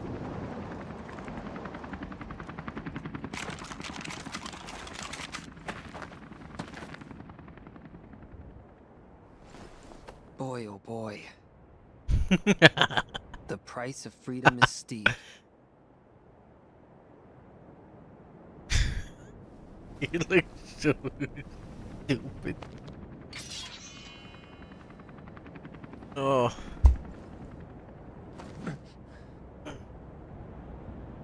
Embrace your dreams. And whatever happens, protect your honor. As soldier! Come and get it! Activating combat mode. This I need.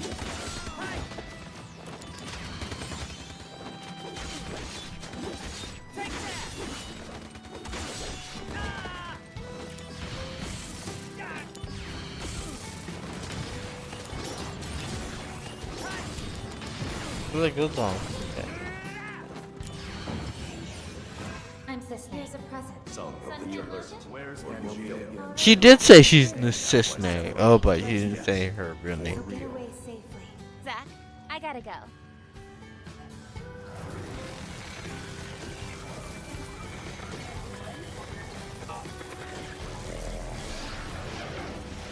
No.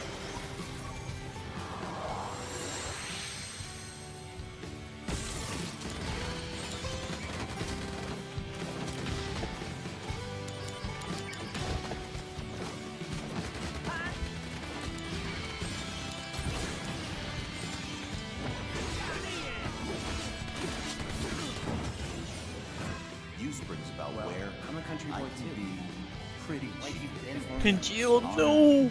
I really like that sword. Thanks. A monster's I objective. really like join that sword. my Nothing else out. Zach. Hold on. You have my thanks. Hello. Oh, if you got a cloud, but not Aerith. Cold.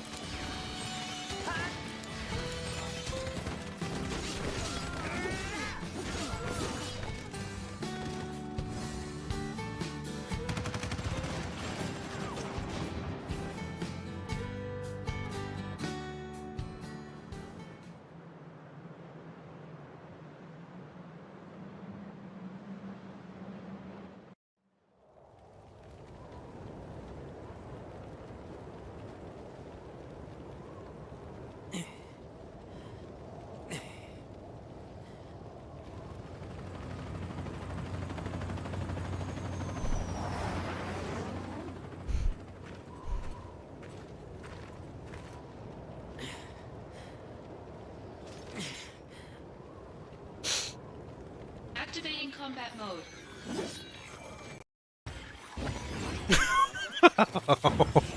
Hello. Don't worry. That's right. But want to hear? Not scary at all. Stuff? Will I see you again? Let's I'll just be here. stop. Fucking stop.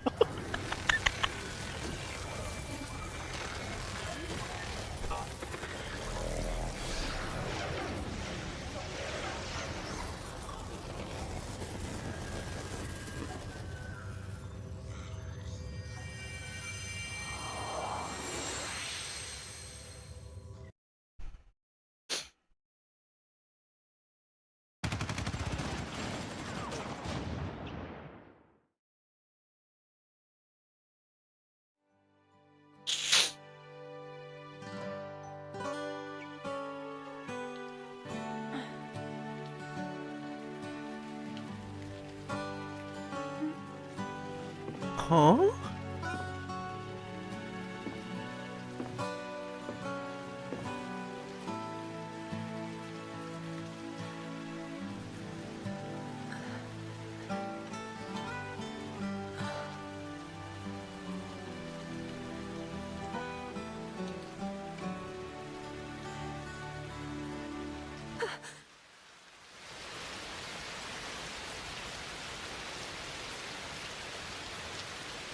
Okay, I want to laugh, but I'm also crying.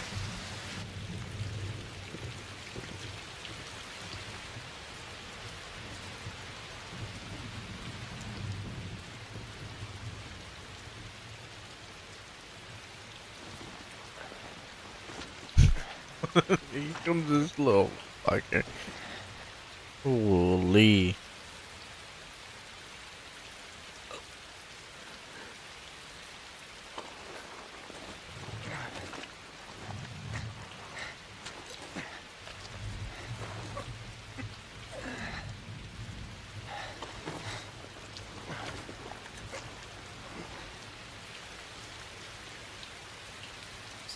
Zach.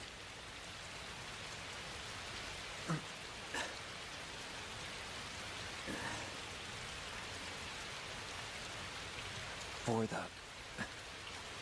both of us. Both of us? That's right. You're gonna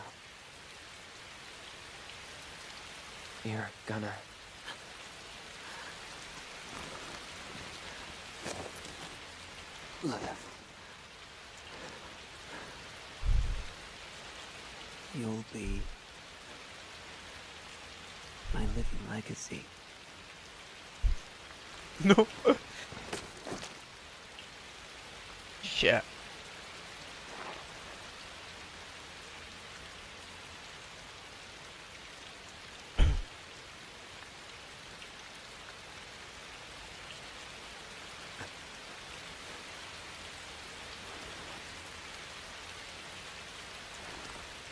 My honor. My dreams.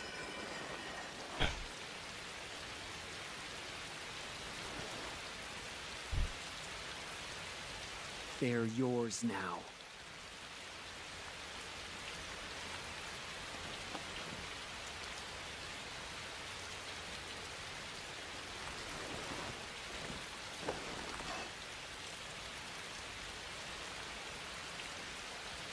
I'm your living legacy.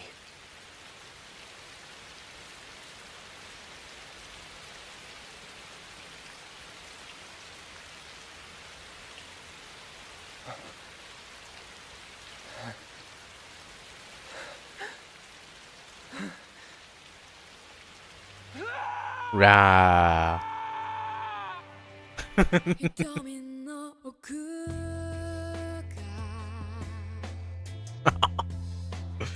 Oh, he's so distraught.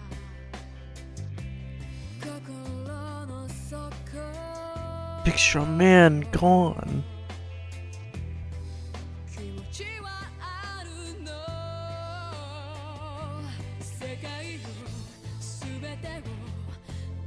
Oh, I listen to this song so much.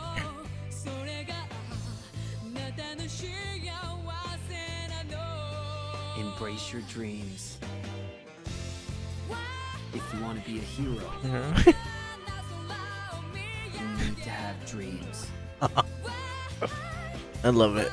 Thank you.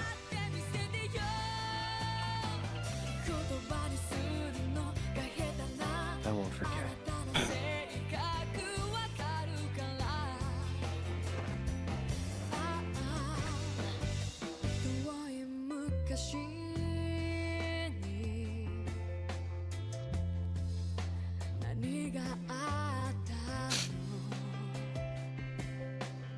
Good night.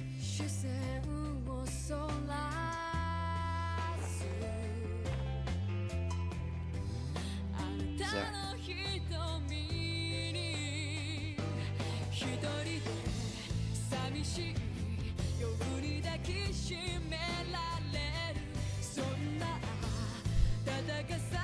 No.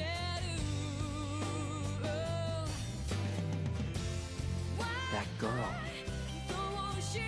She said that this guy frightened her.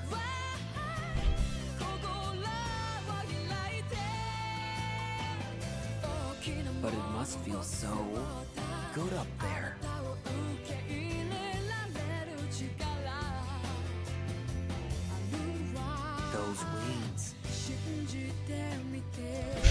I want them too.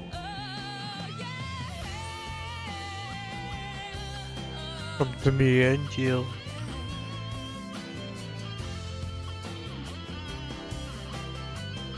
Angel!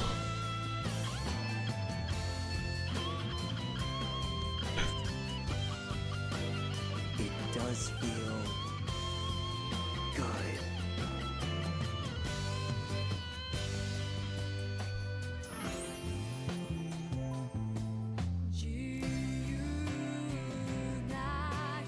If you see Aerith, say hi for me.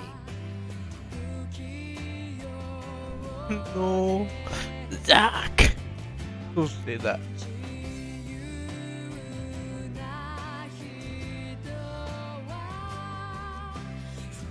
Hey, would you say I became a hero? Oh, shit.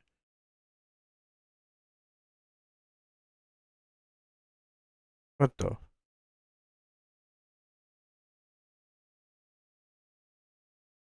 It stopped.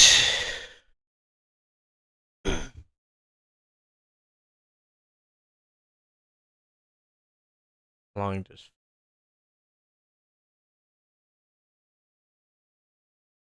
Guess what?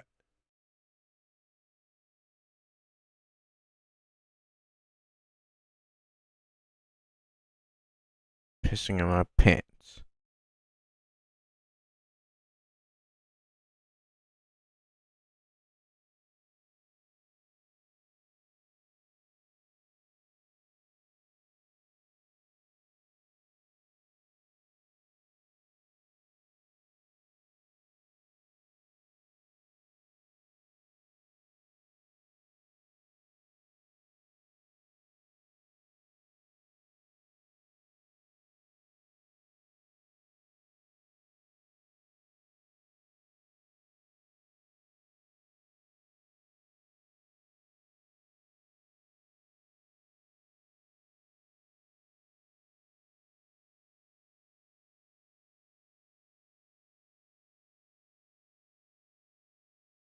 I forgot The Witcher 4 is going to be coming out.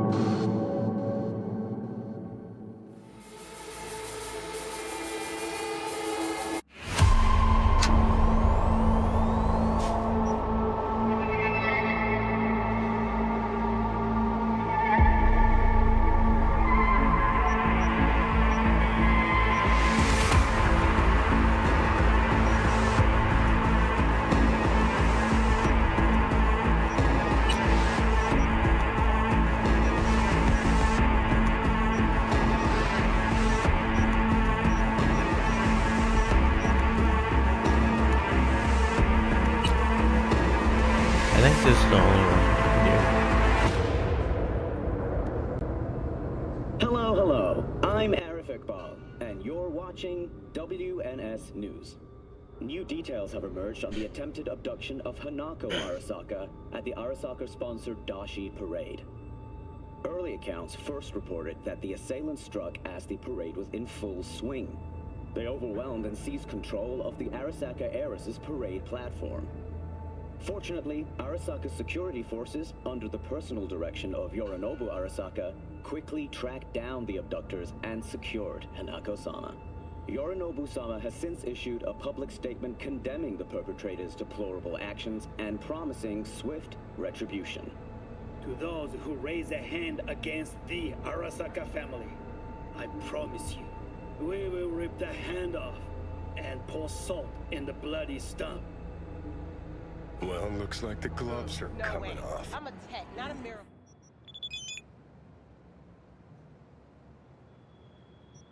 Ooh.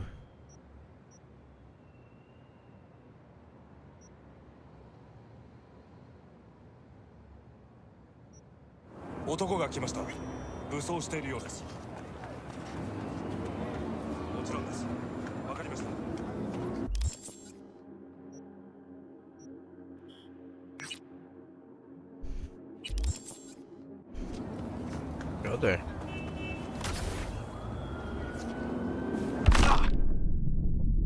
I died.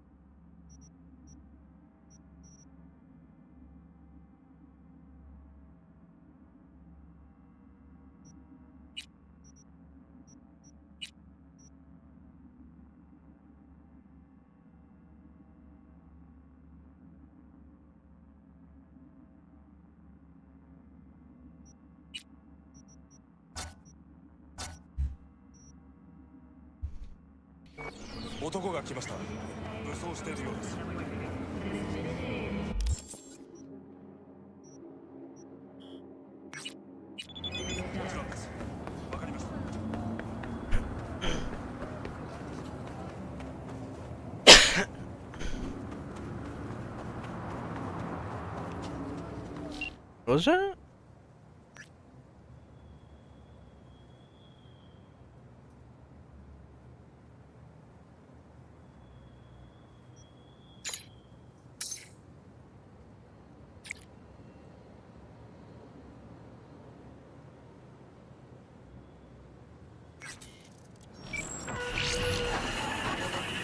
Oh, fuck. Oh, fuck. V? Can you hear me? Loud and clear, whoever you are. Good. It worked. My name is Somi. Just call me Songbird, though. I know who you are. Know your situation, your problem. And I can save your life. Very funny. This is a prank. Not in the mood, if so. It's anything but. You must have questions, and I'll answer them in due course, shortly. But first, I need you to get to that swollen appendix in Night City called Dogtown. Dogtown. Chunk of Pacifica, ex-territorial. Lord of the Land's one Kurt Hansen.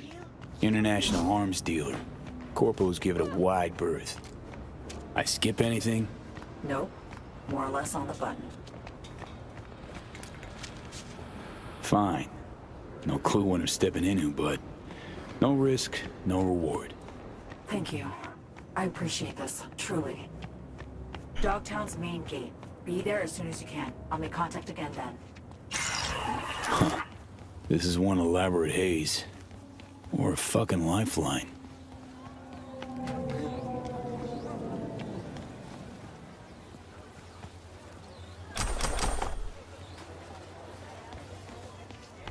I find anyone there, he's getting a new metal rib. Learn a little fucking respect.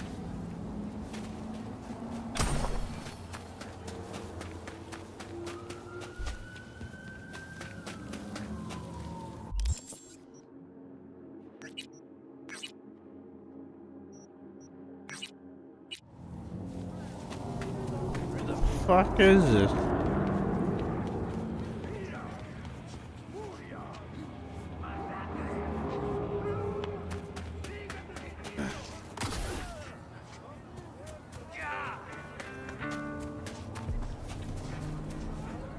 It is hard to achieve peace if there is a demon never leaving. Contemplation is like the silence in the eye of the storm. You you start to fade. You have no strong roots to this world. You are losing touch with yourself. You True. must purify yourself, regain your equilibrium. I can help you. Sit down. Okay, I'm listening.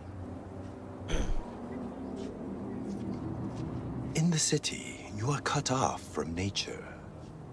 Metal, concrete canyons, neon eyes.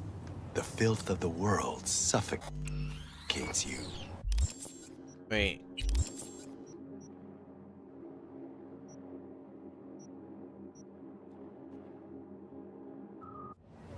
Sure isn't no Zen garden. You must become still. Restore the bond within yourself. You are the source. All which you must do is draw from it. Are you ready? I'll give it a shot, why not? I will give you a meditative brain dance that will liberate your consciousness. Give me. You can pay me however much you wish.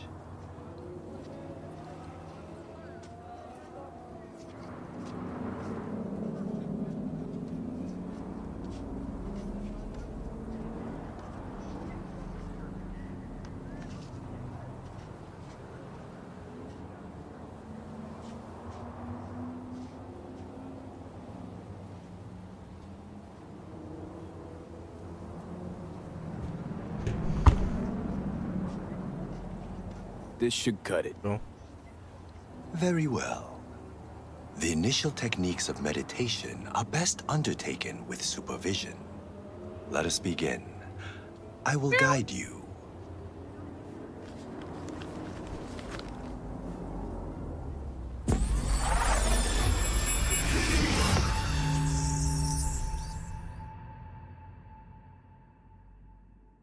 This is a meditation of the earth element.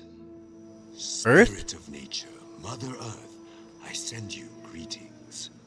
We are of one blood. I am you. You are me.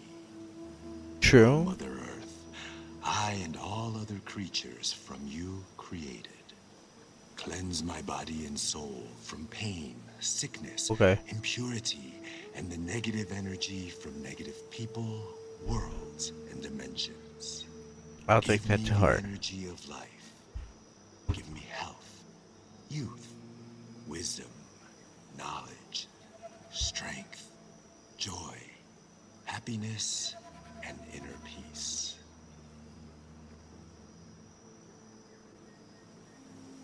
We walk the earth, through meadows, nature in full bloom. We remove our shoes, feel our bare feet touch the soil. We absorb the earth's energy. We sense joy, tranquility, lightness, purity, our heart and soul.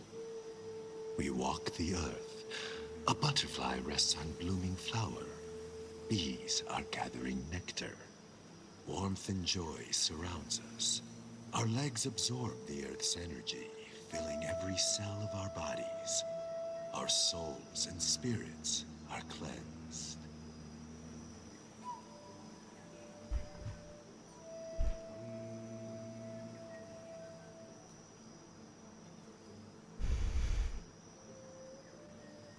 We thank you, Mother Earth, with our mind, body, and soul.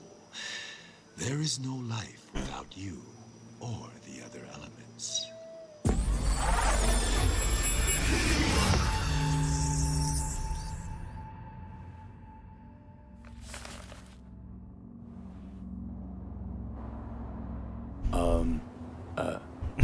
Hello? You fucked up. Nice vanishing trick.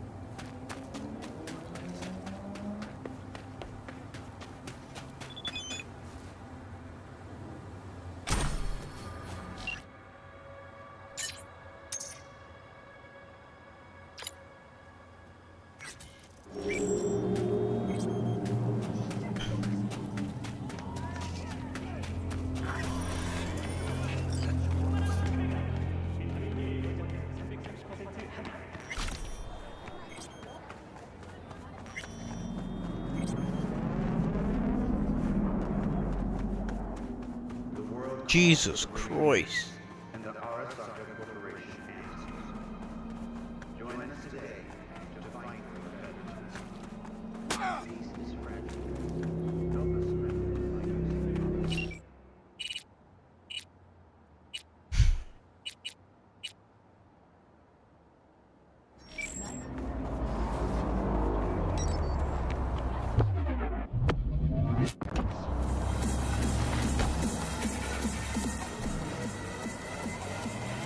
Cool.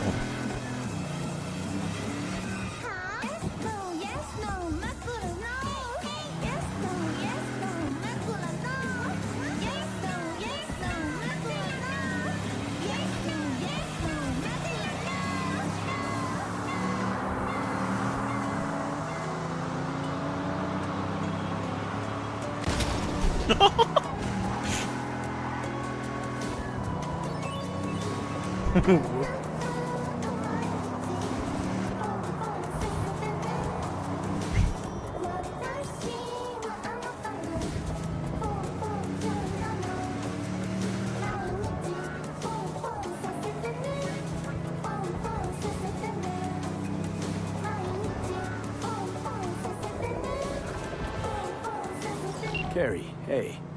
You got plans this evening? Can't. Go to Dark Matter on Woodland. You might not know the place. Don't really advertise. Well, what's the occasion? Us cracks. We never celebrated our little victory. Go around back, tell the bouncer you're with me. I'll let you in, no problem. Don't be late. Hell yeah.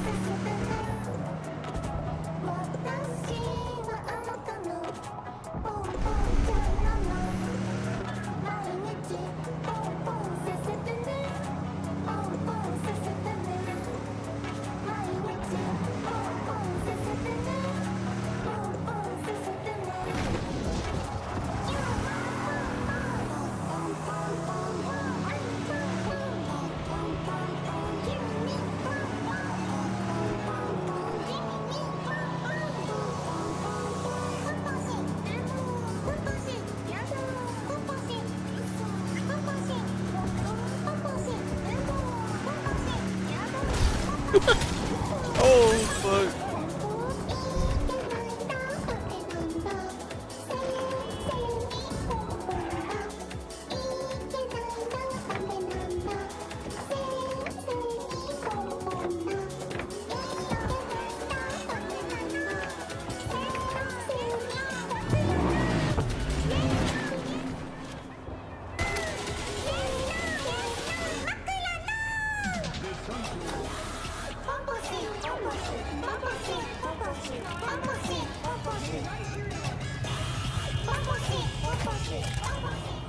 This elevator is out of order. Sorry. If it's out of order, why are you here?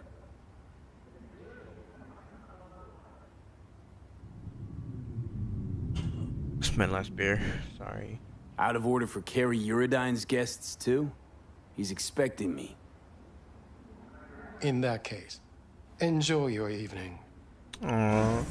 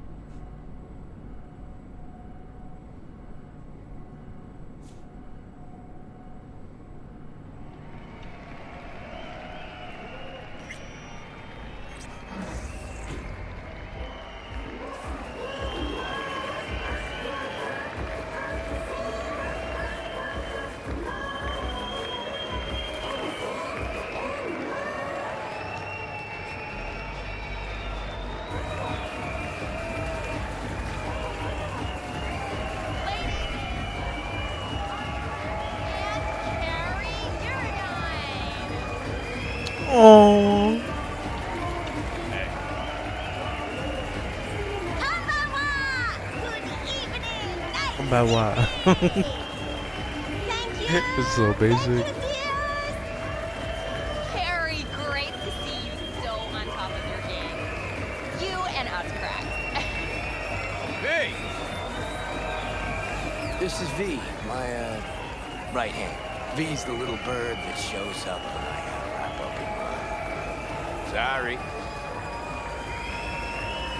V, quick question. What's it like hanging with Carrie Uridine, a living legend? Well, as you might imagine, it is legendary. But the juiciest details I keep to myself. Thanks, but I really gotta run. Late for my next thing already. Let's go. Unless you feel like giving a few more interviews. Love at first sight, huh? Many different kind of loving and different at the beginning. Hey, come with me. I want you to meet some. V, Inspector. His old friend. Met him walking in Memphis. Offbeat, ages ago. Hey. He's got premium stuff. Give your friends and family a discount, too. Of course, Mr. Uridine. A special rate for your friends. Let's see what you got. You could talk biz later. Come with me. I want to show you something. Okay. Congrats, Carrie. Decent show. Now that that's behind us, what's Carrie Uridine's next mission? Hit on Kovacek? Very funny. But yeah, not about to let him get away with it. Maybe not today, maybe not tomorrow. But the bastard's gonna regret making me sign those papers. You try to get out of that deal with the label? Let's be real. Say I break contract. Then what? Who's gonna release my new tracks? Who's gonna deal with distribution, promotion, influencers, media? Labels have got them all in their pockets. You're out with them, you're out, period. Do your self-care. Seriously? Free to sing until you're blue in the face, nobody hearing a thing? It's just another kind of cage. It's a cage I choose. Show you one of my favorite spots in Night City. Don't come here often, but when I do, it's important. Oh, is this a sexo mission? Special? Maybe. Told him to shut the place Oh, down. Care, don't do this to me. Can't get enough of this view. Love looking at this city from above. Well? Only place you fall asleep thinking you're special, then wake up knowing you're no one.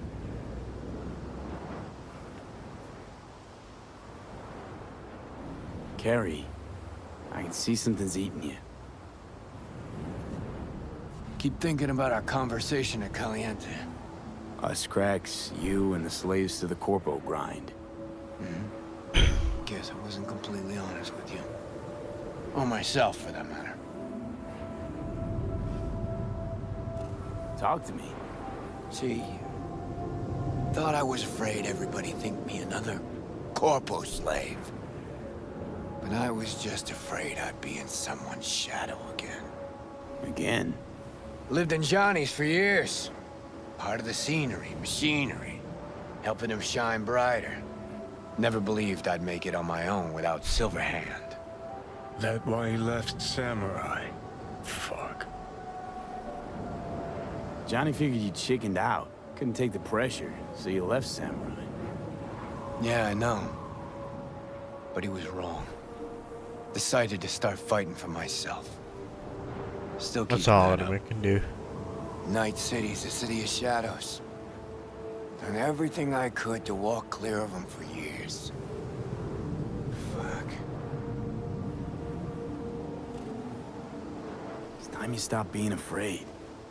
You don't need to be. Think you can drive the shadows away? You'll be fine. Without me, too. Fuck. Yeah, I sure hope so. We should get back. Everyone downstairs is waiting. For you. I know. Aim to knock back a few to this town tonight. And me in it. But I'm gonna stay up here a bit longer. You go ahead. Okay. See ya.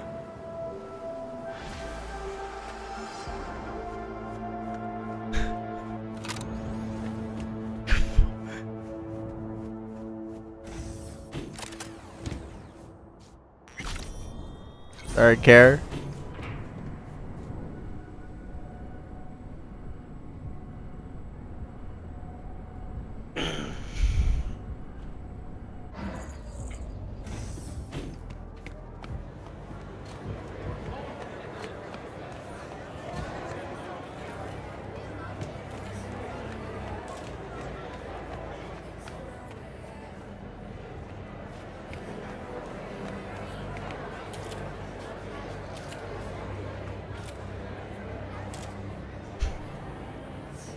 Hello?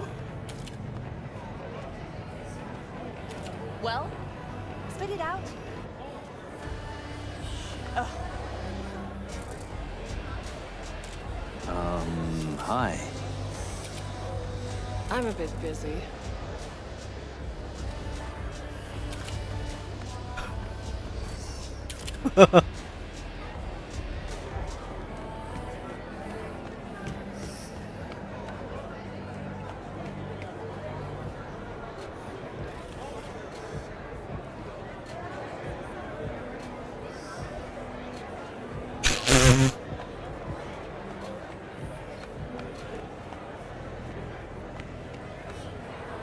What? You want a new friend? Please. I don't want to talk about my interests. I want to talk about Deltarune. Why can't people of Cyberpunk 2077 think about the implications of Deltarune in 2026 and 2027?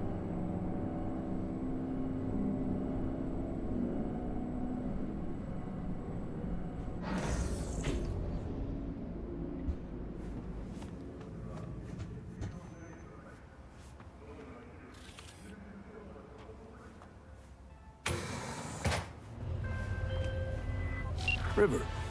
V, hey. I need your help. Sounds like it. What happened? I should talk about this on the holo. We gotta meet. When and where? Tell me. Glenn, tonight. I'll flick you the details. Will you make it? Do my best. Thanks, V. Till then. Alright, Ripper.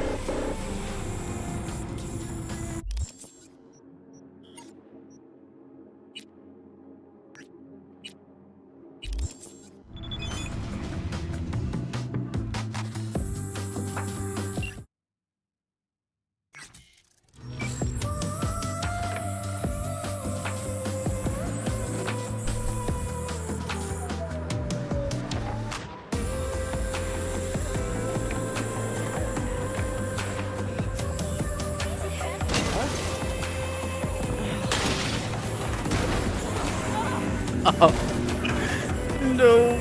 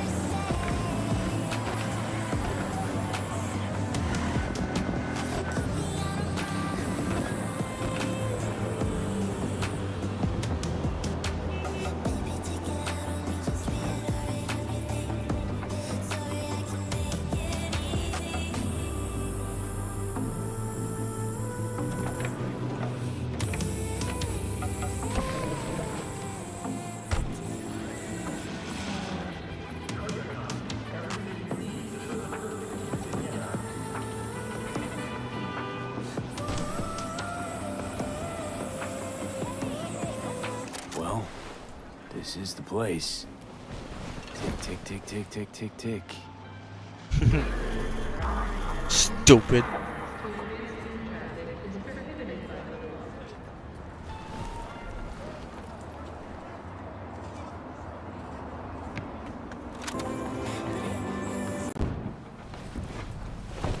Hey, V.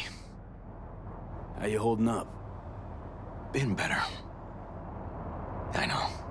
Probably not hard to tell. Nice ride. Brand new? Nope. Not in a chatty mood, I see.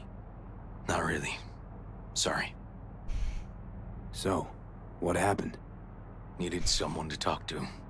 Uh-huh. First, take a look.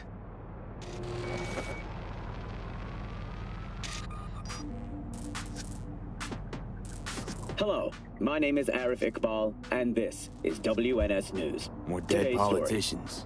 A routine Just watch roadside it. inspection led the NCPD to the trail of a dangerous abductor and murderer. The incident occurred at the intersection of 7th and 15th Avenue. The following police footage was captured at the scene. 1038, I repeat at 1038. Registration 2AA6244. We're exiting our vehicle now. Copy that. Out of the car! Hands up! Easy, officer. Relax. Shut your mouth! Oh, shit. We have a 1053 and a 1054. I repeat, a 1053 and a 1054.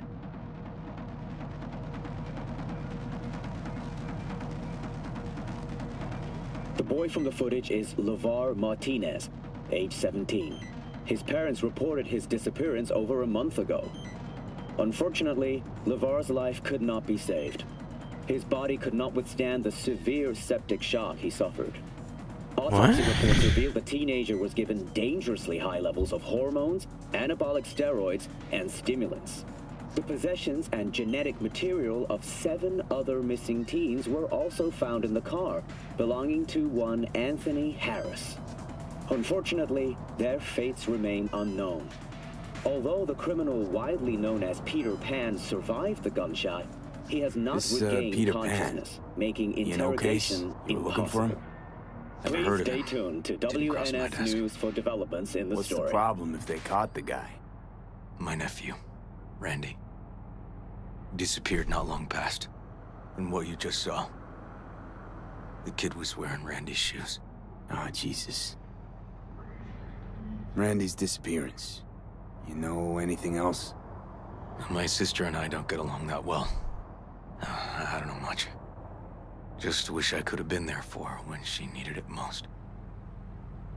And what, they figured you'd get emotional and kept you off the case? More like a restraining order. Won't let me anywhere near it. Gonagle took the lead on it. Lazy-ass gonk. And so far, he ain't accomplished shit. No way I'd let this lie. I know. And that's why I'm asking for your help. So what do we need to do? Can't interrogate the guy because he's a veg, but we can view his dreams. I'm sorry, dreams? You heard me. Come on, I'll explain on the way. It's an experimental procedure, but it's already yielding results. They record dreams that can be played back as PDs. You got access to these dreams? Not yet, but they keep them in the lab we're headed to now.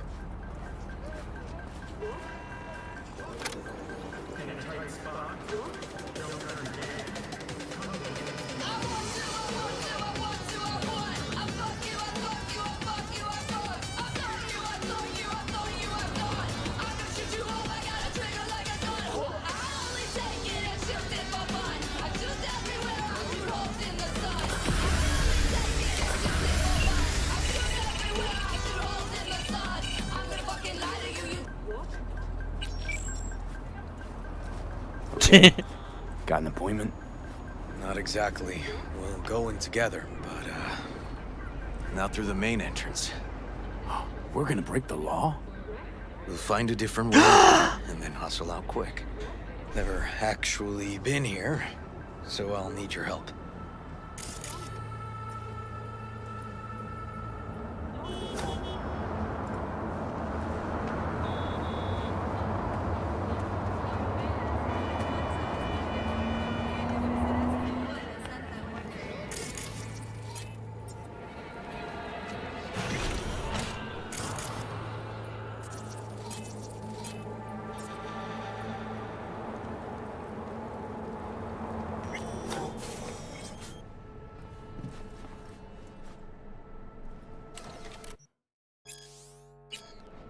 Okay, shouldn't be anyone inside. The lab's in the middle of an audit, so make all the noise you want. How are we gonna find this brain dance? Look for a room where they edit the dreams of autistic kids. Oh, and remember, Peter Pan's real name is Anthony Harris.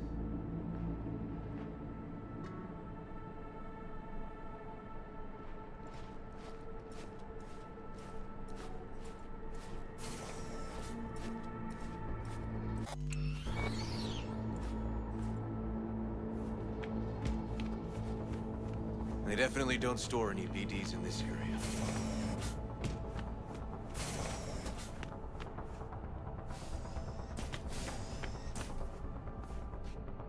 Is that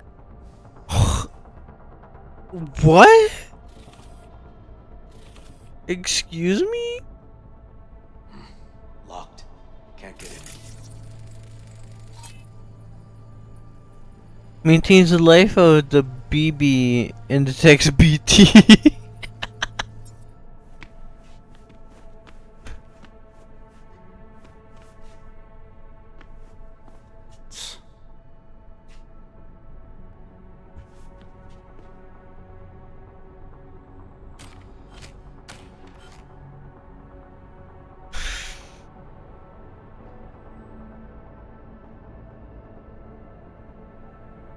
Got some kind of shard on its blink. Keep looking.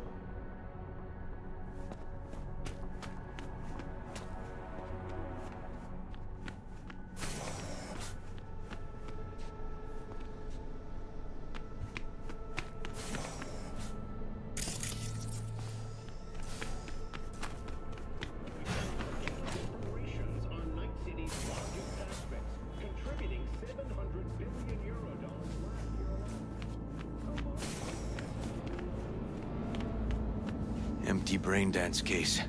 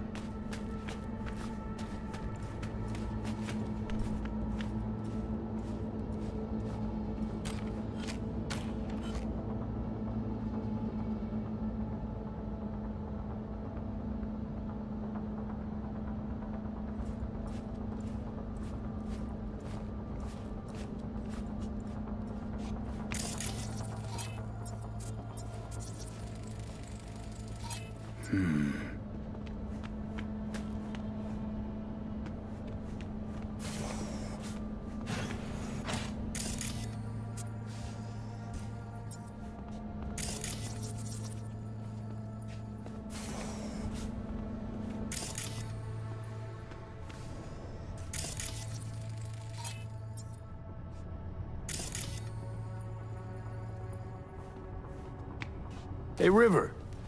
Think I got it. Found something? Not yet. Anthony Harris. Let's try these drawers. Say, River, why not just have a janitor crack a door for you? Can't risk getting scolded for sniffing around somebody else's River. case. Yoan! What are you doing here?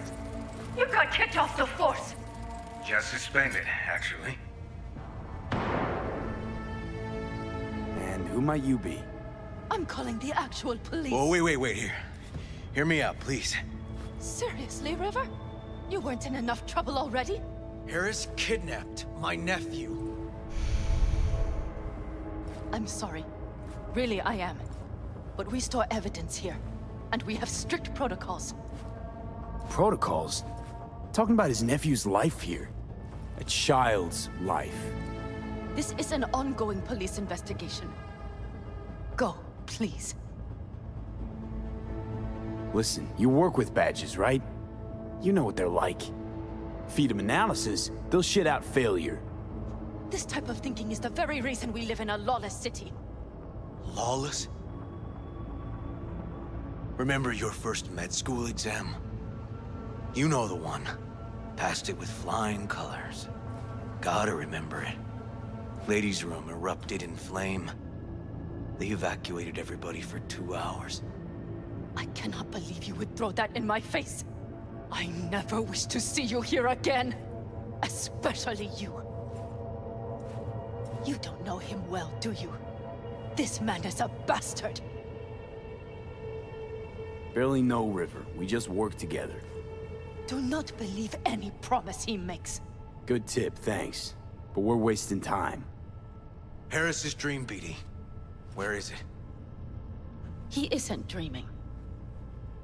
What? Why?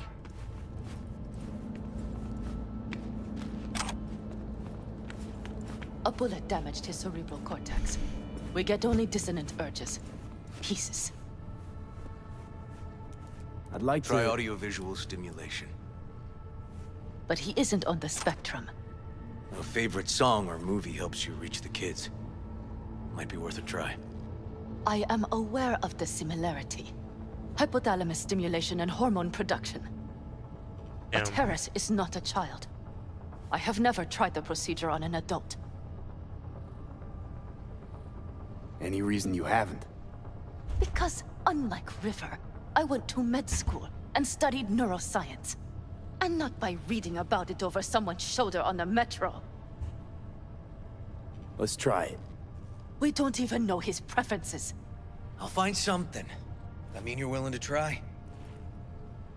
Just go. I'll open the front door for you. Let's ride, V. I know exactly where to start.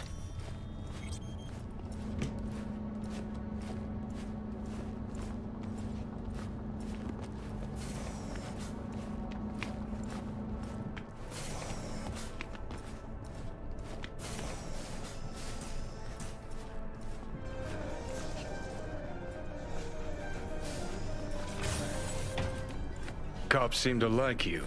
Careful this one doesn't start sending you out for donuts. What? No, River's all right. For a cop, you mean? Not every cop's a bastard.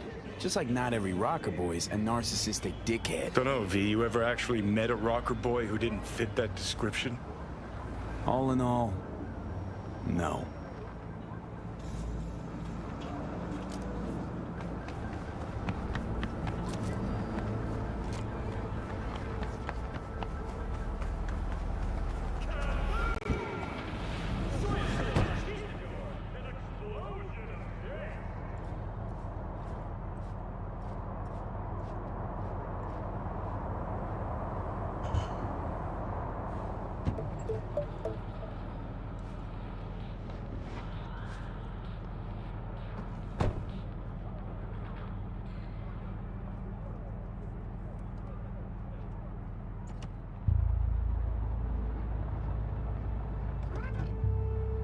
Okay, let me hear it.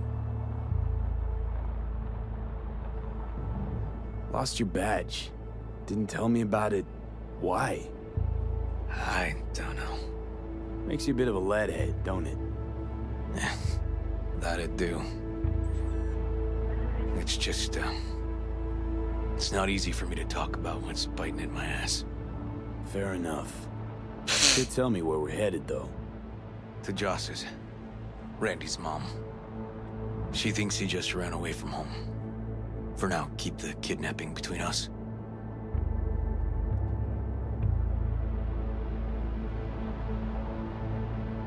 Tell me about Randy. What kind of kid he is? Petty theft, drugs, running away from home. That kind. Cop uncles really see the best in you. There are people who always find their way into trouble. Randy's one of them.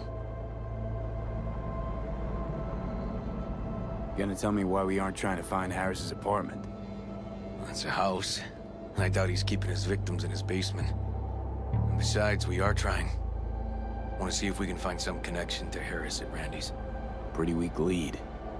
Best we can hope for just now. Not worried Yawen's gonna toe the line? Rat you out to her superiors? Used to be friends. Doubt she'd do that. Plus, not that I'd use it, but I do know one skeleton she'd prefer remain tucked in her closet. Think Yawen will actually help us? All things considered? Yeah. These tiffs of ours always end up the same way. I'll tell you about it over a beer sometime. Sign me up. We find Randy, then we find the bottoms of a few bottles. It'll be my pleasure.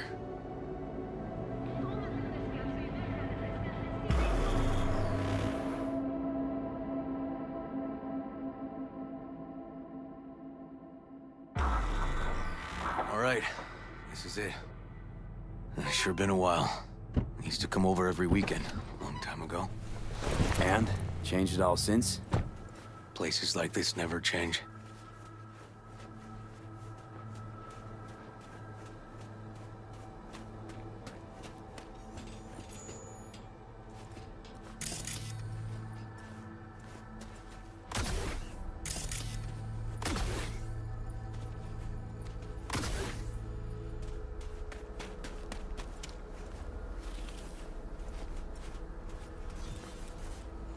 Lovely neighborhood.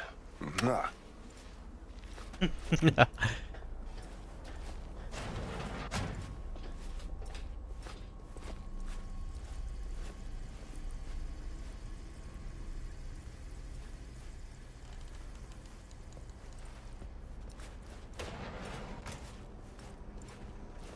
River. You either got business with me or news about my Randy. Wouldn't drag your butt out here if you didn't. Joss, meet V. So V, is this about my Randy? Randy's been taken. Why didn't you call? Joss, Throw a blanket over the truth, like always. Police caught the guy, but he caught a bullet and he's in a coma, being watched. But where's Randy? We're looking, Joss. Here? Arguing's not gonna help anyone. He's my child. You got no place telling me how to behave. Joss. Listen, we need to look through Randy's things. Why? To find any lead we can. Trust me, Joss. Just don't destroy anything. Randy doesn't like it when anyone pokes through his stuff. Let's go, V. The kids are playing outside. Tell them it's time to eat.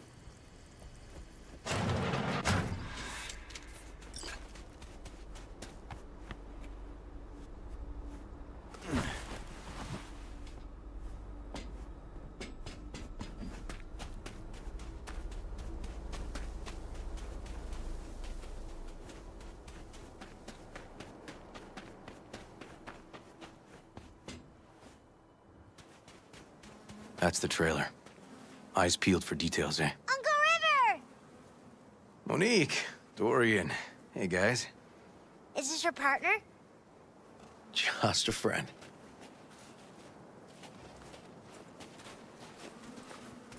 You gonna stay over? We'll see. Your mom's waiting for you at dinner.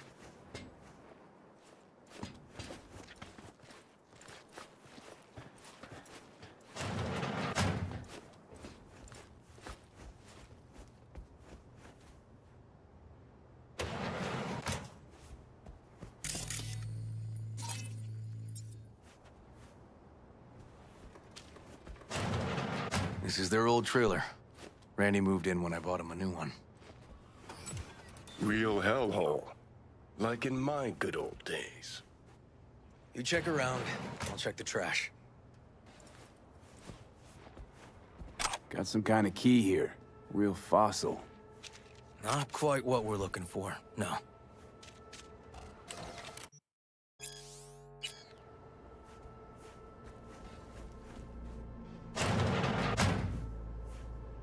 Drugs? Let's not go there. Society's fault.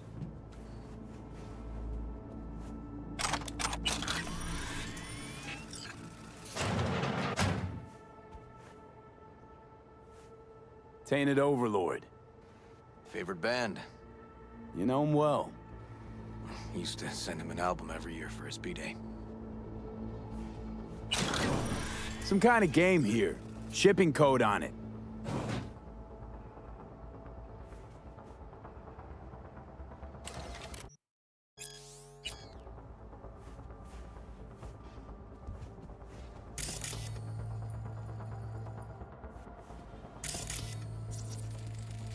Expensive tech. Randy had to scratch for this? You're joking.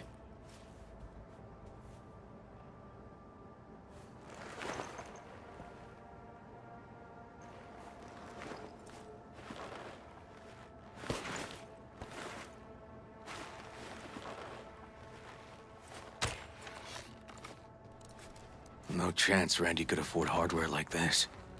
Way too pricey. And we gotta get in. But I doubt anyone knows the password. Can you crack it? Don't know how, River. Damn. Need to try to guess it then. What could he have...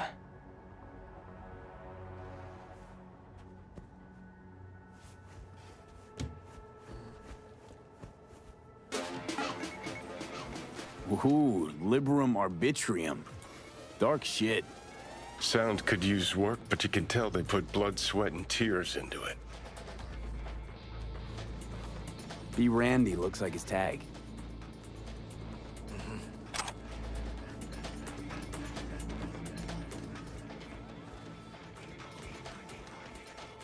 And now the Caldo's jacket? Keepsake. Used to be his dad's. Give his tag a try. B. Randy. That's not it. Punch this track title. Liberum Arbitrium. That did it. Let me have a look around.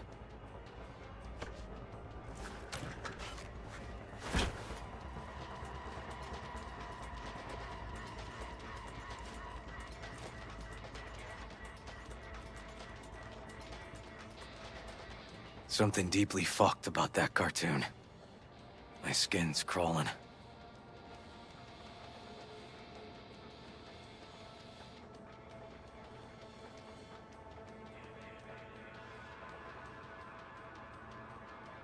If they caught Harris in a vehicle like that. Blockaded street. Shit, River. I remember that day. He lives close to an old school.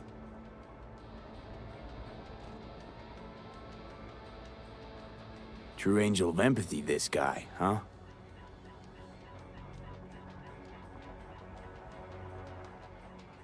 Figured out Randy's identity. Sent him the game as a present. The one you found in his drawer? The same. Shipping code suggests the prick sent it from the Badlands. This guy baited Randy like a pro.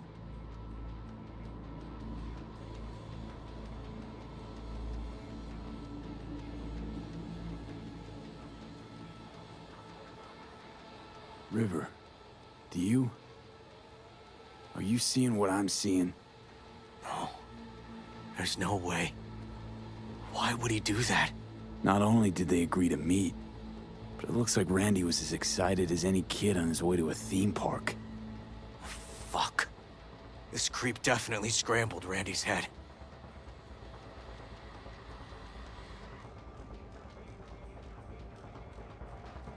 Natalie must have been the only person Randy trusted. Can we view this page with a link?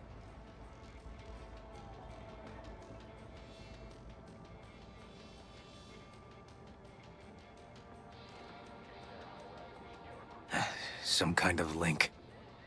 The one Randy wrote about? Let's find out.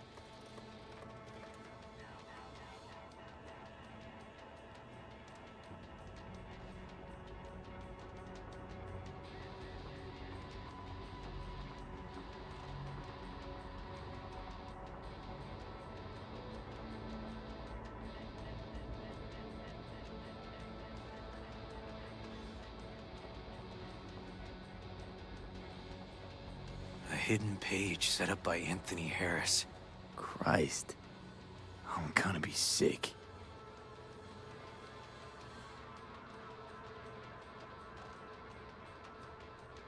There was a file here. Deleted, looks like. But the name's still there. That name. Wasn't the video file on Randy's comp called something like that? Hey, look. The name of this cartoon matches the missing file on Harris's page. That's what we needed to find for Yawin. V, we've got it. Randy must have downloaded it. Sure, but V, don't you get it? This could be the key to Harris's mind. Here's hoping. Hey, can you use any of that Netrunner magic to shake anything else out of this?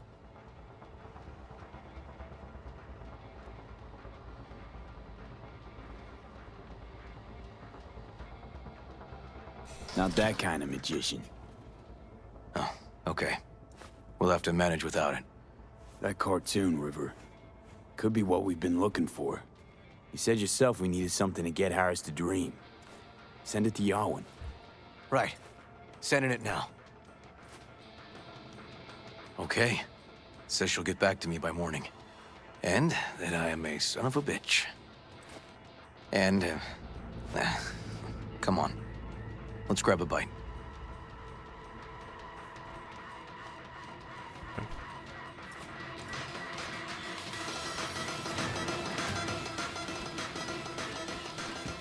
Listen, let's not worry Joss more than we need to, huh? We're hot on the trail. We'll know more tomorrow. That's it.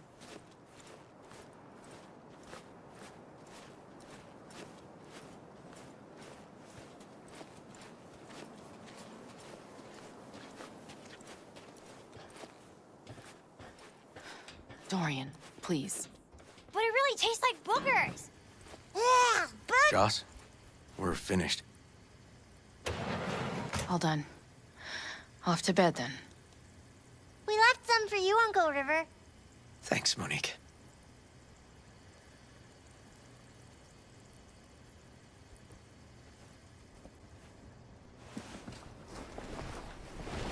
Tell me you found something.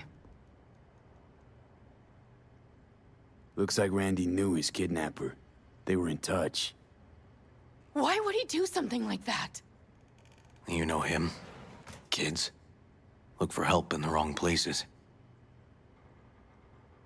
When's the last time you ate? Yesterday. Have mine. I'm not hungry. Thanks. Maybe later.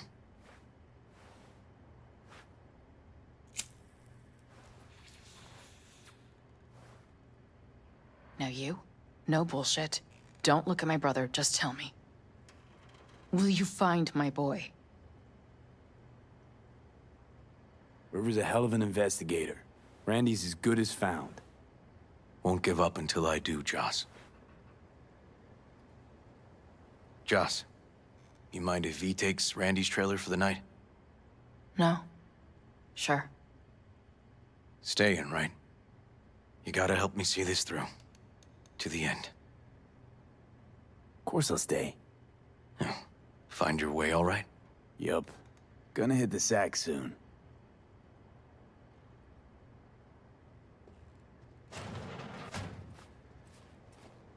Can't be easy raising 3 kids on your own.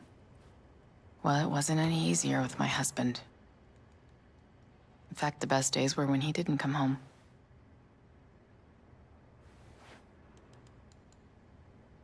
There were times I wished he'd disappear for a month, just to not have him hang around. Must have been a relief then, when he left. For weeks, I cried every night. My husband was killed. The father of my children. I'm sorry. Randy changed. He locked up. Not to mention the other 2 I still had to raise. Life was rough with him and without him. Sometimes there's no solution. How'd he die? Thale DeCaldos told me he died an honorable death. Whatever the hell that means.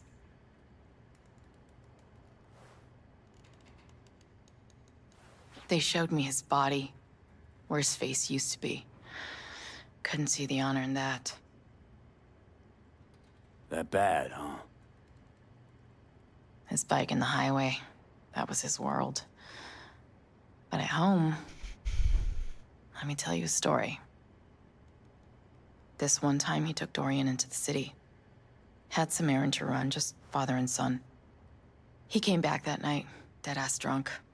raging at me for calling the cops on him. Did you? River found him in some dive and brought Dorian home.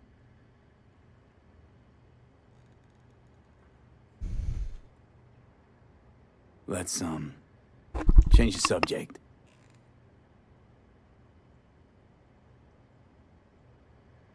Hang in there, Joss.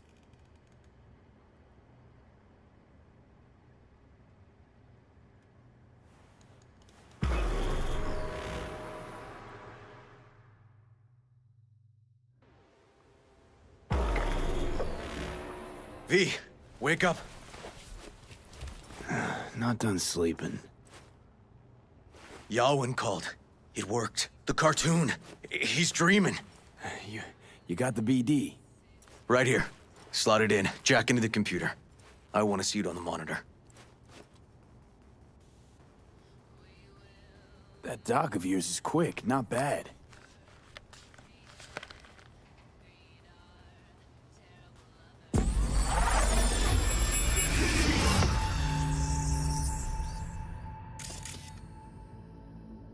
What's the matter with you, Anthony?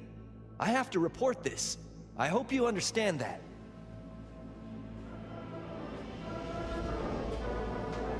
This isn't normal behavior. Anthony, you killed Liam's turtle. He was sick. He wouldn't eat, stayed in his shell. I just wanted to help him. By injecting him with HGH? What were you thinking? Is this something your father taught you? Good people took you in, extended their trust. This is how you repay them?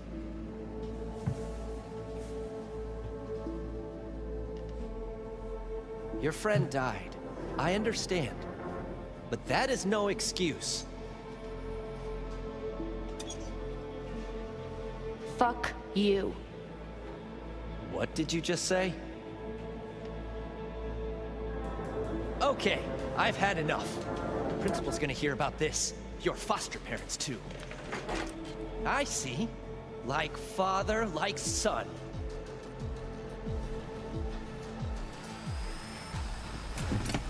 I mean...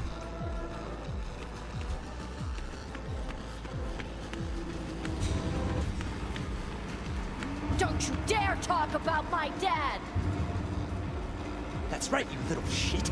I know it all. Farm failed. Dad put a bullet in his head. Shut up! Shut up! Shut up! You can't talk about my dad, you prick! You can't! You can! He was sick, weak. I just wanted to help him. Oh my goodness.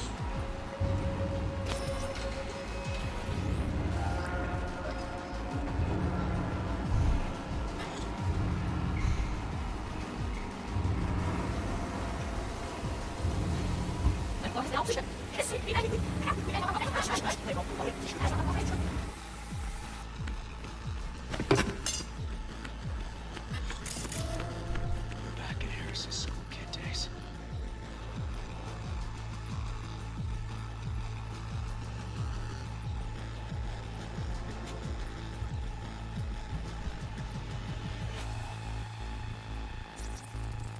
Huh, I recognize this shooting. It was a case study back at the academy. Give me a sec to check which school that was. Laguna Bend. Oh, looks like the whole town got flooded in the 50s. Well, at least we know the general area where Harris lived. Guess that'd be that.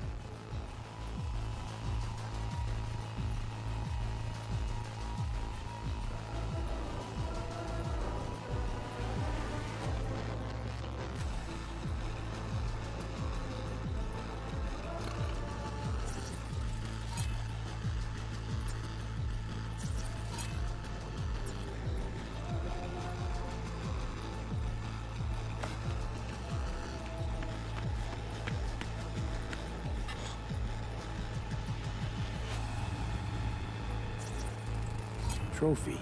Old one. Dated from 2042. First place in an interscholastic wrestling tournament.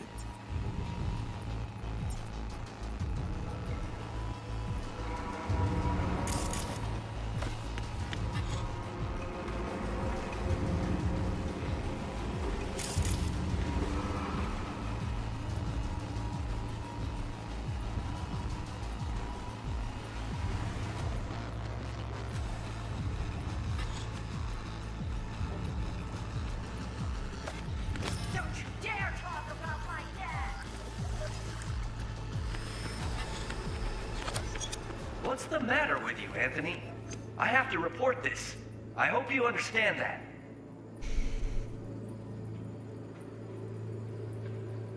This isn't normal behavior. Anthony, you killed Liam's turtle. He was sick. He wouldn't eat, stayed in his shell. I just wanted to help him. By injecting him with HGH? What were you thinking? Is this something your father taught you? Good people took you in, extended their trust. This is how you repay them?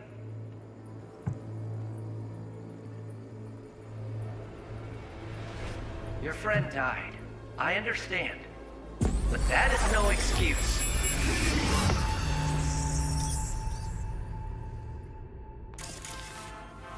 Tony! Where you going now?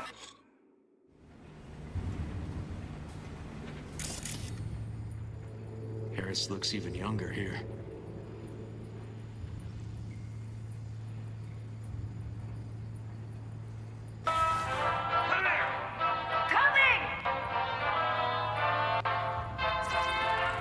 Looks like a cattle bioscanner for checking vitals.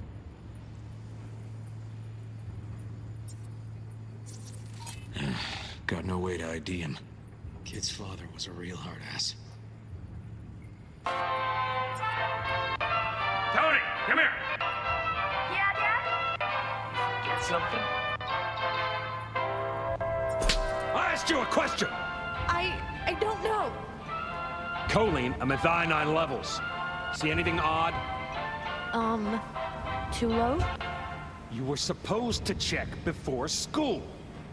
What do you gotta say for yourself? Cow's gonna die because of you. Gonna kill it like you killed your mama. I'm sorry.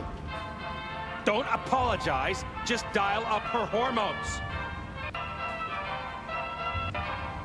And shut off that goddamn cartoon! Lord.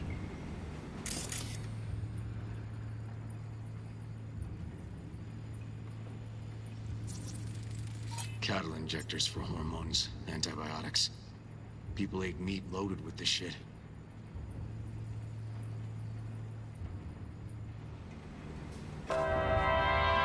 How many times I gotta tell you not to leave it like that, hmm?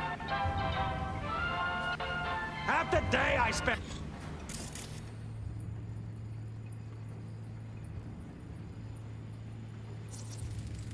Supplements in the feed for disease-free livestock. And trying to turn that shit off.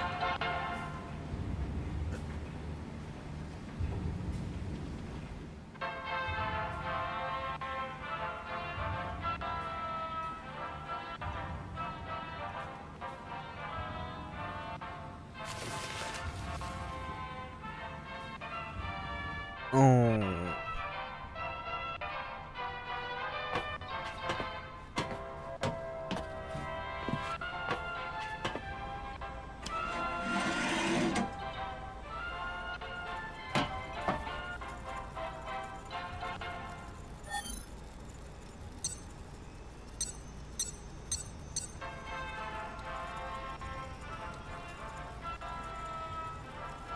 Ah, that's our cartoon.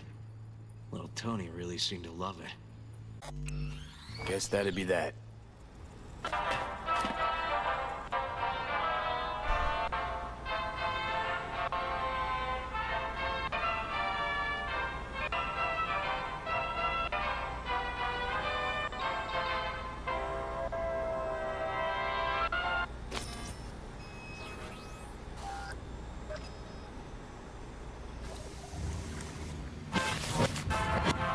Tony!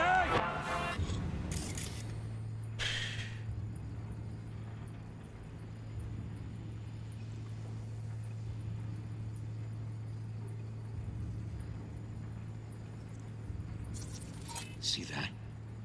Cow's sick, like the rest.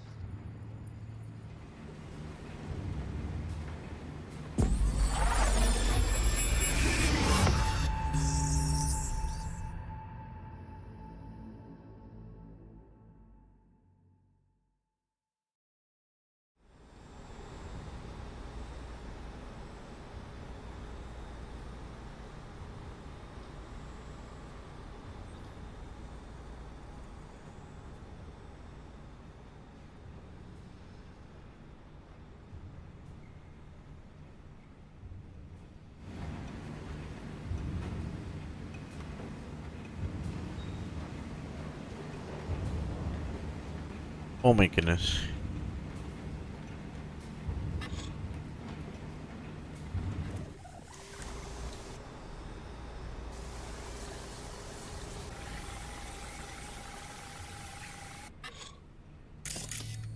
Think this might be the place, V. Got some cables. It's a recent memory. Gotta be his hideout.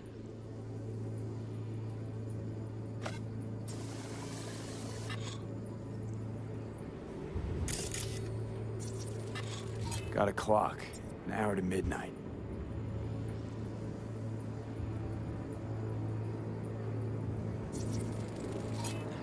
Fuel.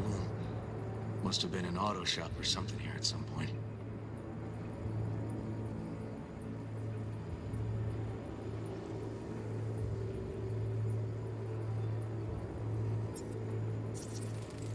Looks like Peter Pan turned this farm into a goddamn final bastion.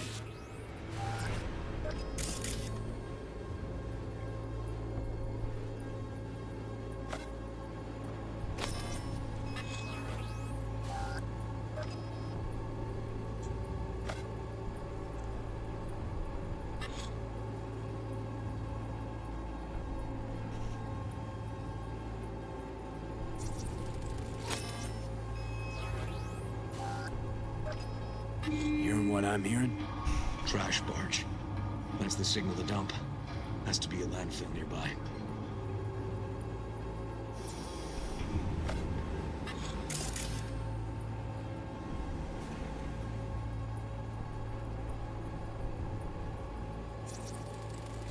Fuck me.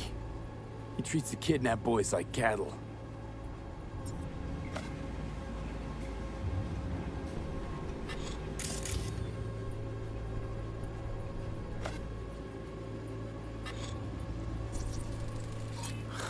Look, another one. Don't see Randy anywhere.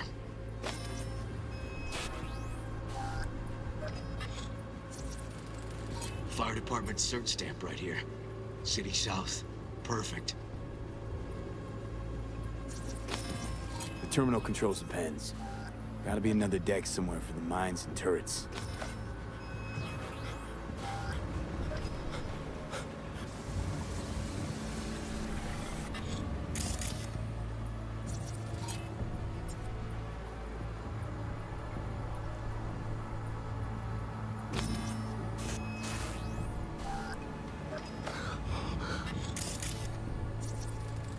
Signage on the farm model points to Petrochem.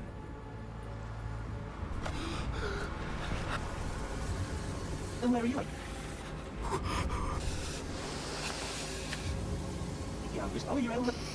And where are you up to, Mike?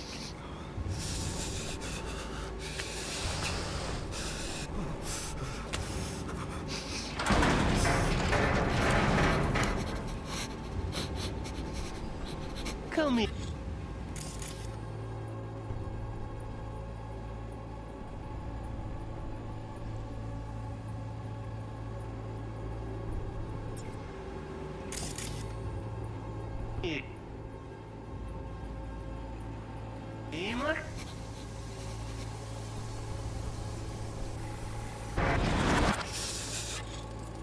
Hey, the Illuminated Towers. Promoting the Us Cracks album that came out then. Colors changed every hour. I think that might be it.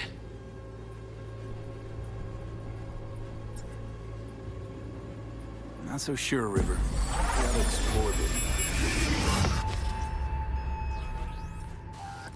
Okay, so where do we sit now exactly? We know Harris still lives near an old school that's now underwater. You can see the NC skyline and the Us Cracks towers from the farm. It's a few miles out. Farm's located near a landfill. We know that too. Shipping code on the game Randy got from Harris traces out to the Badlands. Those towers promoting the Us Cracks album. Colors change regularly, once an hour. So we know the time. 11 at night. Right. And that puts the farm east of the city. Southeast, actually. Stamp on the NCFD certificate was from the southern region. Farm model's a Petrochem design, so that eliminates any others. Which narrows it down to Edgewood Farm. That's gotta be our place. So, we've got it. Just hope we didn't fuck it up. Come on, we gotta go.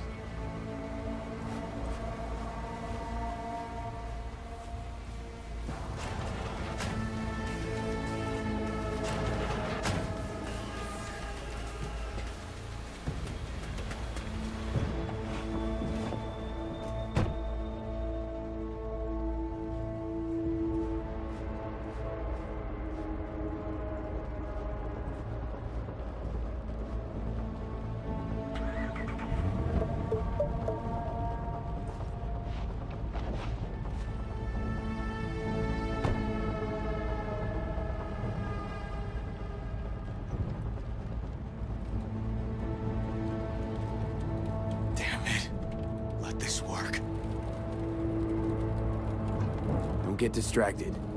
Gotta focus on the road. Yeah, easy for you to say. That's my nephew out there. We'll find him, River.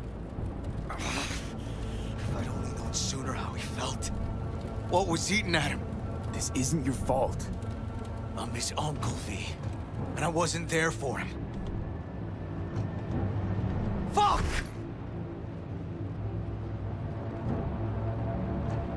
True.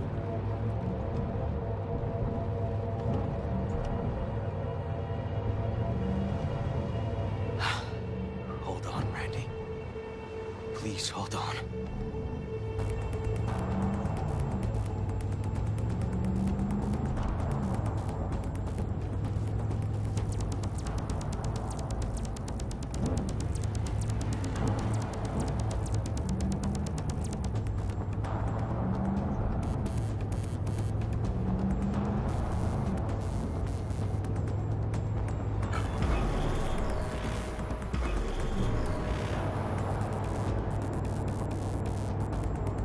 Oh. Grab something!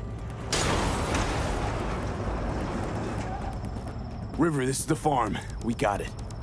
I know. Let's get to the barn quick.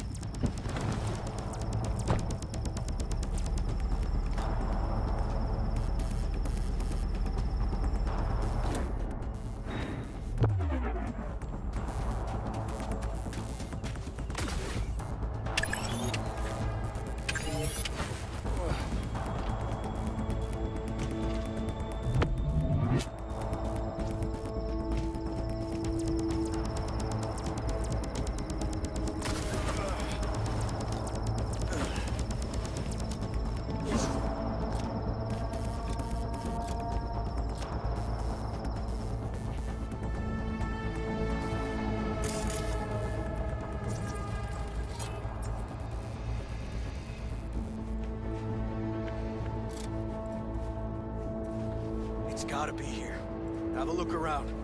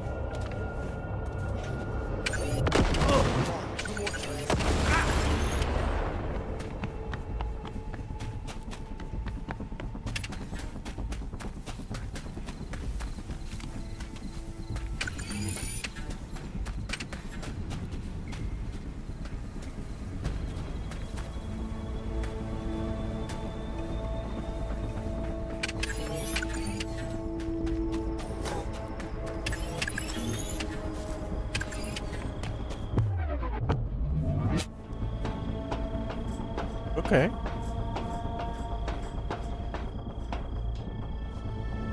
River! Oh, fuck.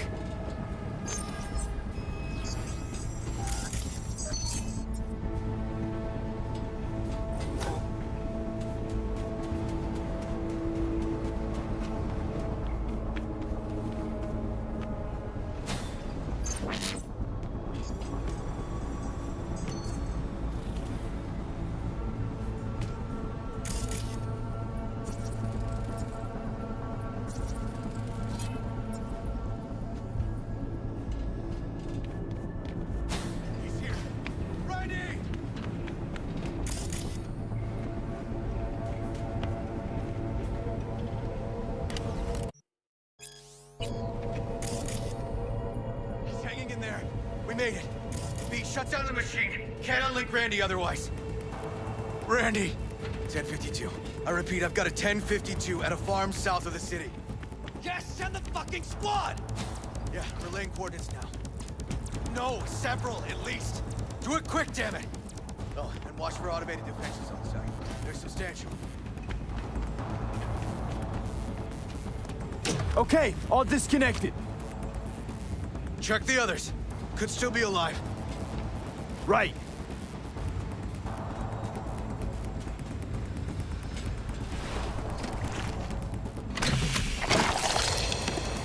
Alive.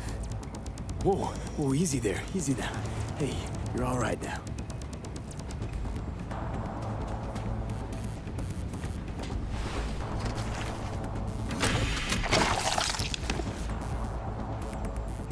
Been dead a few days already. V, help me with Randy!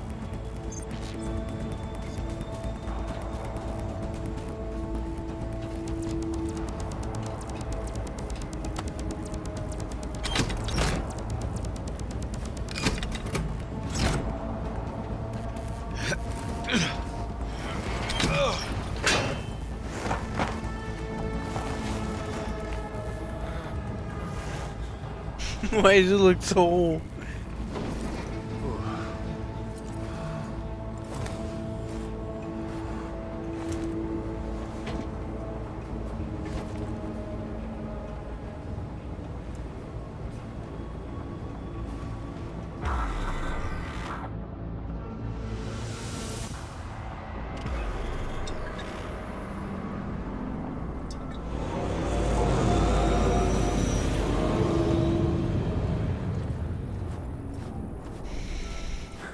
We did it, River. Yep, we sure did. But I'm not about to leave it like this.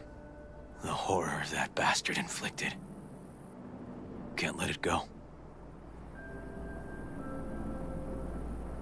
He's in a coma, in police custody. He's not getting away with anything. He's still alive. So in a sense, he is getting away with it. Not for long, though. What are you gonna do? You're gonna kill him? Gonna squeeze the life out of him with my bare hands.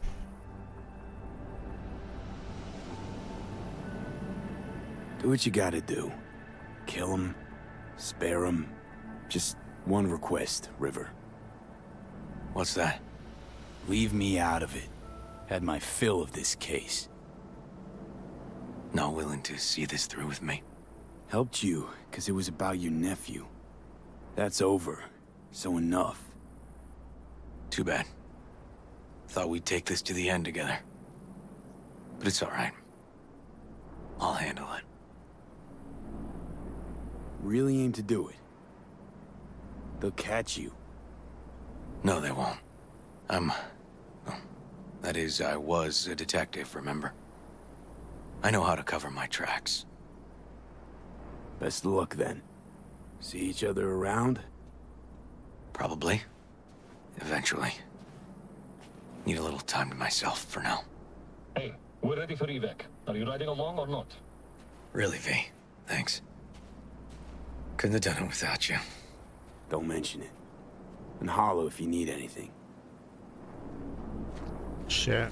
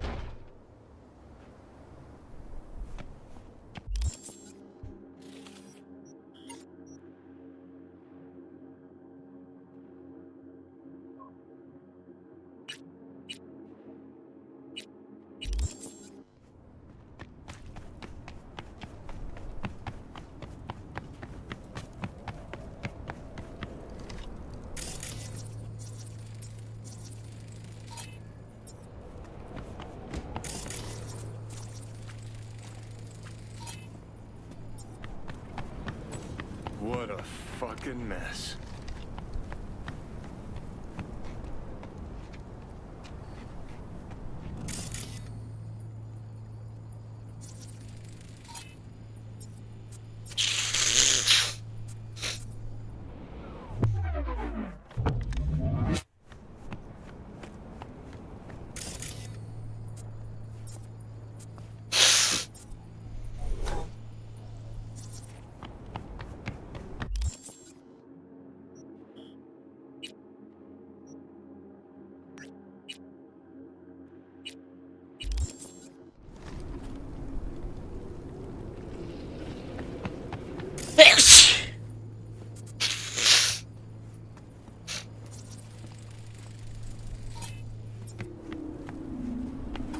Holy fuck. I'm starting to like this less and less.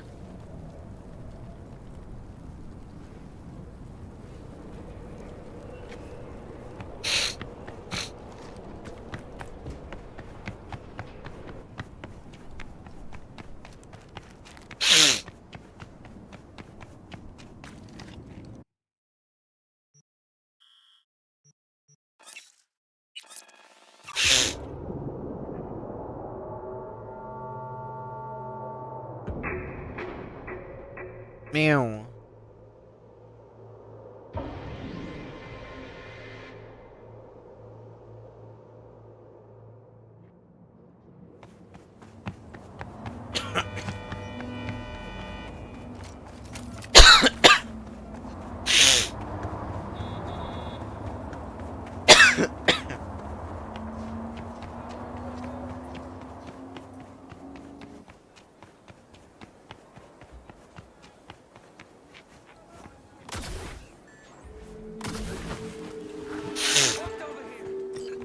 The hell is this shit?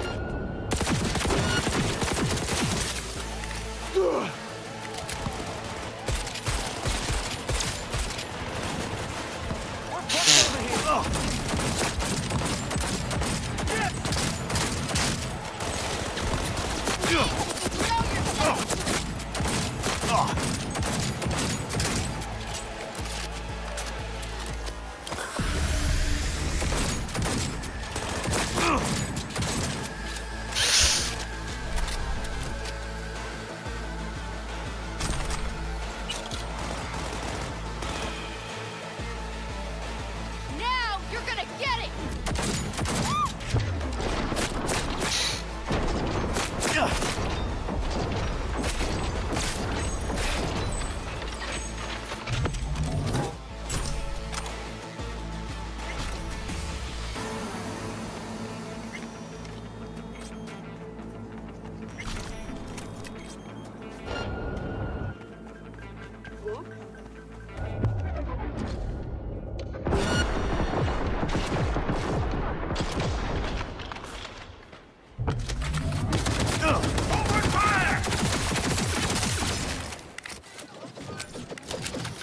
Grenade out!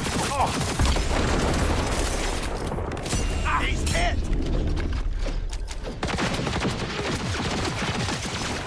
Soldier KIA!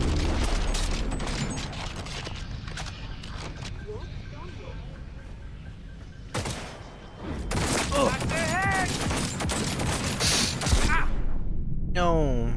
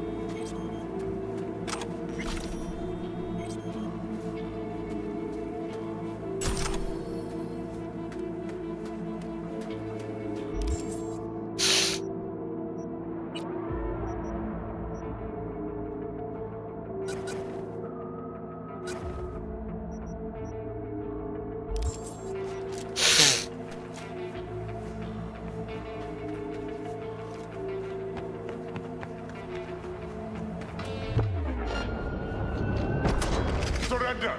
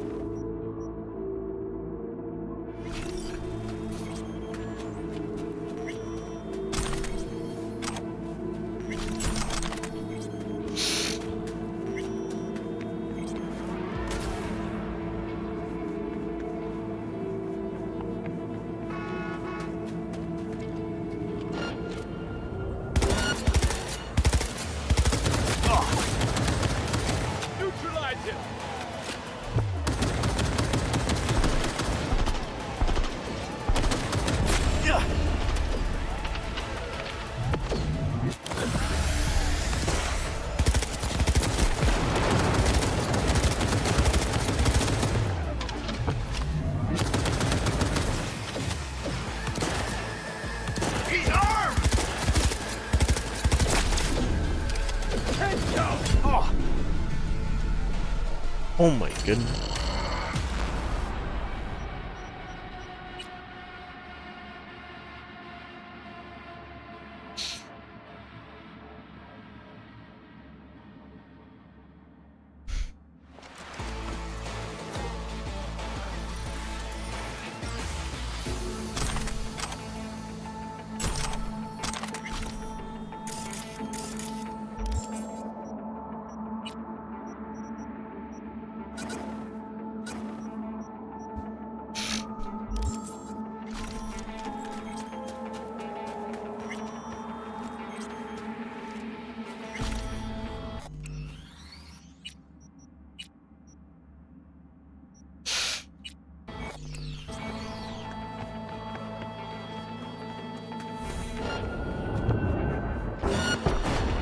Surrender!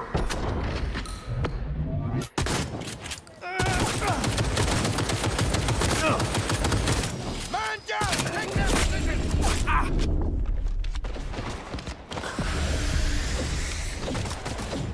Reloading!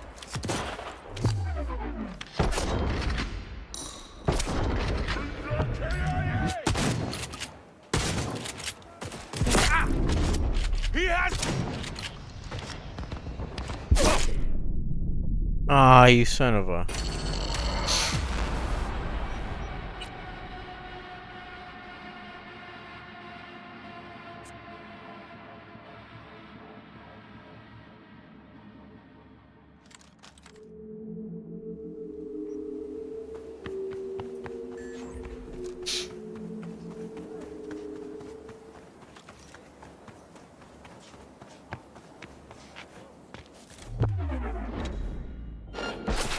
Surrender immediately!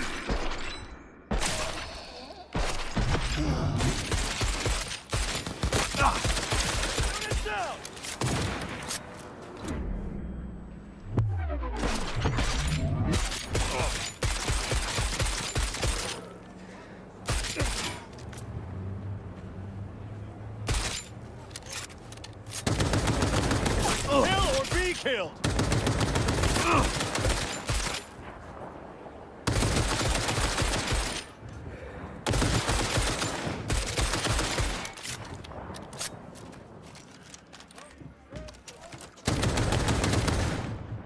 Shoot to kill! Let's go!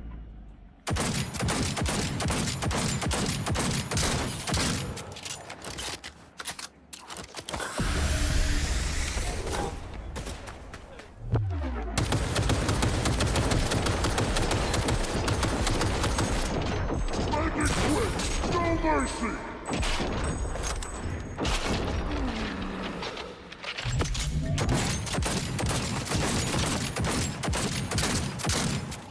Control! It's just me!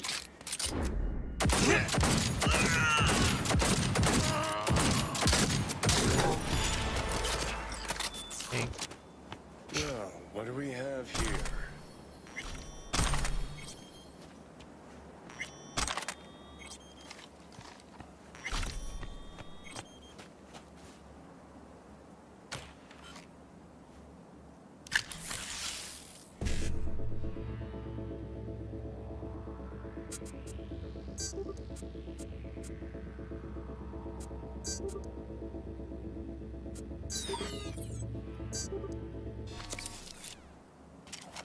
What?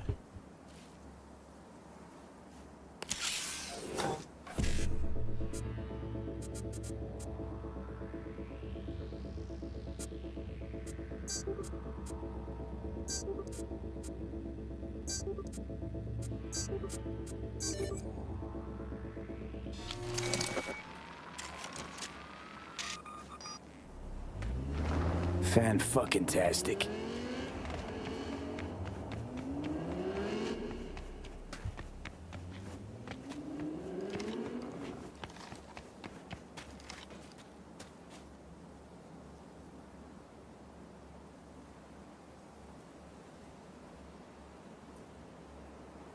Course. That'd be too simple.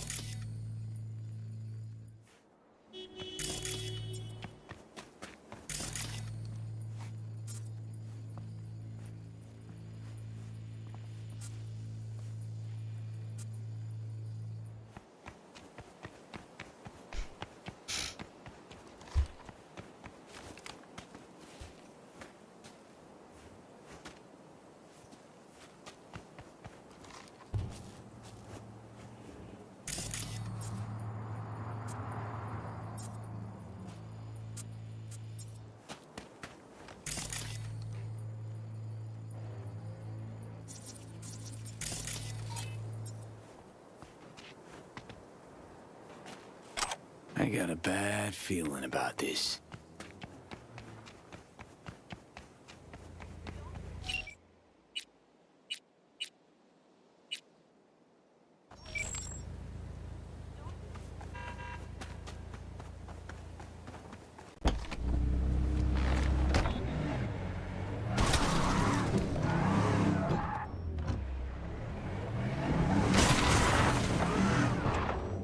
Jeez.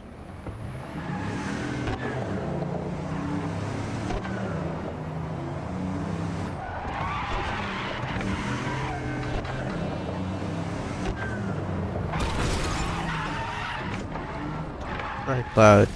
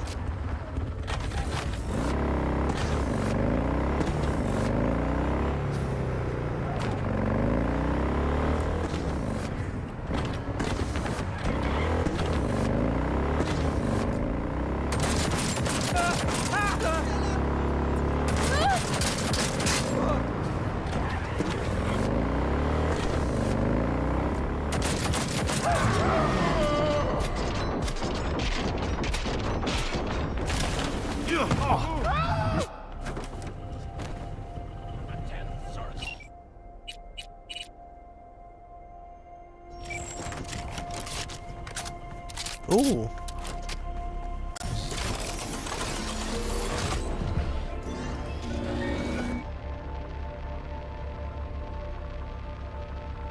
All nearby units, suspect is still at large in the area.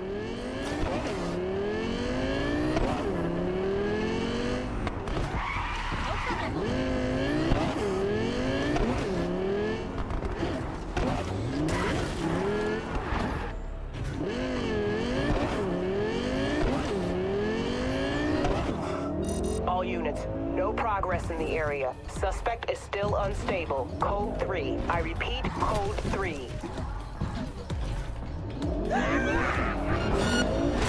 Suspect's vehicle has been located. Details have been sent.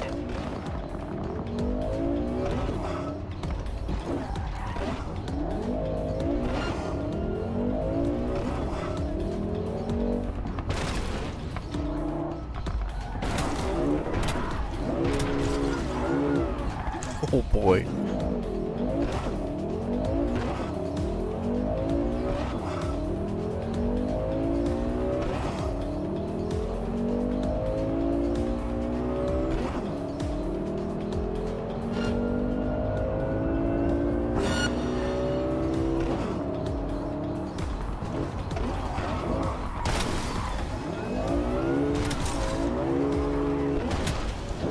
All units, code 4 is in full effect. Backup is en route. Report your progress immediately.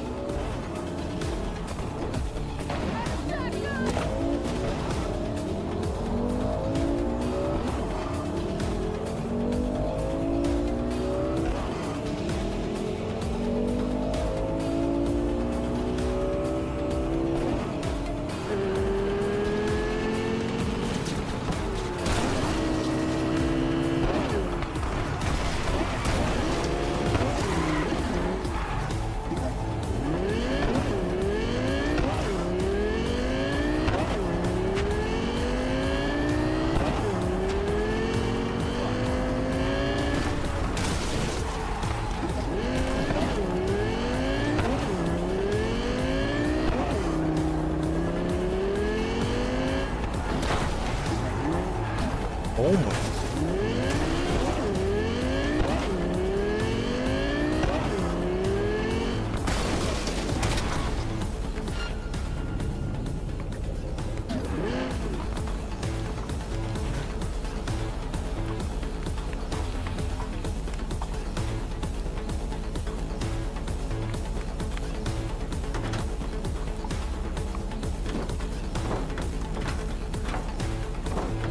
Can they even come home?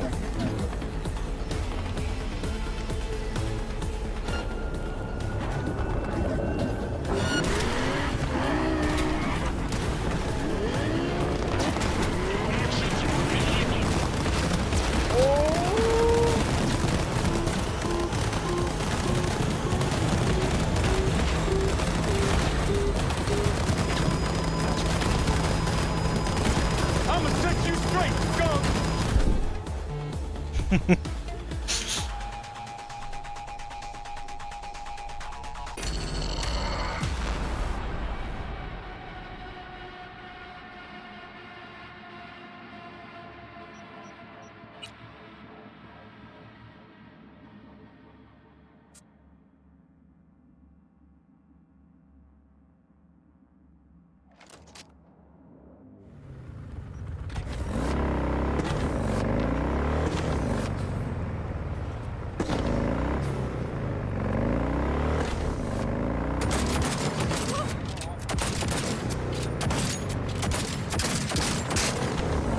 What do I do?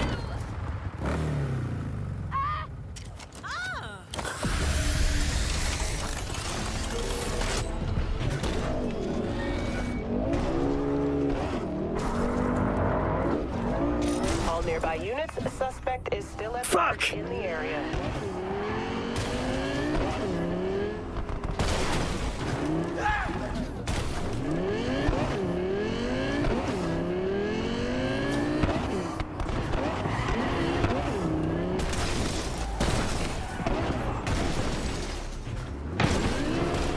All nearby units, we have a code 3. Civilian is unstable. Proceed with caution.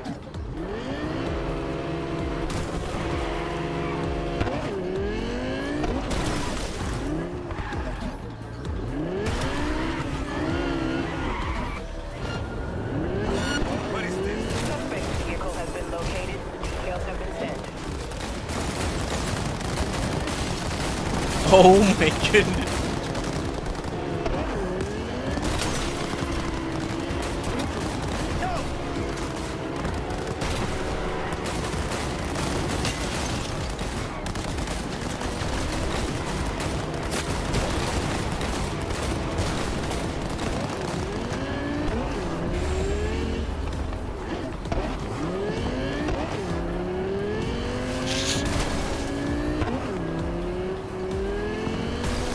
Suspect has disappeared. All units on site, continue searching the area. All units, Code 4 is in full effect. Backup is en route. Hold your progress immediately.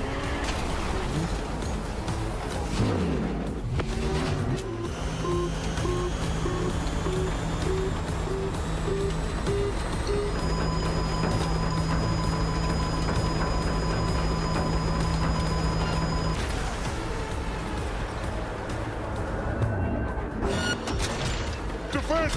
Let's go! Give it now!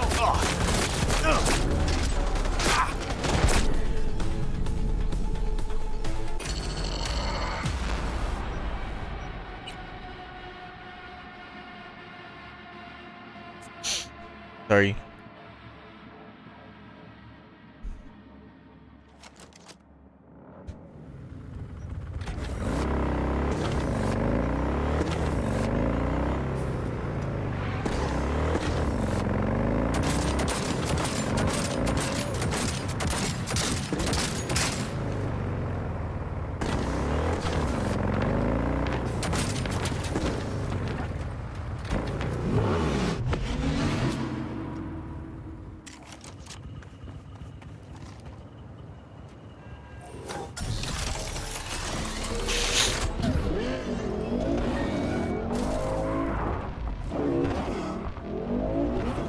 All nearby units, suspect is still at large in the area.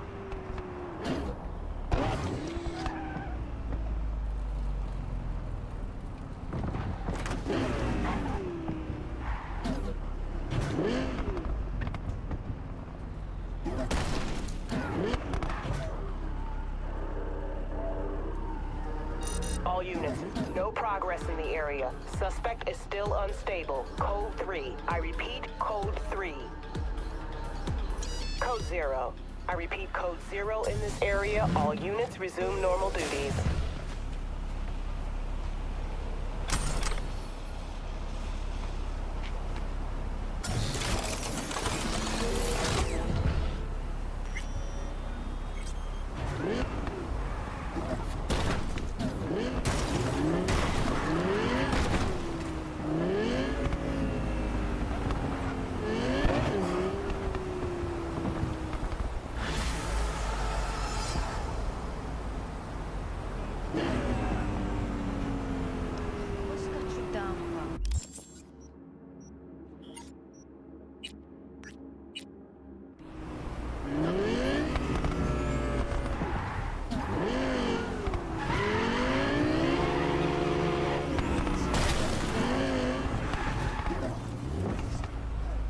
Hey, what's up?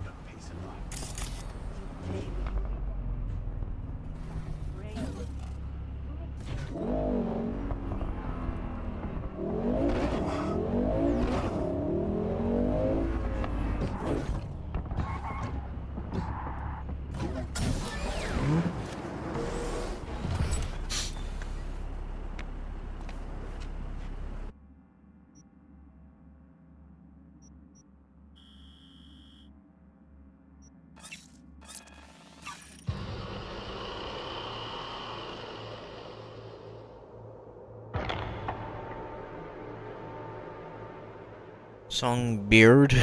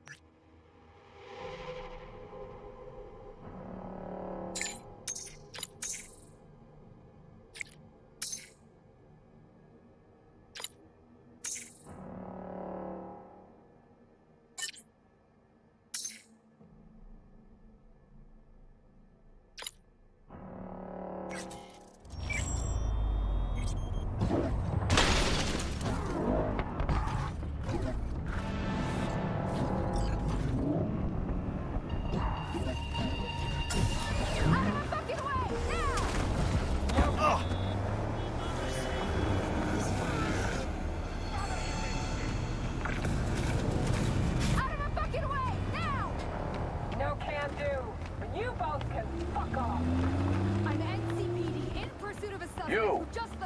Got cyber wheels or something? Feet on the sidewalk, now!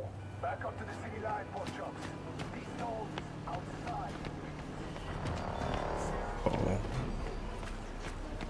What you got in the back? The usual. Implant boxes, Zeta Tech. King of Cups.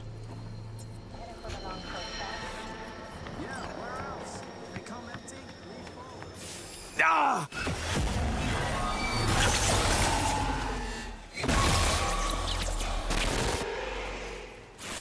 Uh-oh. Fucking...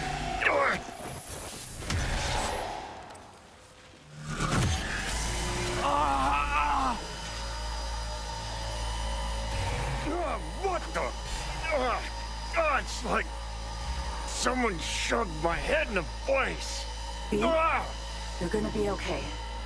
Breathe deep. Count to 10. Recite a mantra. Whatever brings calm. Helps you stabilize. Your nervous system took a big hit. Broke down. Racing heart, cold sweat. It'll pass.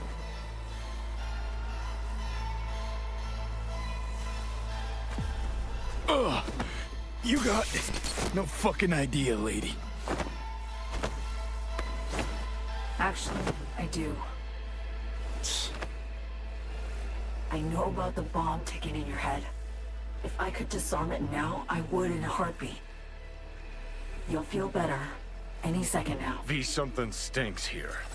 Think she's fucking with the relic. How in the... All true, Johnny. But don't you fret. They're both safe. Nah, fuck Both off. of us on the biochip protocol at once can trigger shocks for V, like you just saw now. Gotta cut you off. What For the... your safety, for V's safety.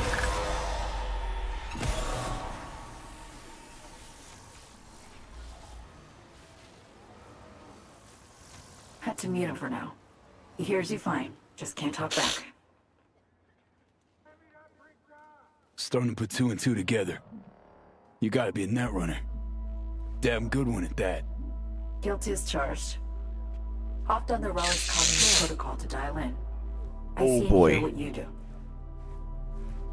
Just now, I'm on board Space Force One, sitting right across from Rosalind Myers, President of the new United States of America. The president? Fuck. No. You're not joking. Dead serious, yes. The plane's been hacked. Trajectory set for Night City. They'll bring us down to Dogtown soon. Our comms are down, most likely jammed.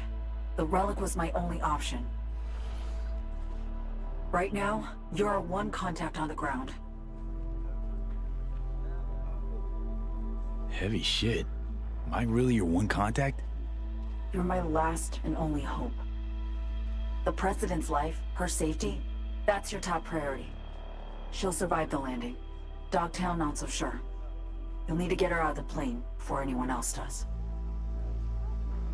Nothing's for free, Songbird. We should talk biz. Just got a taste of my abilities, I believe. There's more. I can cure you. Once and for all. Can't know how much I'd really love to believe you, but... I know, V. You've hit a dead end. Nowhere to turn. Been there. Believe me. Consider this, an advance. Your relic's crowded with clusters of corrupted data. I'm dumping that, making room for stuff that'll actually be handy. Such as... Some pre-Militech combat stuff. It's just lying around, gathering dust.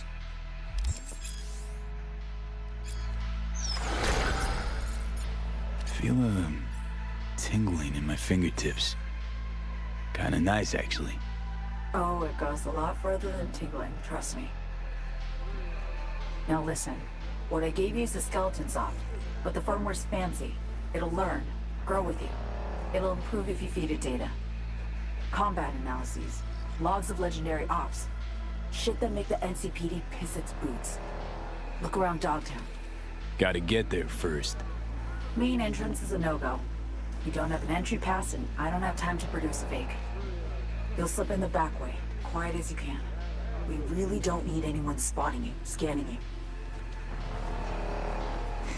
Better better not regret this. Leave it to me. I'll make damn sure you won't.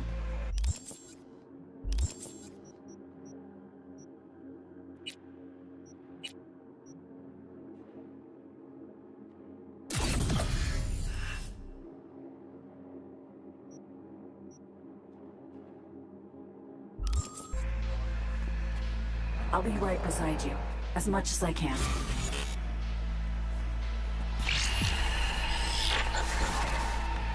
Garage. There, past the fence. See it? Smugglers used to use it.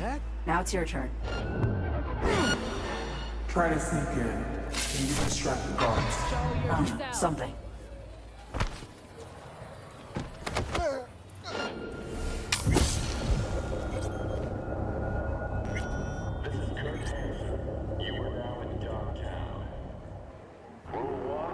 Come on, let's play a game.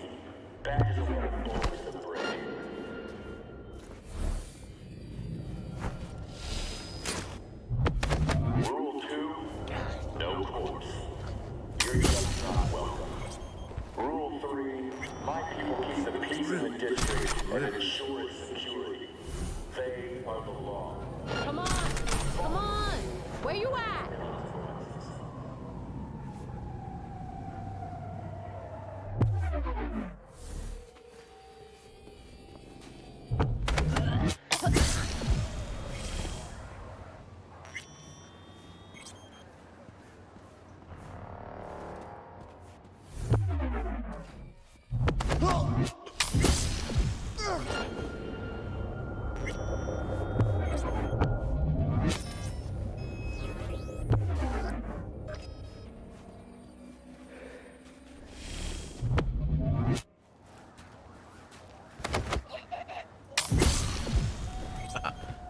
Gotcha.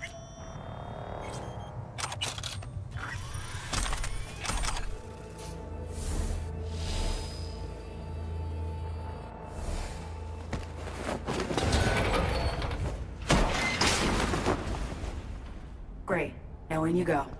Look for a net access point. Jack in that, and I'll be able to help you. You should be one level lower. Eyes peeled. Look for a way down.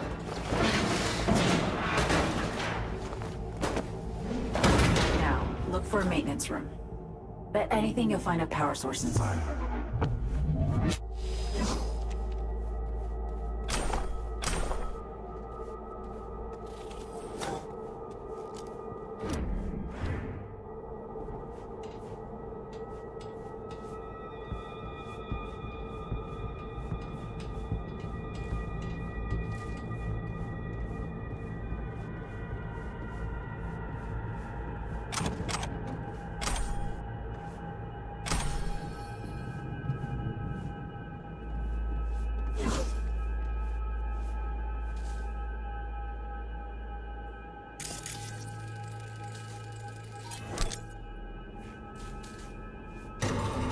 Turn something on. Nice, V. Exactly what we need.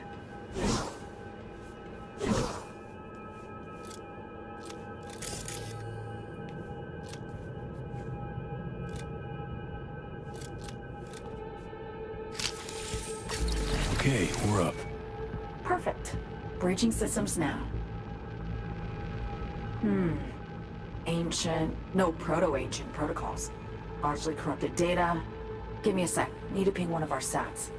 Let's see which active Dogtown network links to this infrastructure. And putting in a back door. Ready to roll.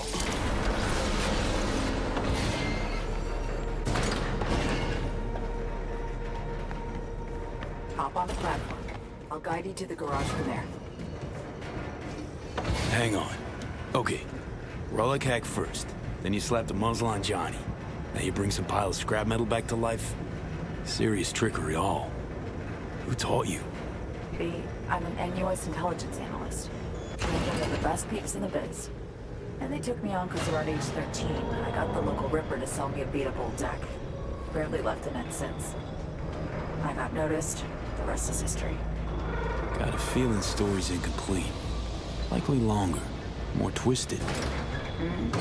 Might be.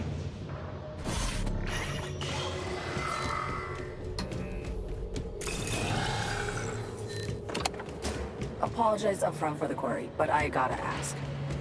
Compeki Plaza heist. Why? Had a friend. We worked together. Gig was important to him. And He was important to you. He didn't make it. he did not. What the? You alive? Think so.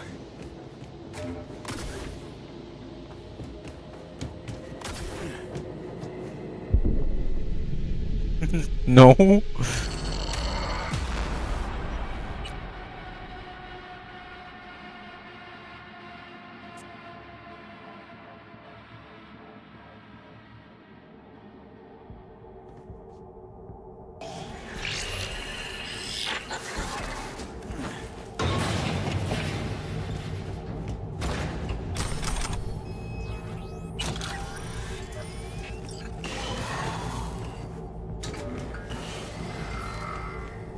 You need to hang tight for a sec.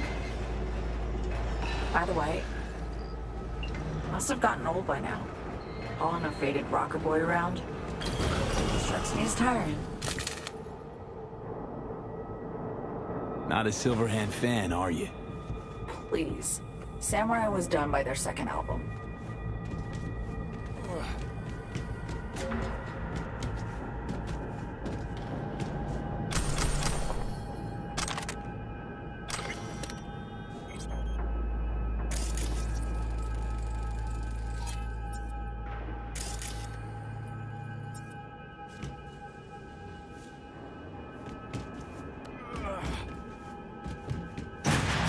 Fuck me. V? President Myers wishes you the best of luck. Nice. Tell Madam President I said, hey. He got it. I laid out the details of our plan. Typical Rosalind. Keep me apprised, she says calmly. Just sitting there, sipping her gin, looking through her agenda, postponing meets. Woman's unshakable.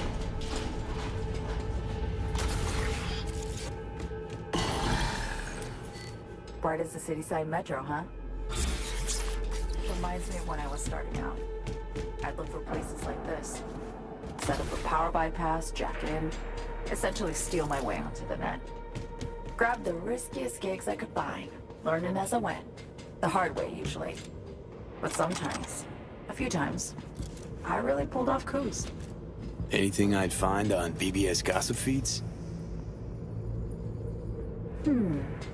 Biotechnica in 63 or 4. Fermentation facility in Oregon, off the grid hack. Sound familiar? No shit, Biotechnica. Enough to make even Bartmoss blush. That paranoid clown? Please. Sure hope I don't wind up hacked in a fridge standing... who knows where. I happen to know where. Garbage dump in the Badlands.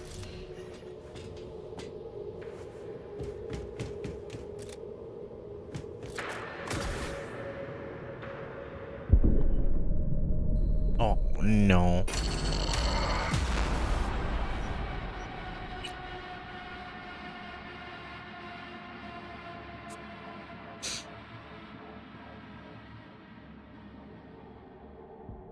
Jack in, essentially steal my way into the net.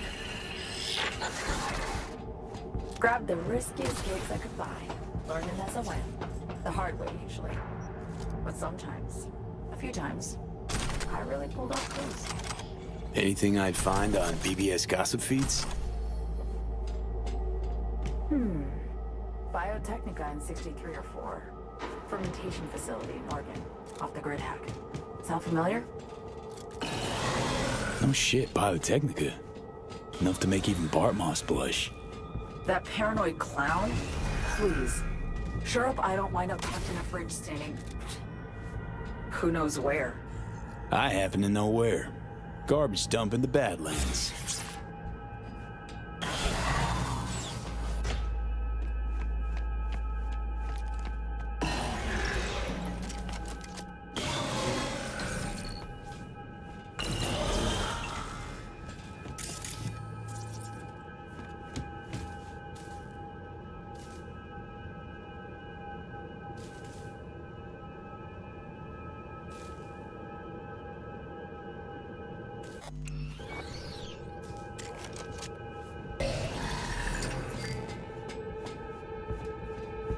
Elevator. Hop in. I'll do the rest. You'll be in Dogtown in a minute. Try to steer clear of Hansen's goons. Speaking of Kurt Hansen, what else you know about him? Hansen was an officer. Militech. Tail end of the Unification War, his unit was tasked with taking Night City. They managed to secure a foothold in the southmost pocket and stuck around. Refused to demobilize, lay down their weapons, founded Dogtown instead. Traded one conflict for another, basically. Hot or cold, no better way to make a buck than war.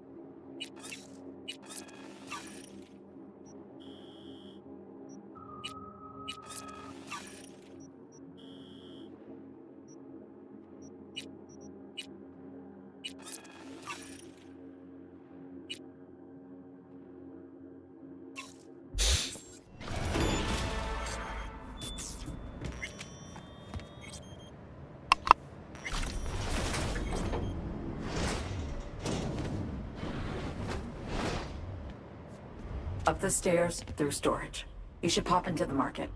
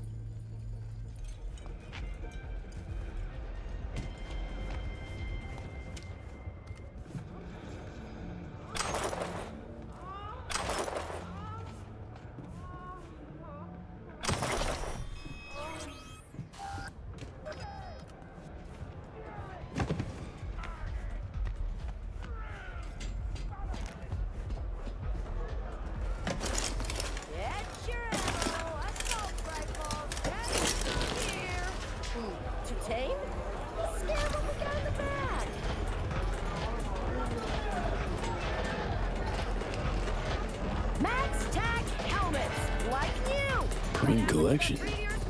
Ain't scared something will go off on its own?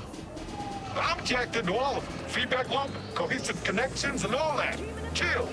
All of these are your peripheries. Not afraid of an overload? Me? Afraid? No, wait. Maybe. Manual. Don't want the gear to get cold now, do we? Hey, check out this bad boy. Rostovich DB2 Satara. Word is, this tube named Brick owned it. Where'd you get that piece? Hey, a good dealer never reveals their sources. I'm all about the lost, the found, and the kicking. Make all your lethal dreams come true.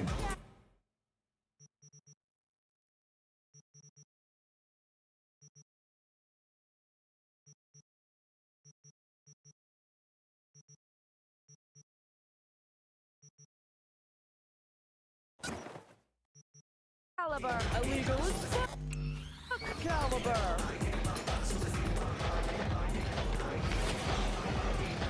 This is Kurt Hansen. If you're hearing this, you've come to the right place. NCPD, gang Use a drink. wars, not in Dogtown. Taxes, who the fuck needs them? In Dogtown, I keep your business safe as long as you abide by my rules. Sound fair to you? I thought so. Good.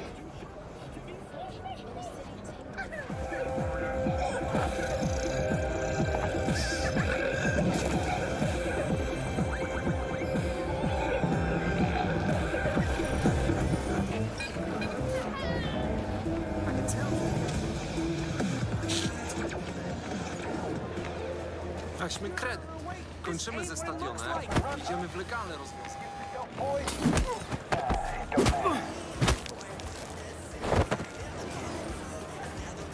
You'll let me go?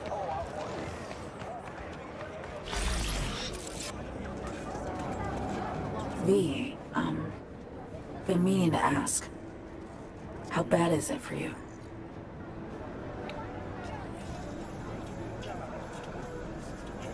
Why'd you ask? Just been on my mind since I patched in. Maybe because I've had your biomon feed floating in front of my eyes all the time. Sorry. Don't fret. Relic will do me in, sure. But not before I save you and Myers. Not, what I just want things to work out for you. You're fighting for yourself.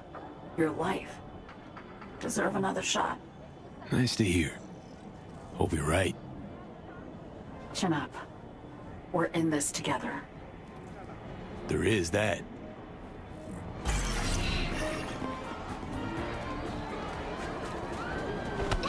We could turn back. Turns out I will be staying at the stadium. Good. Reset. Fuck. Who's gonna check? All right.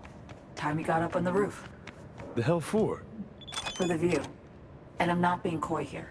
I mean, you'll see where we land, literally.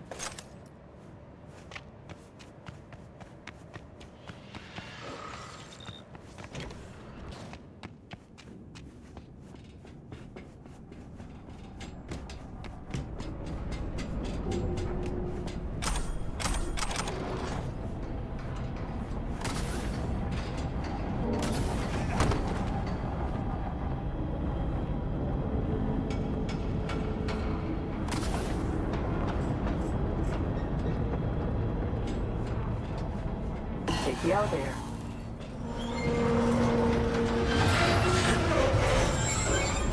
Shit! Blew a circuit. I've lost access. What now? Try and restart the generator.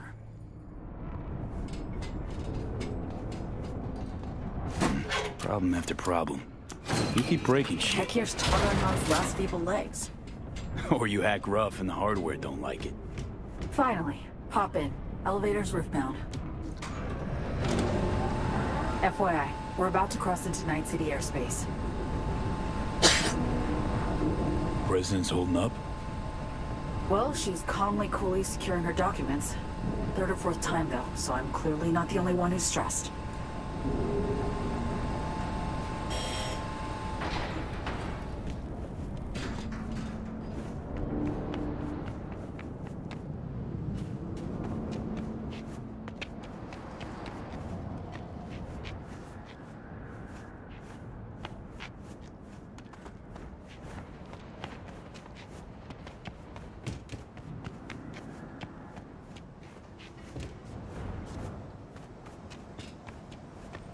You made it.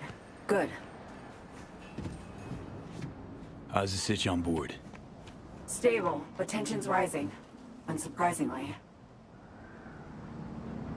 See that? It's us. Space Force 1. We're descending. In for a rough... Oh, fuck.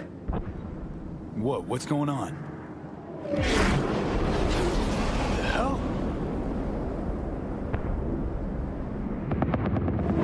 Songbird! V, the president! You have to... Songbird! God damn it! Holy shit! Shit! Shit! Fuck me! Ugh! Oh. Okay. Got this. Shit. Save the president.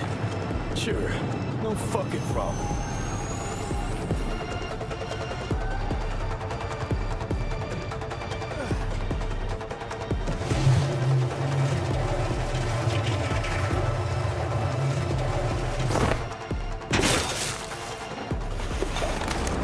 Wonderful.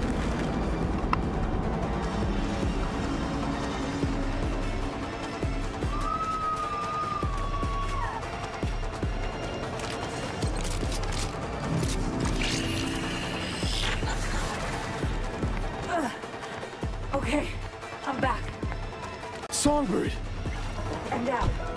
Landed safely. Shit, Songbird. Thought you might have... Fuck. Yeah, I know. Songbird the cat. Life number 9 commenced. Alas, I made sure to get Myers to the safe room before I ejected. Run to the wreckage fee. Save her. Right. On my way. Just be careful. Hansen sent his goons. We need to hurry. What then? Got a plan? Find Myers, get her to Liz Crest Street. It'll be the safest spot in Dogtown right now. Right. I'll be in touch. Godspeed, V.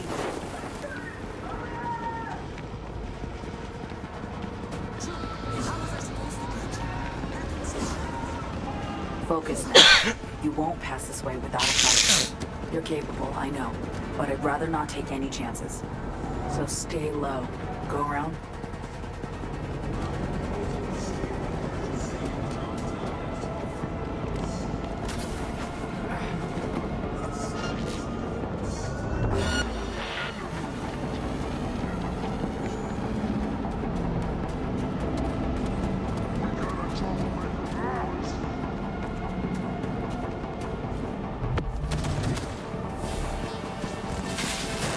Someone's nearby.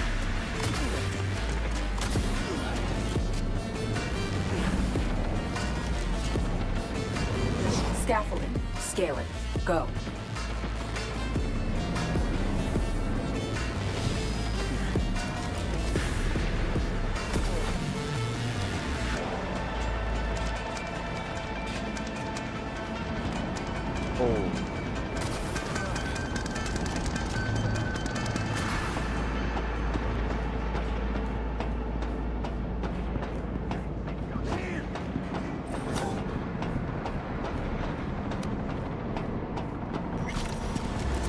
Shit.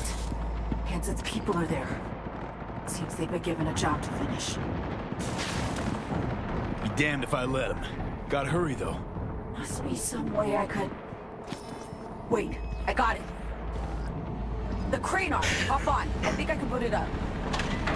Not a second to spare now. Across the room. Right straight ahead.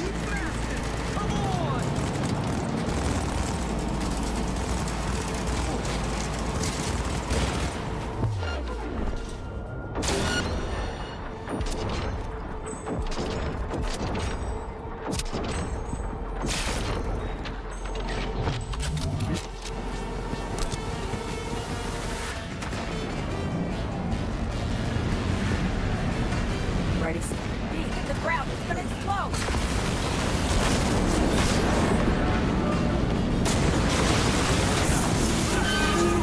To the right.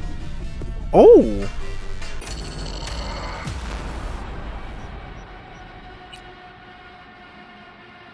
Okay. Wait, somebody's watching on YouTube? That's sick. That's crazy. Y'all are realist.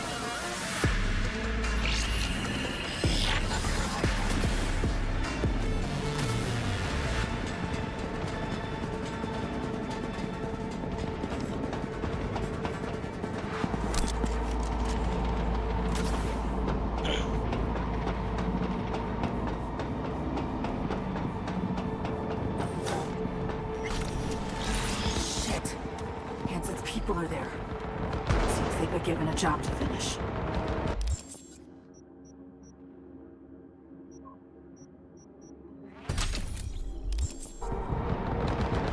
Be damned if I let him. Gotta hurry, though. Must be some way I could... Wait, I got it. The crane arm. Sorry, I gotta use my inhaler.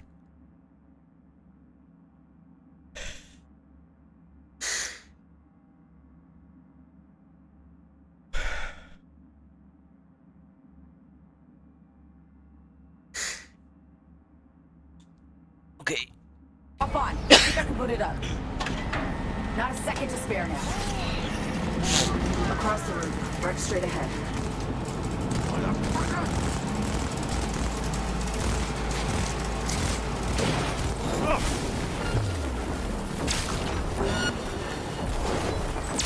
This is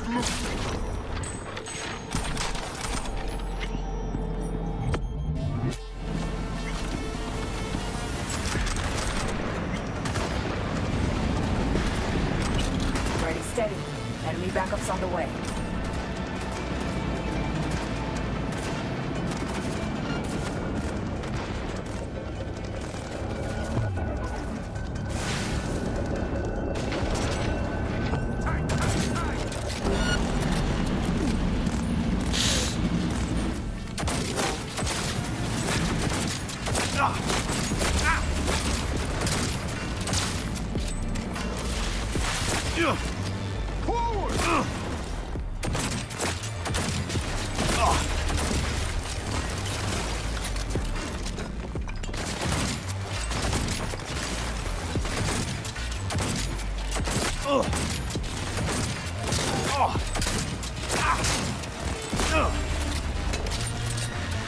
enemy in sight!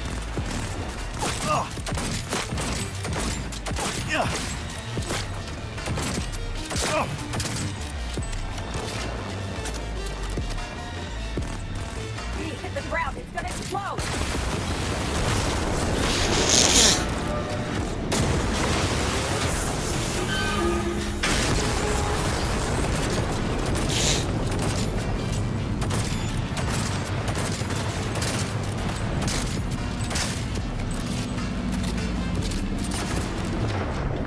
We're being attacked!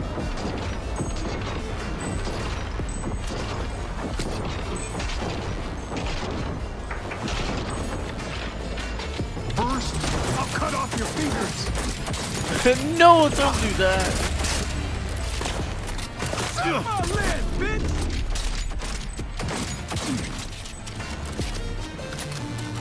That was all of them. Keep going. Make for the wreck and watch who you shoot. We got NUS agents there, not boats. Take positions, people!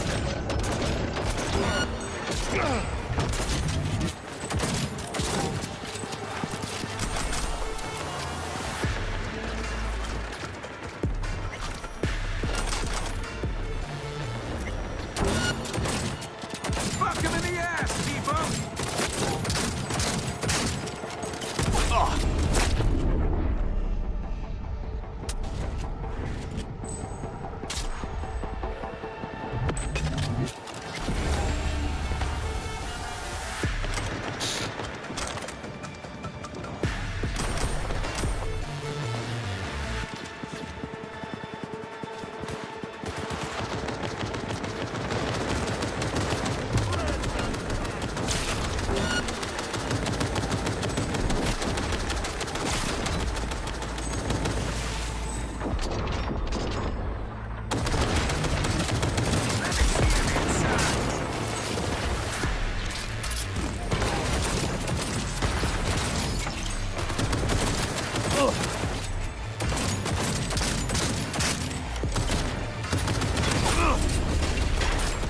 Shit's fuck.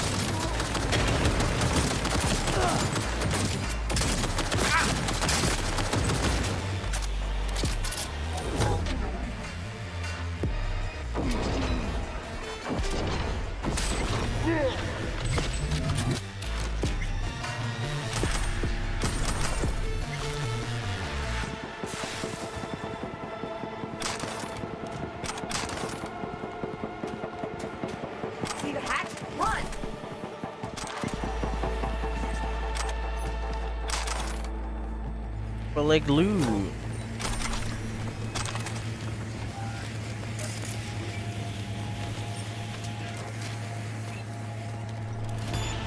Get inside quick. Fuel tank's insulated. It won't explode. See anything?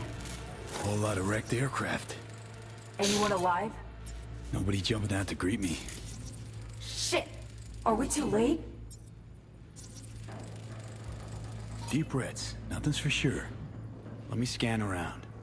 Keep moving back. You'll see a safe room. I'll pop the...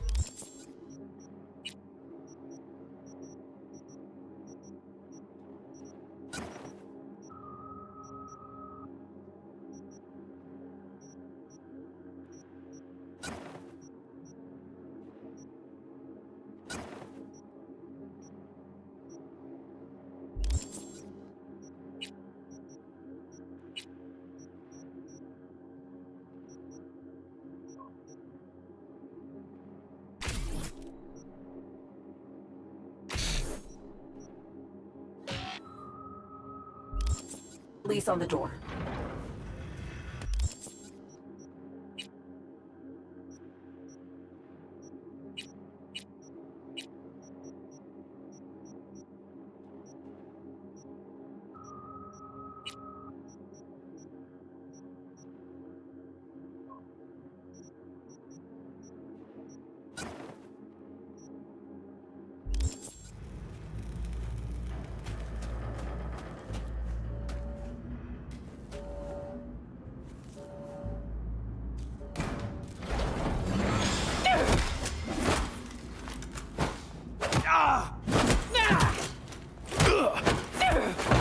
Not one move!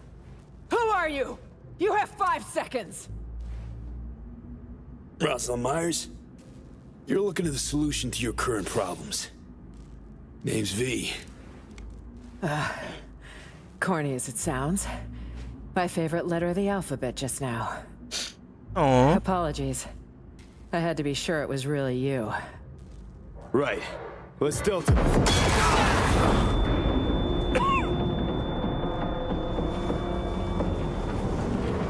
Fucking hell.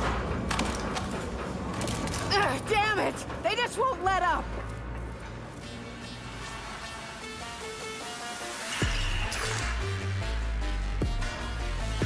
Enemies! We need them gone! Every last one! Where are you?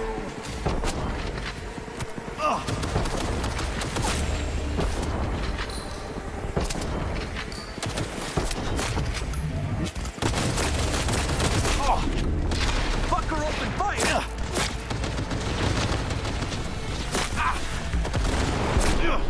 Oh. I really didn't do well there, but you know.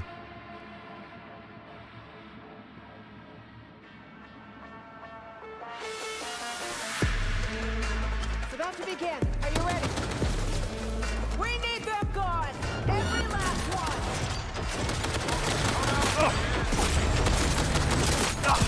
Me! I can't lose you right now!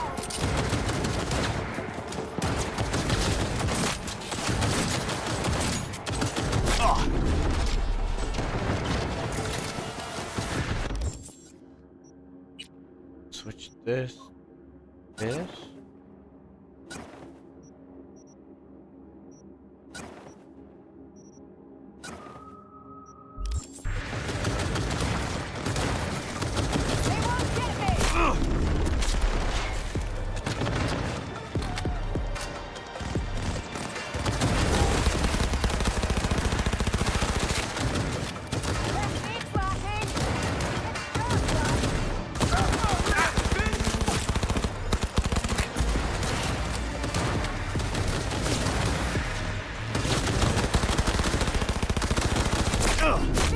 Are you okay? Oh Lord.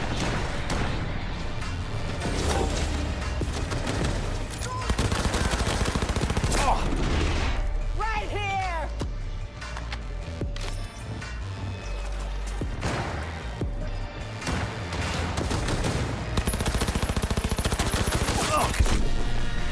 Damn it.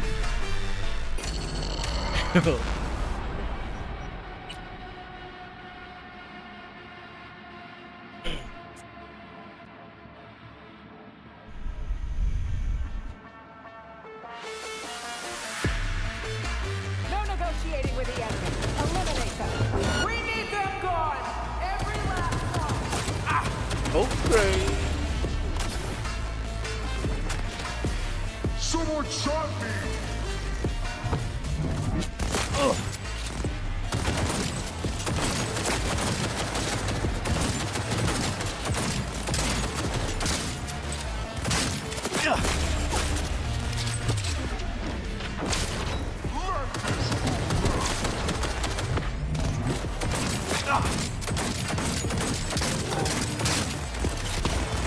Let me see him inside.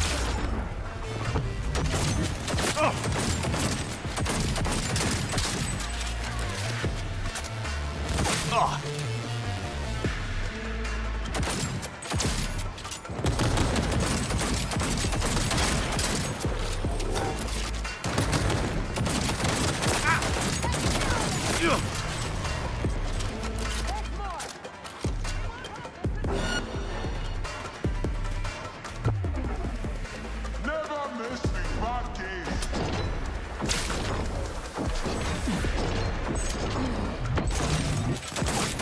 Using a shotgun.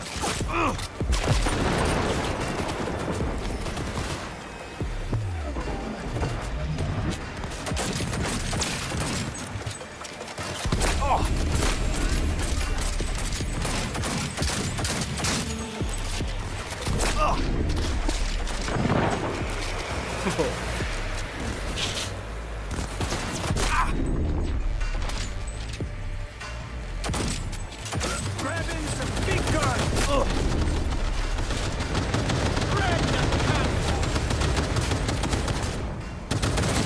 Open wide.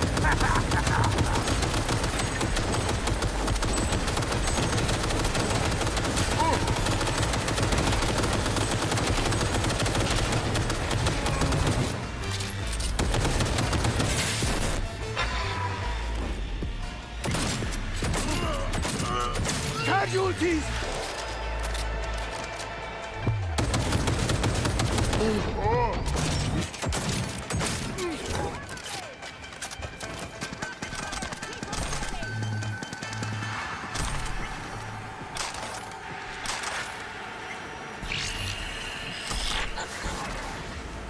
Songbird, you there? How's the cinch? We're alive, both of us. Now listen. Head for the vacant building on... Elizabeth Cress, got it. Give me some credit. It's the best place to lay low. No heat signatures, so it's empty. Not a soul inside. Now get moving.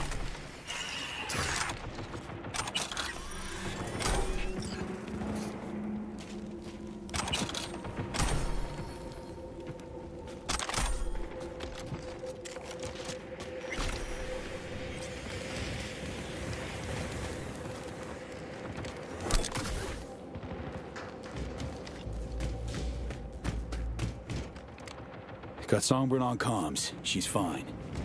Found us a safe house nearby, too. Songbird. I'd started to worry. I suppose I forgot she always lands on her feet. Had crazy luck, both of you. Maybe you brought it with you.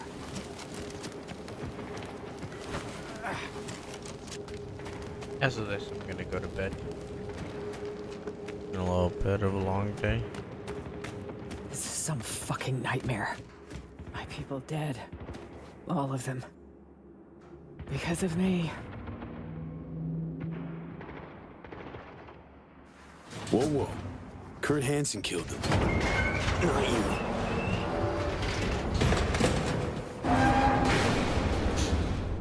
Is that what you think?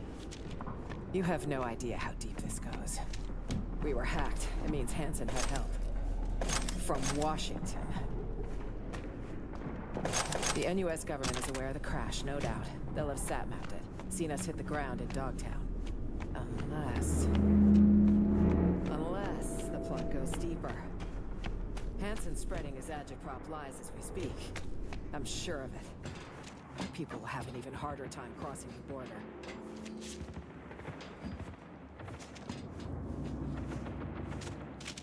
I can't trust a soul. I just... Fuck. I don't know what to do.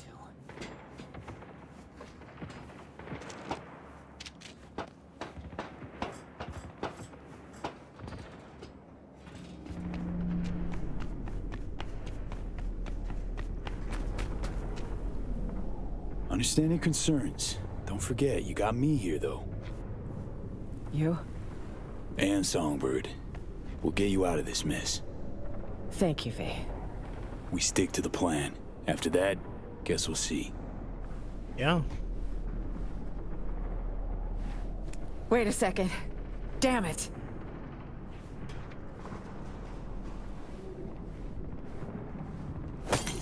If Hansen's got someone inside in Washington, that means I'm traceable. Wherever, whenever. I have a subdermal tracker. It needs to go ASAP. It's near an artery that's best not nicked. I'll need your help.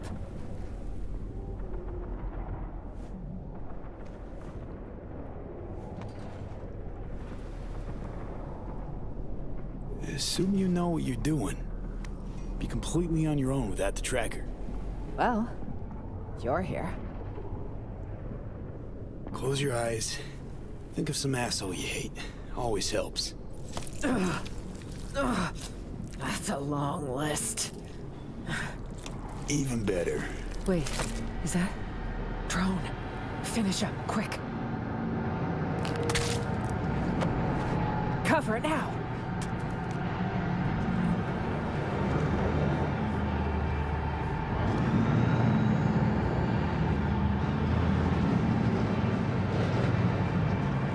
That was close. V, I'm here. Right on time. You in one piece? For now. Can't say I'll stay that way. We need to get to the top of the building. Talk later. Got Songbird on comms. Says we gotta climb higher. Lead the way. It's your city, after all. My city? Kurt's house They're got your racist. scent. You need to move. Delta time, let's go.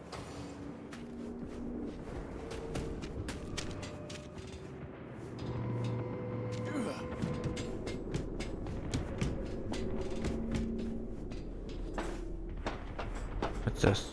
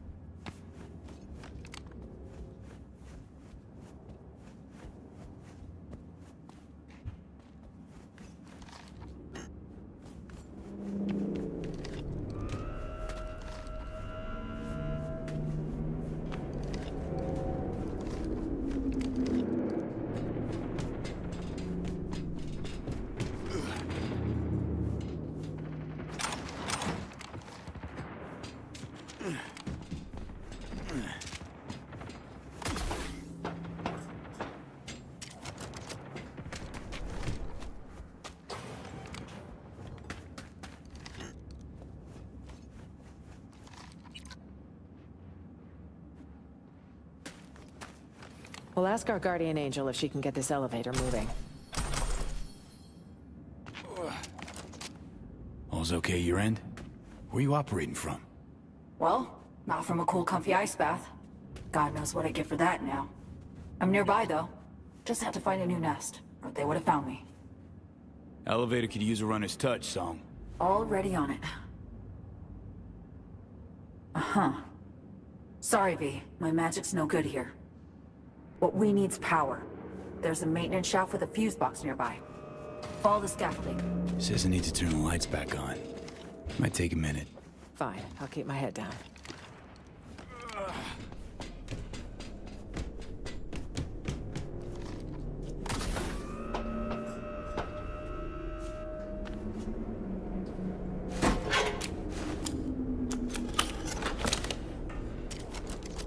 It's running.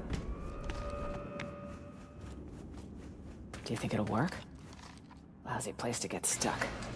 Just one way to find out. What's the probability a random passerby noticed a moving elevator in an abandoned hotel? Right. Leave the analytics to Songbird. Little fuckers are fidgety. Sharp sensors on those. If they've sensed us already, the place will be swarming in no time. President and the drone whisperer. One picks up things in the army, in spite of oneself. There's only one surefire way to get past this model. Move fast. Surefire sounds plain ominous. Running's hardly a plan, but I... Hold. Drone on your left. That's the one that killed John? Remote controlled. If I touch it, I give away your position. Something best avoided. Restaurant. Subnet access point in there. If you jack in, I can inject some fake hostile readings. Send the drones chasing after geese. Doable. Good Jackie, that's his name. Past him.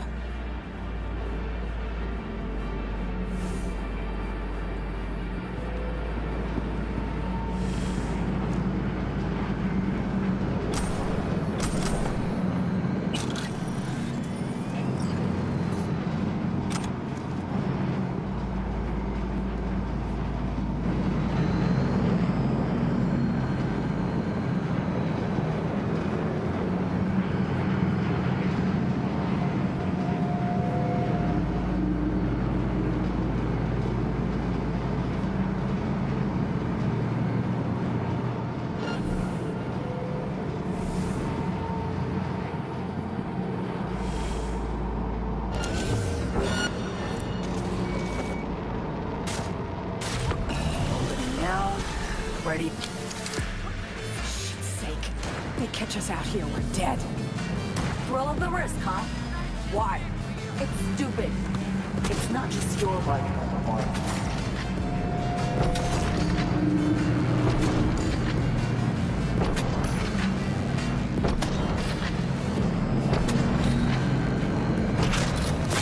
Stop! They won't get me!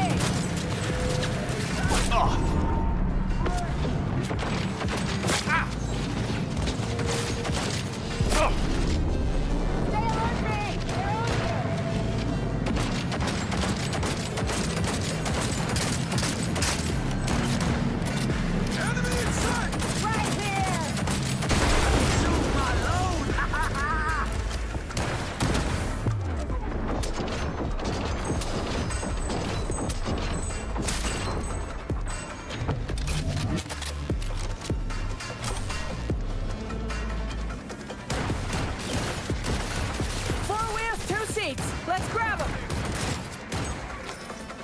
I will not be surrounded!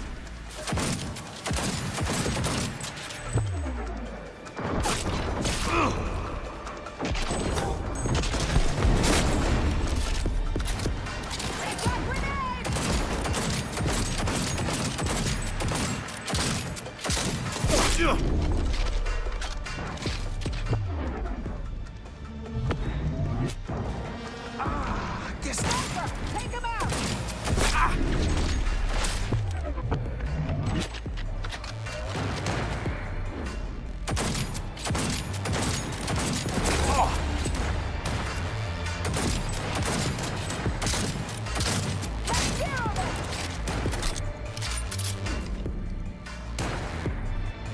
This is looking real bad! The side's open! Just think about joining up!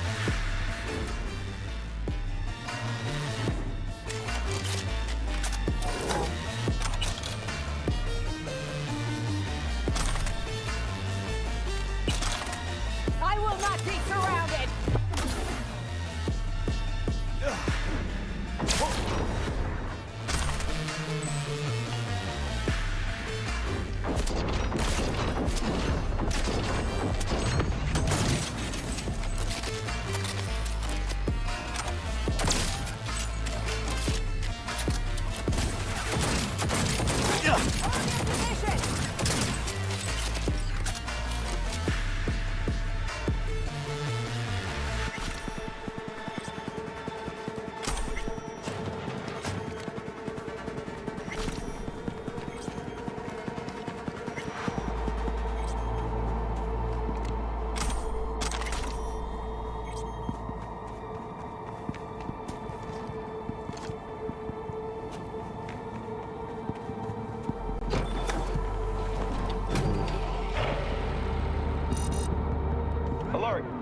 fire sighted in Sector 2-1.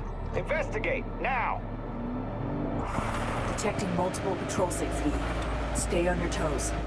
Alright. Sync to a radio frequency. Hear me okay? Loud and clear, Zoe. Would you care to tell me what the fuck is going on? We have a plan we need to stick to. Elizabeth Crest Street. That's where you need to go. The streets are too hot, so you'll need to go underground. Like literally. You'll take old metro tunnels. Find the nearest station to be an abandoned expo hall. Got it. Scumbags won't let up. Lose them before accessing the garage.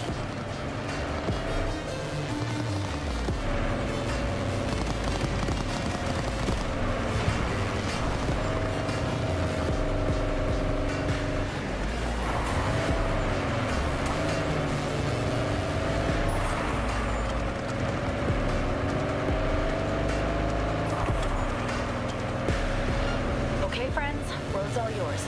Send me the coordinates now. Thanks. Be there in a jiff. Madam President, Yes. we will get you out of this. I'm not my chief concern. Where are you? Hit the gas, V! Feed him dust! We gotta cut that tail, V. Can't open the garage till you're on their radar. Yo, updates anyone? Hello? Wake up, motherfucker!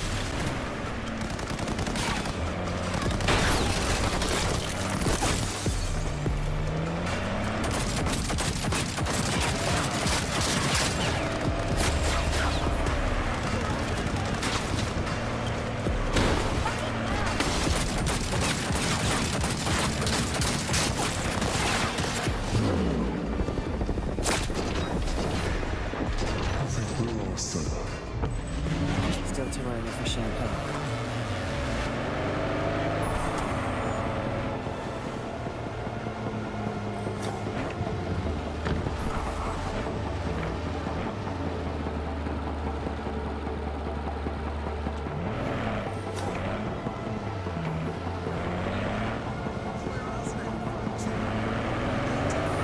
Outpost. Best go around. Ah, shit. We've been made.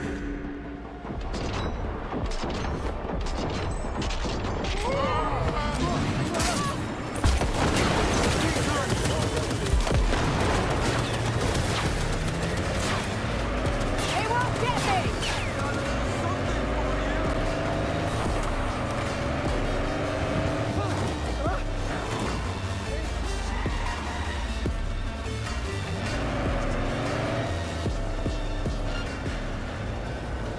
Cool and easy now. The less attention we draw, the better.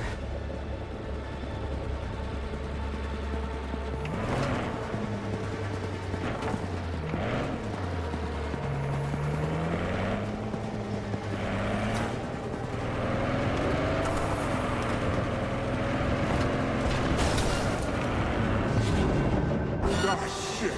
We've been made. Scumbags won't let up. Lose them before accessing the garage.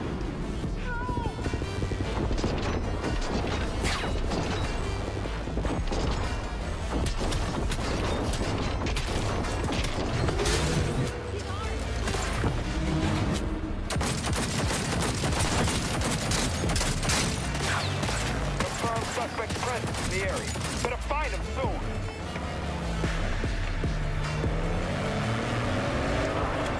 Cool and easy now. The less attention we draw, the better.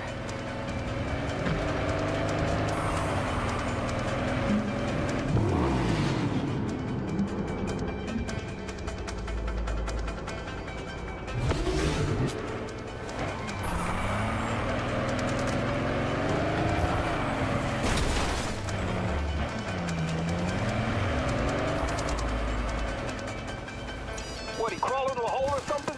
And like Drop the that, search. we're gone. Over and out. Good thing you grabbed the wheel. Looks clear.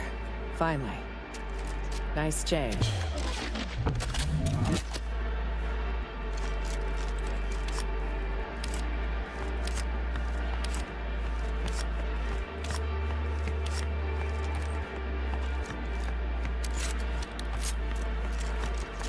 Dogtown. What a joke. Did you all nuke this place? You all? First time I'm here. Likewise. And if I never make it back, it'll be too soon.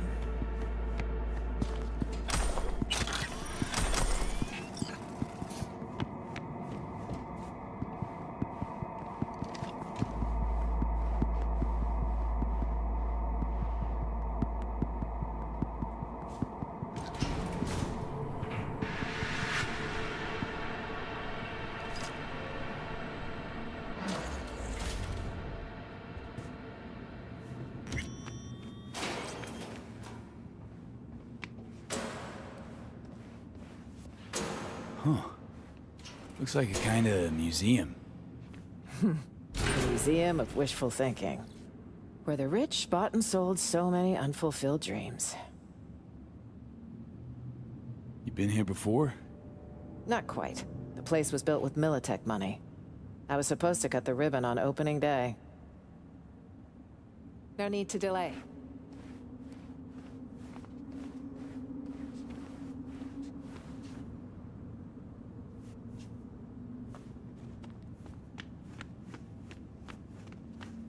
So quiet I can hear my chrome creak. Quiet's a good sign. Think so? I generally prefer lively places.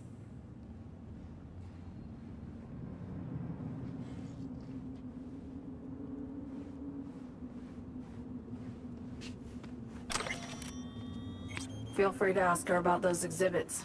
Really wonder what she'll say.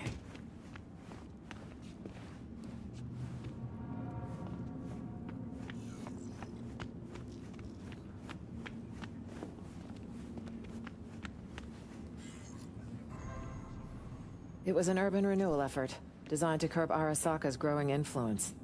Militech backed most of the projects. So Militech sank money into Dogtown too? That's not what it was called then, but yes. On paper, urban renewal.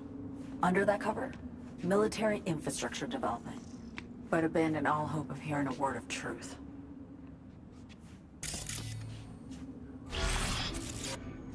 A bright future, with the right financing. But wars scare off investors. Wars don't happen out of the blue. This? No exception. Orders were issued. There's the Rosalind Myers I know. Never a shadow of accountability. A gilded monument to a certain someone's bloated ego. Takes one to know one. Damn. There's no way around this? Songbird, got a sitch. Can you jimmy the door? On it. Ugh, the lockjam. Gotta brute force it, B.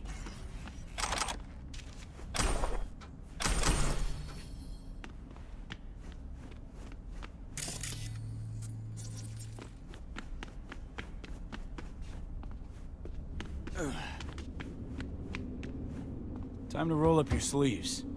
No need. 3, 2, 1. All right. Head for the elevator, just across the room. Huh. One of Hansen's warehouses, it seems. Gotta find an elevator. Other side of the room.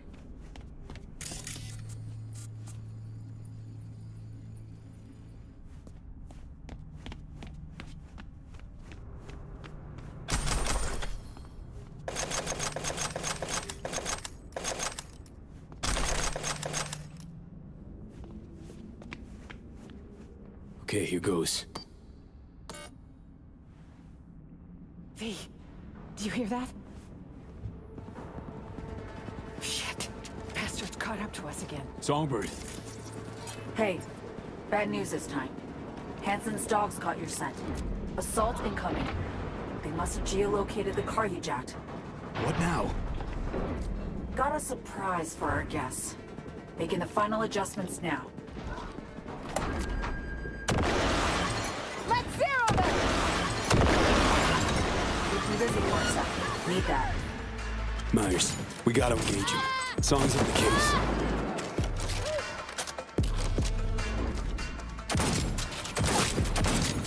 Take him down!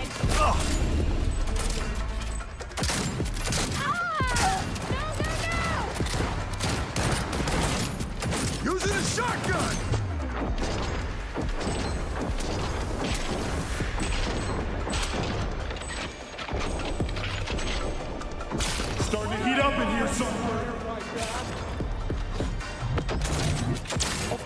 got it. Hold on tight.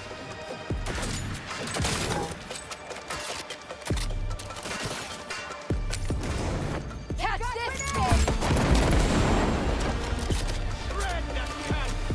70%. Suck my legs, bitch! 90. Legs!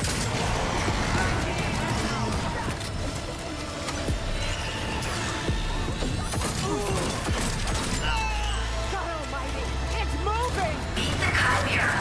A combat prototype from Militant's tables. Oh, jump shit!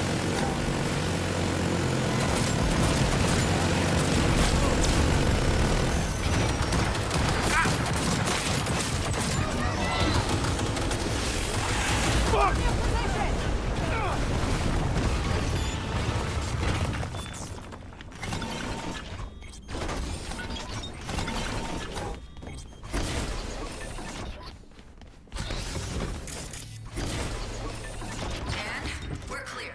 I detect no more.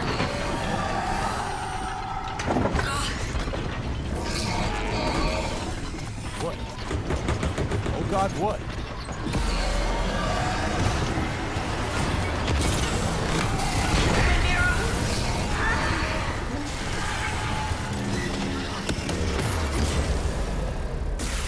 Songbird? What's with you?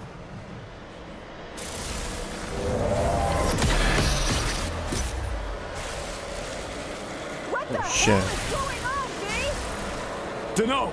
Song's having a fit or something.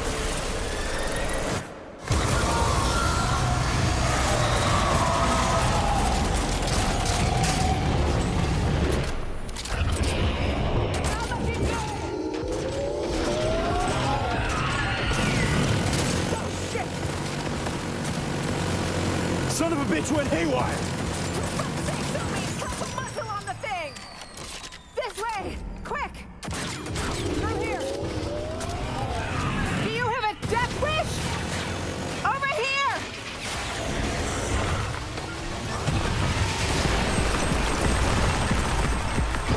On your feet! Run! My hand.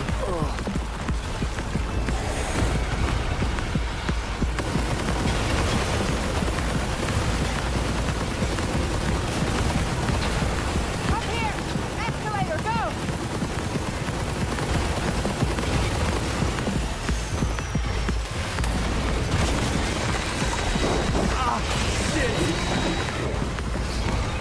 Through here, V!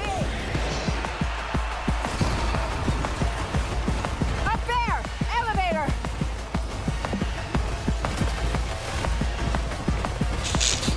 Fucking move, damn it! There, got it. Elevator on the way. Stay low till it gets here. God fucking damn it!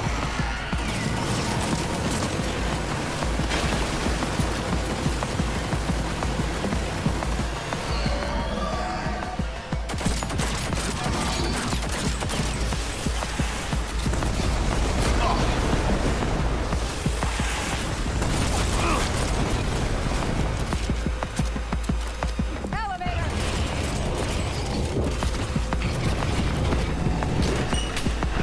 Fires, get in!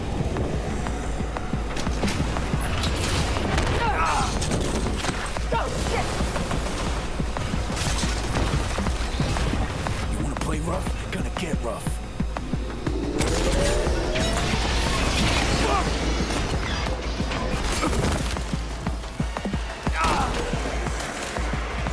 What now?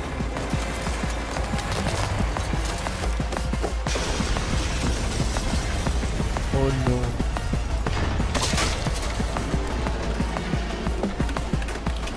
Oh shit, not good.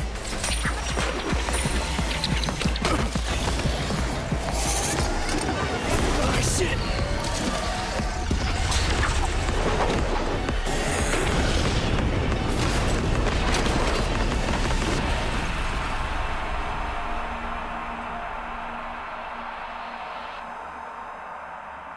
Boy.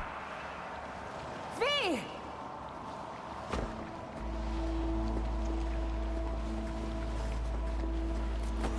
You're not dying on me today. That's all it takes. A couple slaps. Nope. Guess not. Right. Good. I think I might have cracked a rib. That's all? You'll walk it off. Can't stay here. Are you mobile?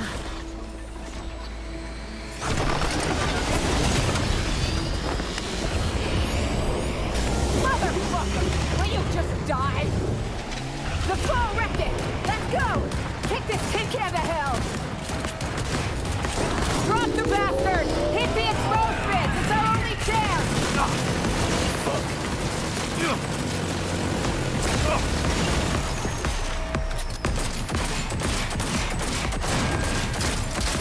Don't get fried!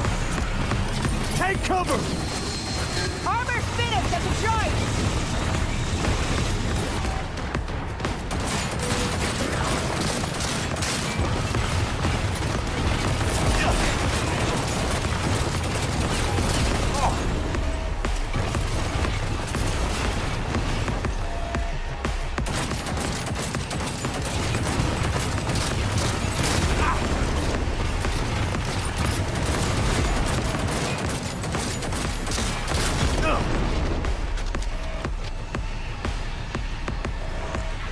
Bring it, motherfucker! Watch it!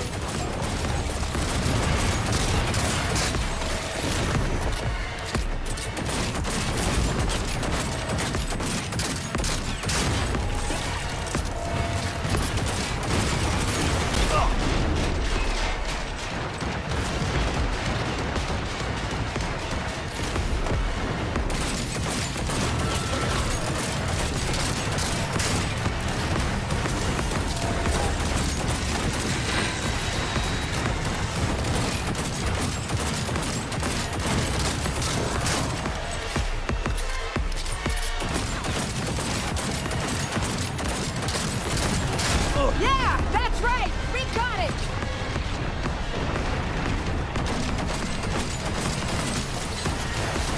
Shit! Not dead yet! Look alive! Petro! Don't let him press me up the fat one! You die already.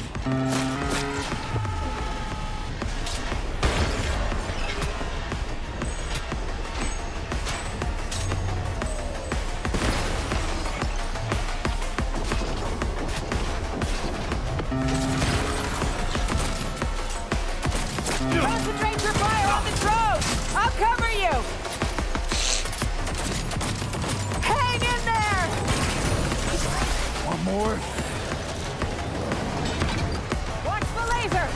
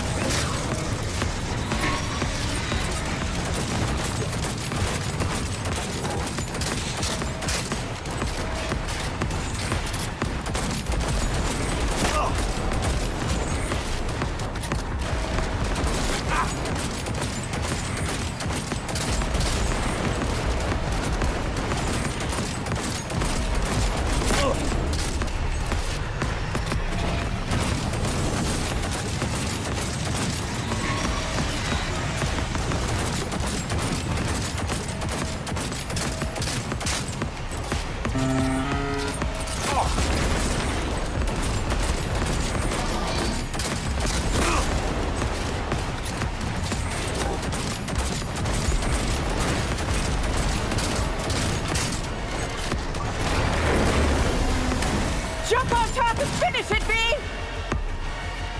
Loose hatch, V! Now or never! Send it to the scrapyard! V, catch! Give it a taste! Rust and piss, shitbot!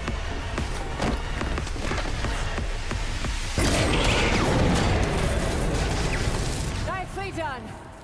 Good fucking riddance.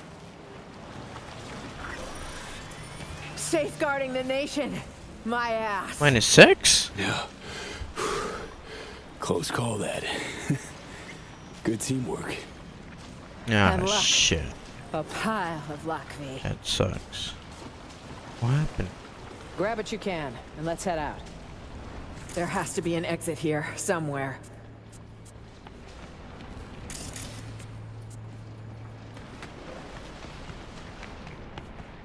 Huh. What's this?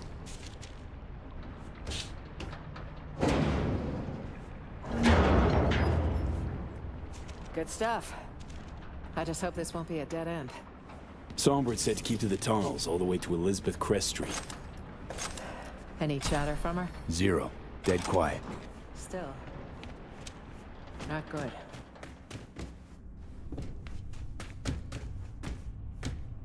Come on! Fuck. Got a hatch here. Could we jump, maybe?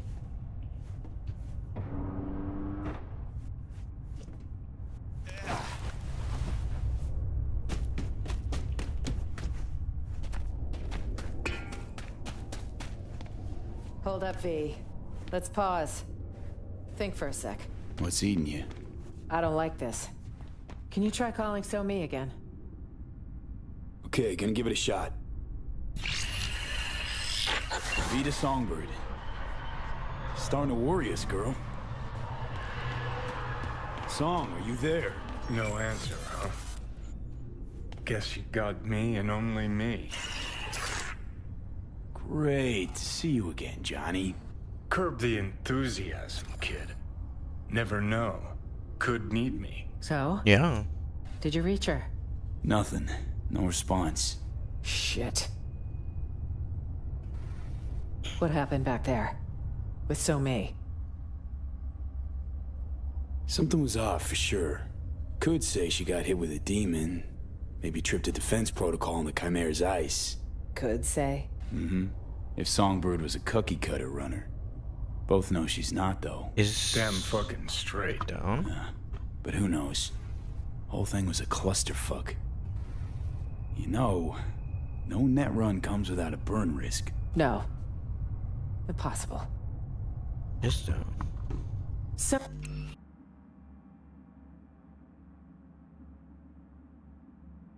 So-Me's had occasional off moments lately. Temporary slumps. But I'm sure she's headed where we're headed. Same destination she gave us. It's the reasonable thing to do. Right. Reasonable. Girl's gonna have a hell of a hangover. If she wakes up. How you figure that? 'Cause I wound up at the same rave she went to. Felt like Is I was it underwater. Twitch? Leagues down. Tried to surface, but this suffocating, sucking sound pulled me back in. Then when she lost control of the Chimera, the water turned into fucking boiling tar. Seems the sitch spiraled out of control. Amen to that.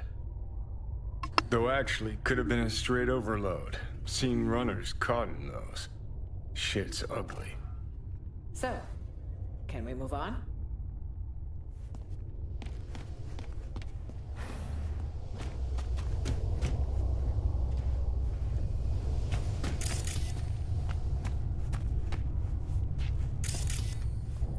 We're heading southwest now.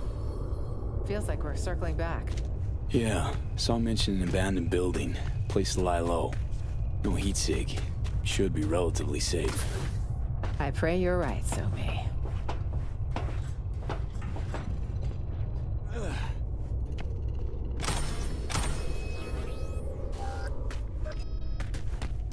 Could use a little help. Of course.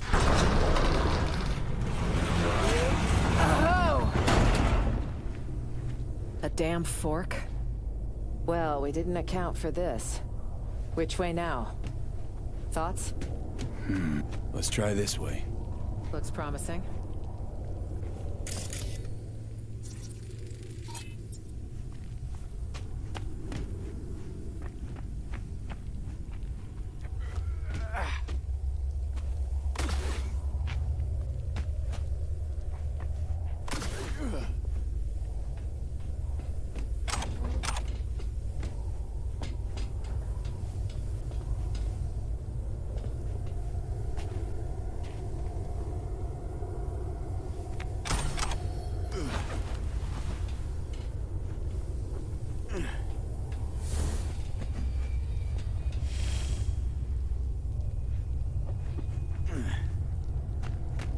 Cameras?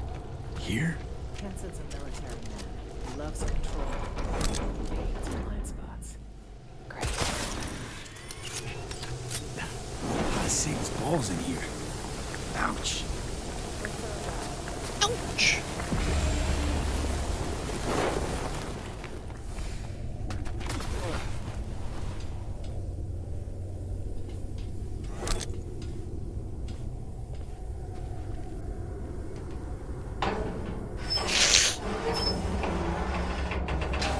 There we go.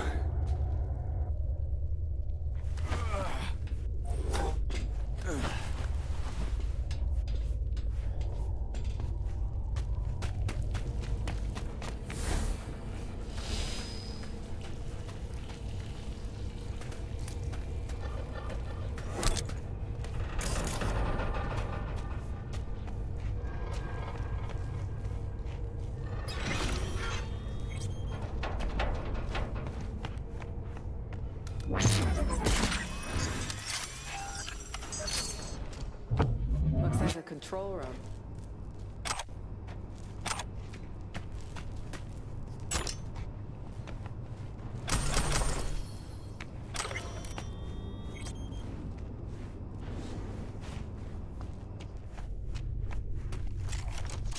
Elizabeth Crest Street.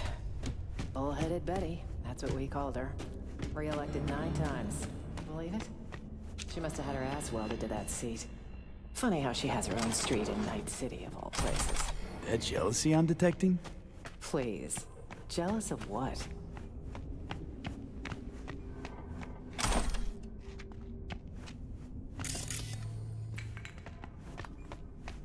Oh!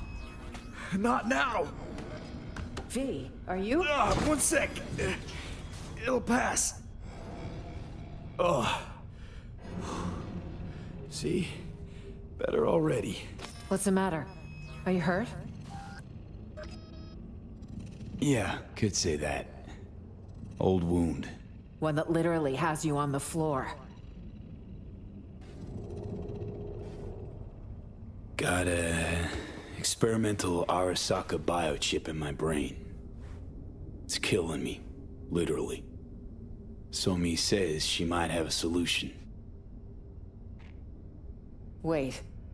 You're talking about the relic. That'd be the one. The secretive tech someone stole from Arasaka.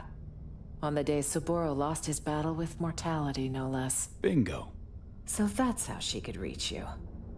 It also goes a long way toward explaining the nature of your deal. I appreciate the candor. Seems it's all for one and one for all, if we're to survive. True.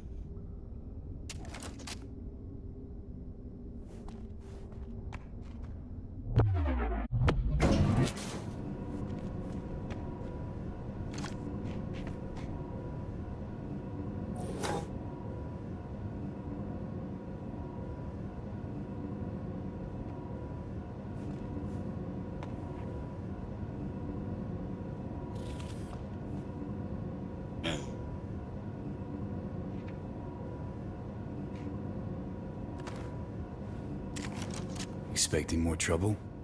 Tonight, I expect nothing but. It's best to be prepared for any contingency. Okay, this is us, 8th. Great place for an ambush. Hopefully no one else thinks so.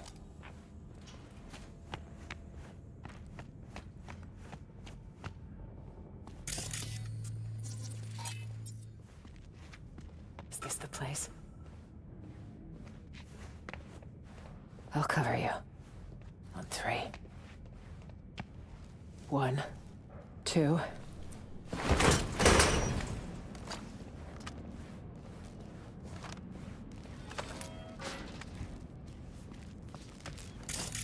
Pitch fucking black. Where are you, Zomi? Huh. Guess we got here first. Seems so. You'll have to sit tight. Though I assume you'd rather not sit in the dark. Power would be useful. Could also get the radio up and running. What? Can't miss our daily dose of fear-mongering? We need to know the situation on the ground. I'm gonna change out of this mess. High time. Check this, B. Attempted postmodern art. More like a home-cooked generator. Maybe we kick-started. Literally. Uh-huh.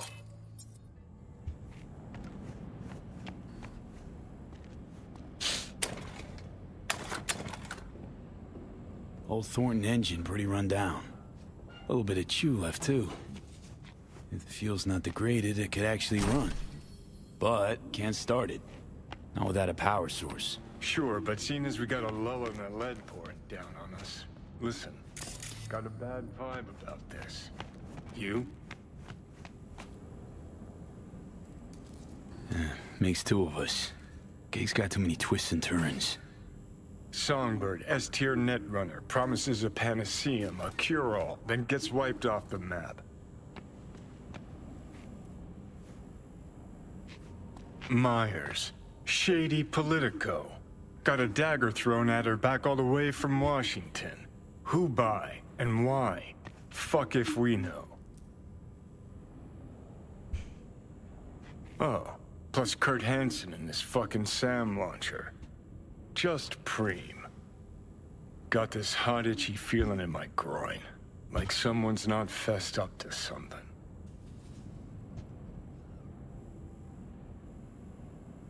Mean Myers? Sure, seems a smokescreen type, but no surprise. Really, gonna sit and nod? Come the fuck on, V. Politico, Johnny, your words. The Prez, no less. The hell you expect? You think she'd start spilling Washington's dirty little secrets just because I saved her ass? The more secrets fester in this cesspit sitch, the bigger the shit explosion later. Anyway, let's get this power sitch sorted.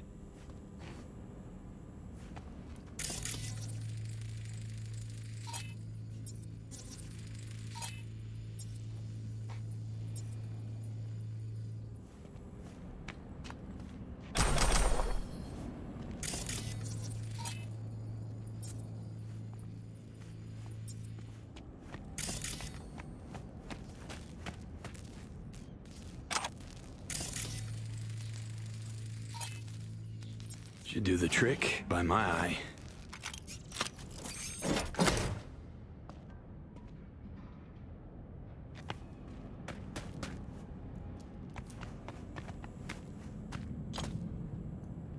In you go. Fire it up. Fingers crossed. Here goes. And the maze balls. Look what I found. What do you say?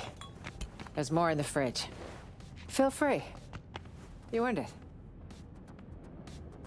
Just earned yourself a vote, Madam President. Are you even registered? Housewarming gift from Songbird, maybe? Wouldn't it be wonderful? And circling back to Night City, speculative chatter continues tonight around the downed passenger craft. NUS representatives claim President Rosalind Myers was aboard when catastrophe struck.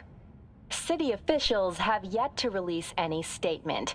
However, one all too familiar figure did decide to speak out.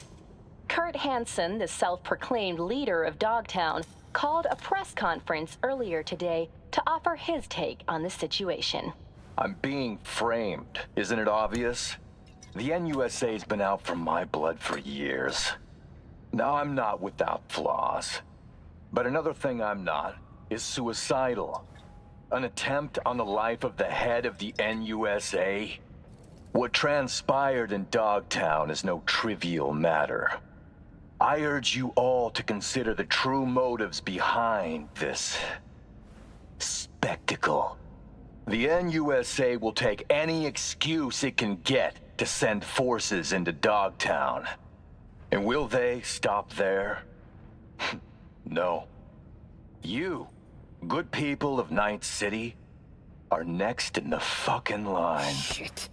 Mark my Fuck words. this. Troglodyte's clever. Maybe too clever for his own good.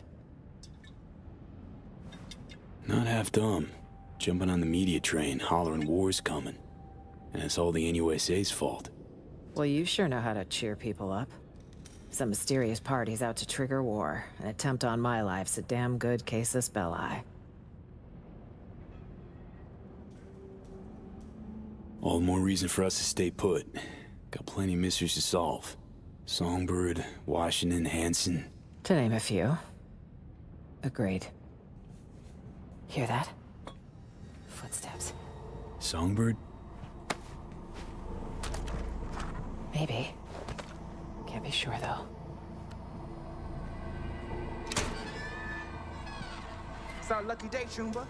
A penthouse with a view of the city. And lights that work.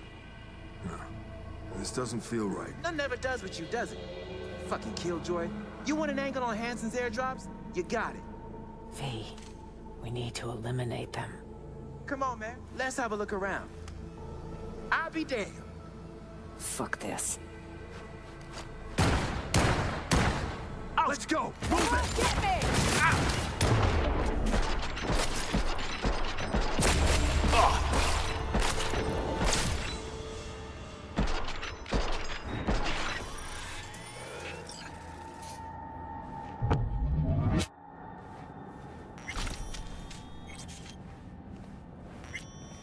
They didn't leave me a choice.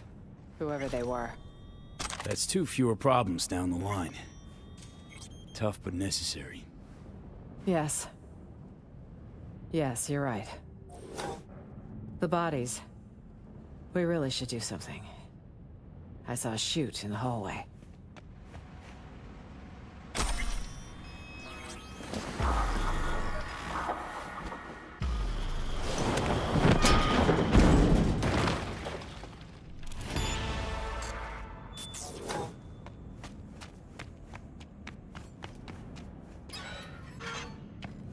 Another problem solved.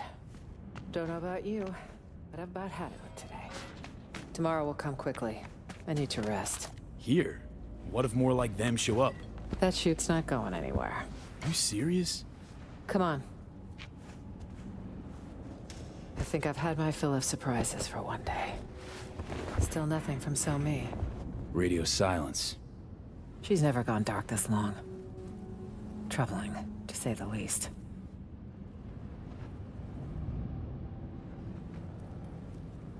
Can't wait here forever. Place seems safe, but that could change in a flash. We need to wait. It's all we can do for now. If she doesn't show, well... then... we'll have one other option to consider. But let's table it till morning. We should get some rest.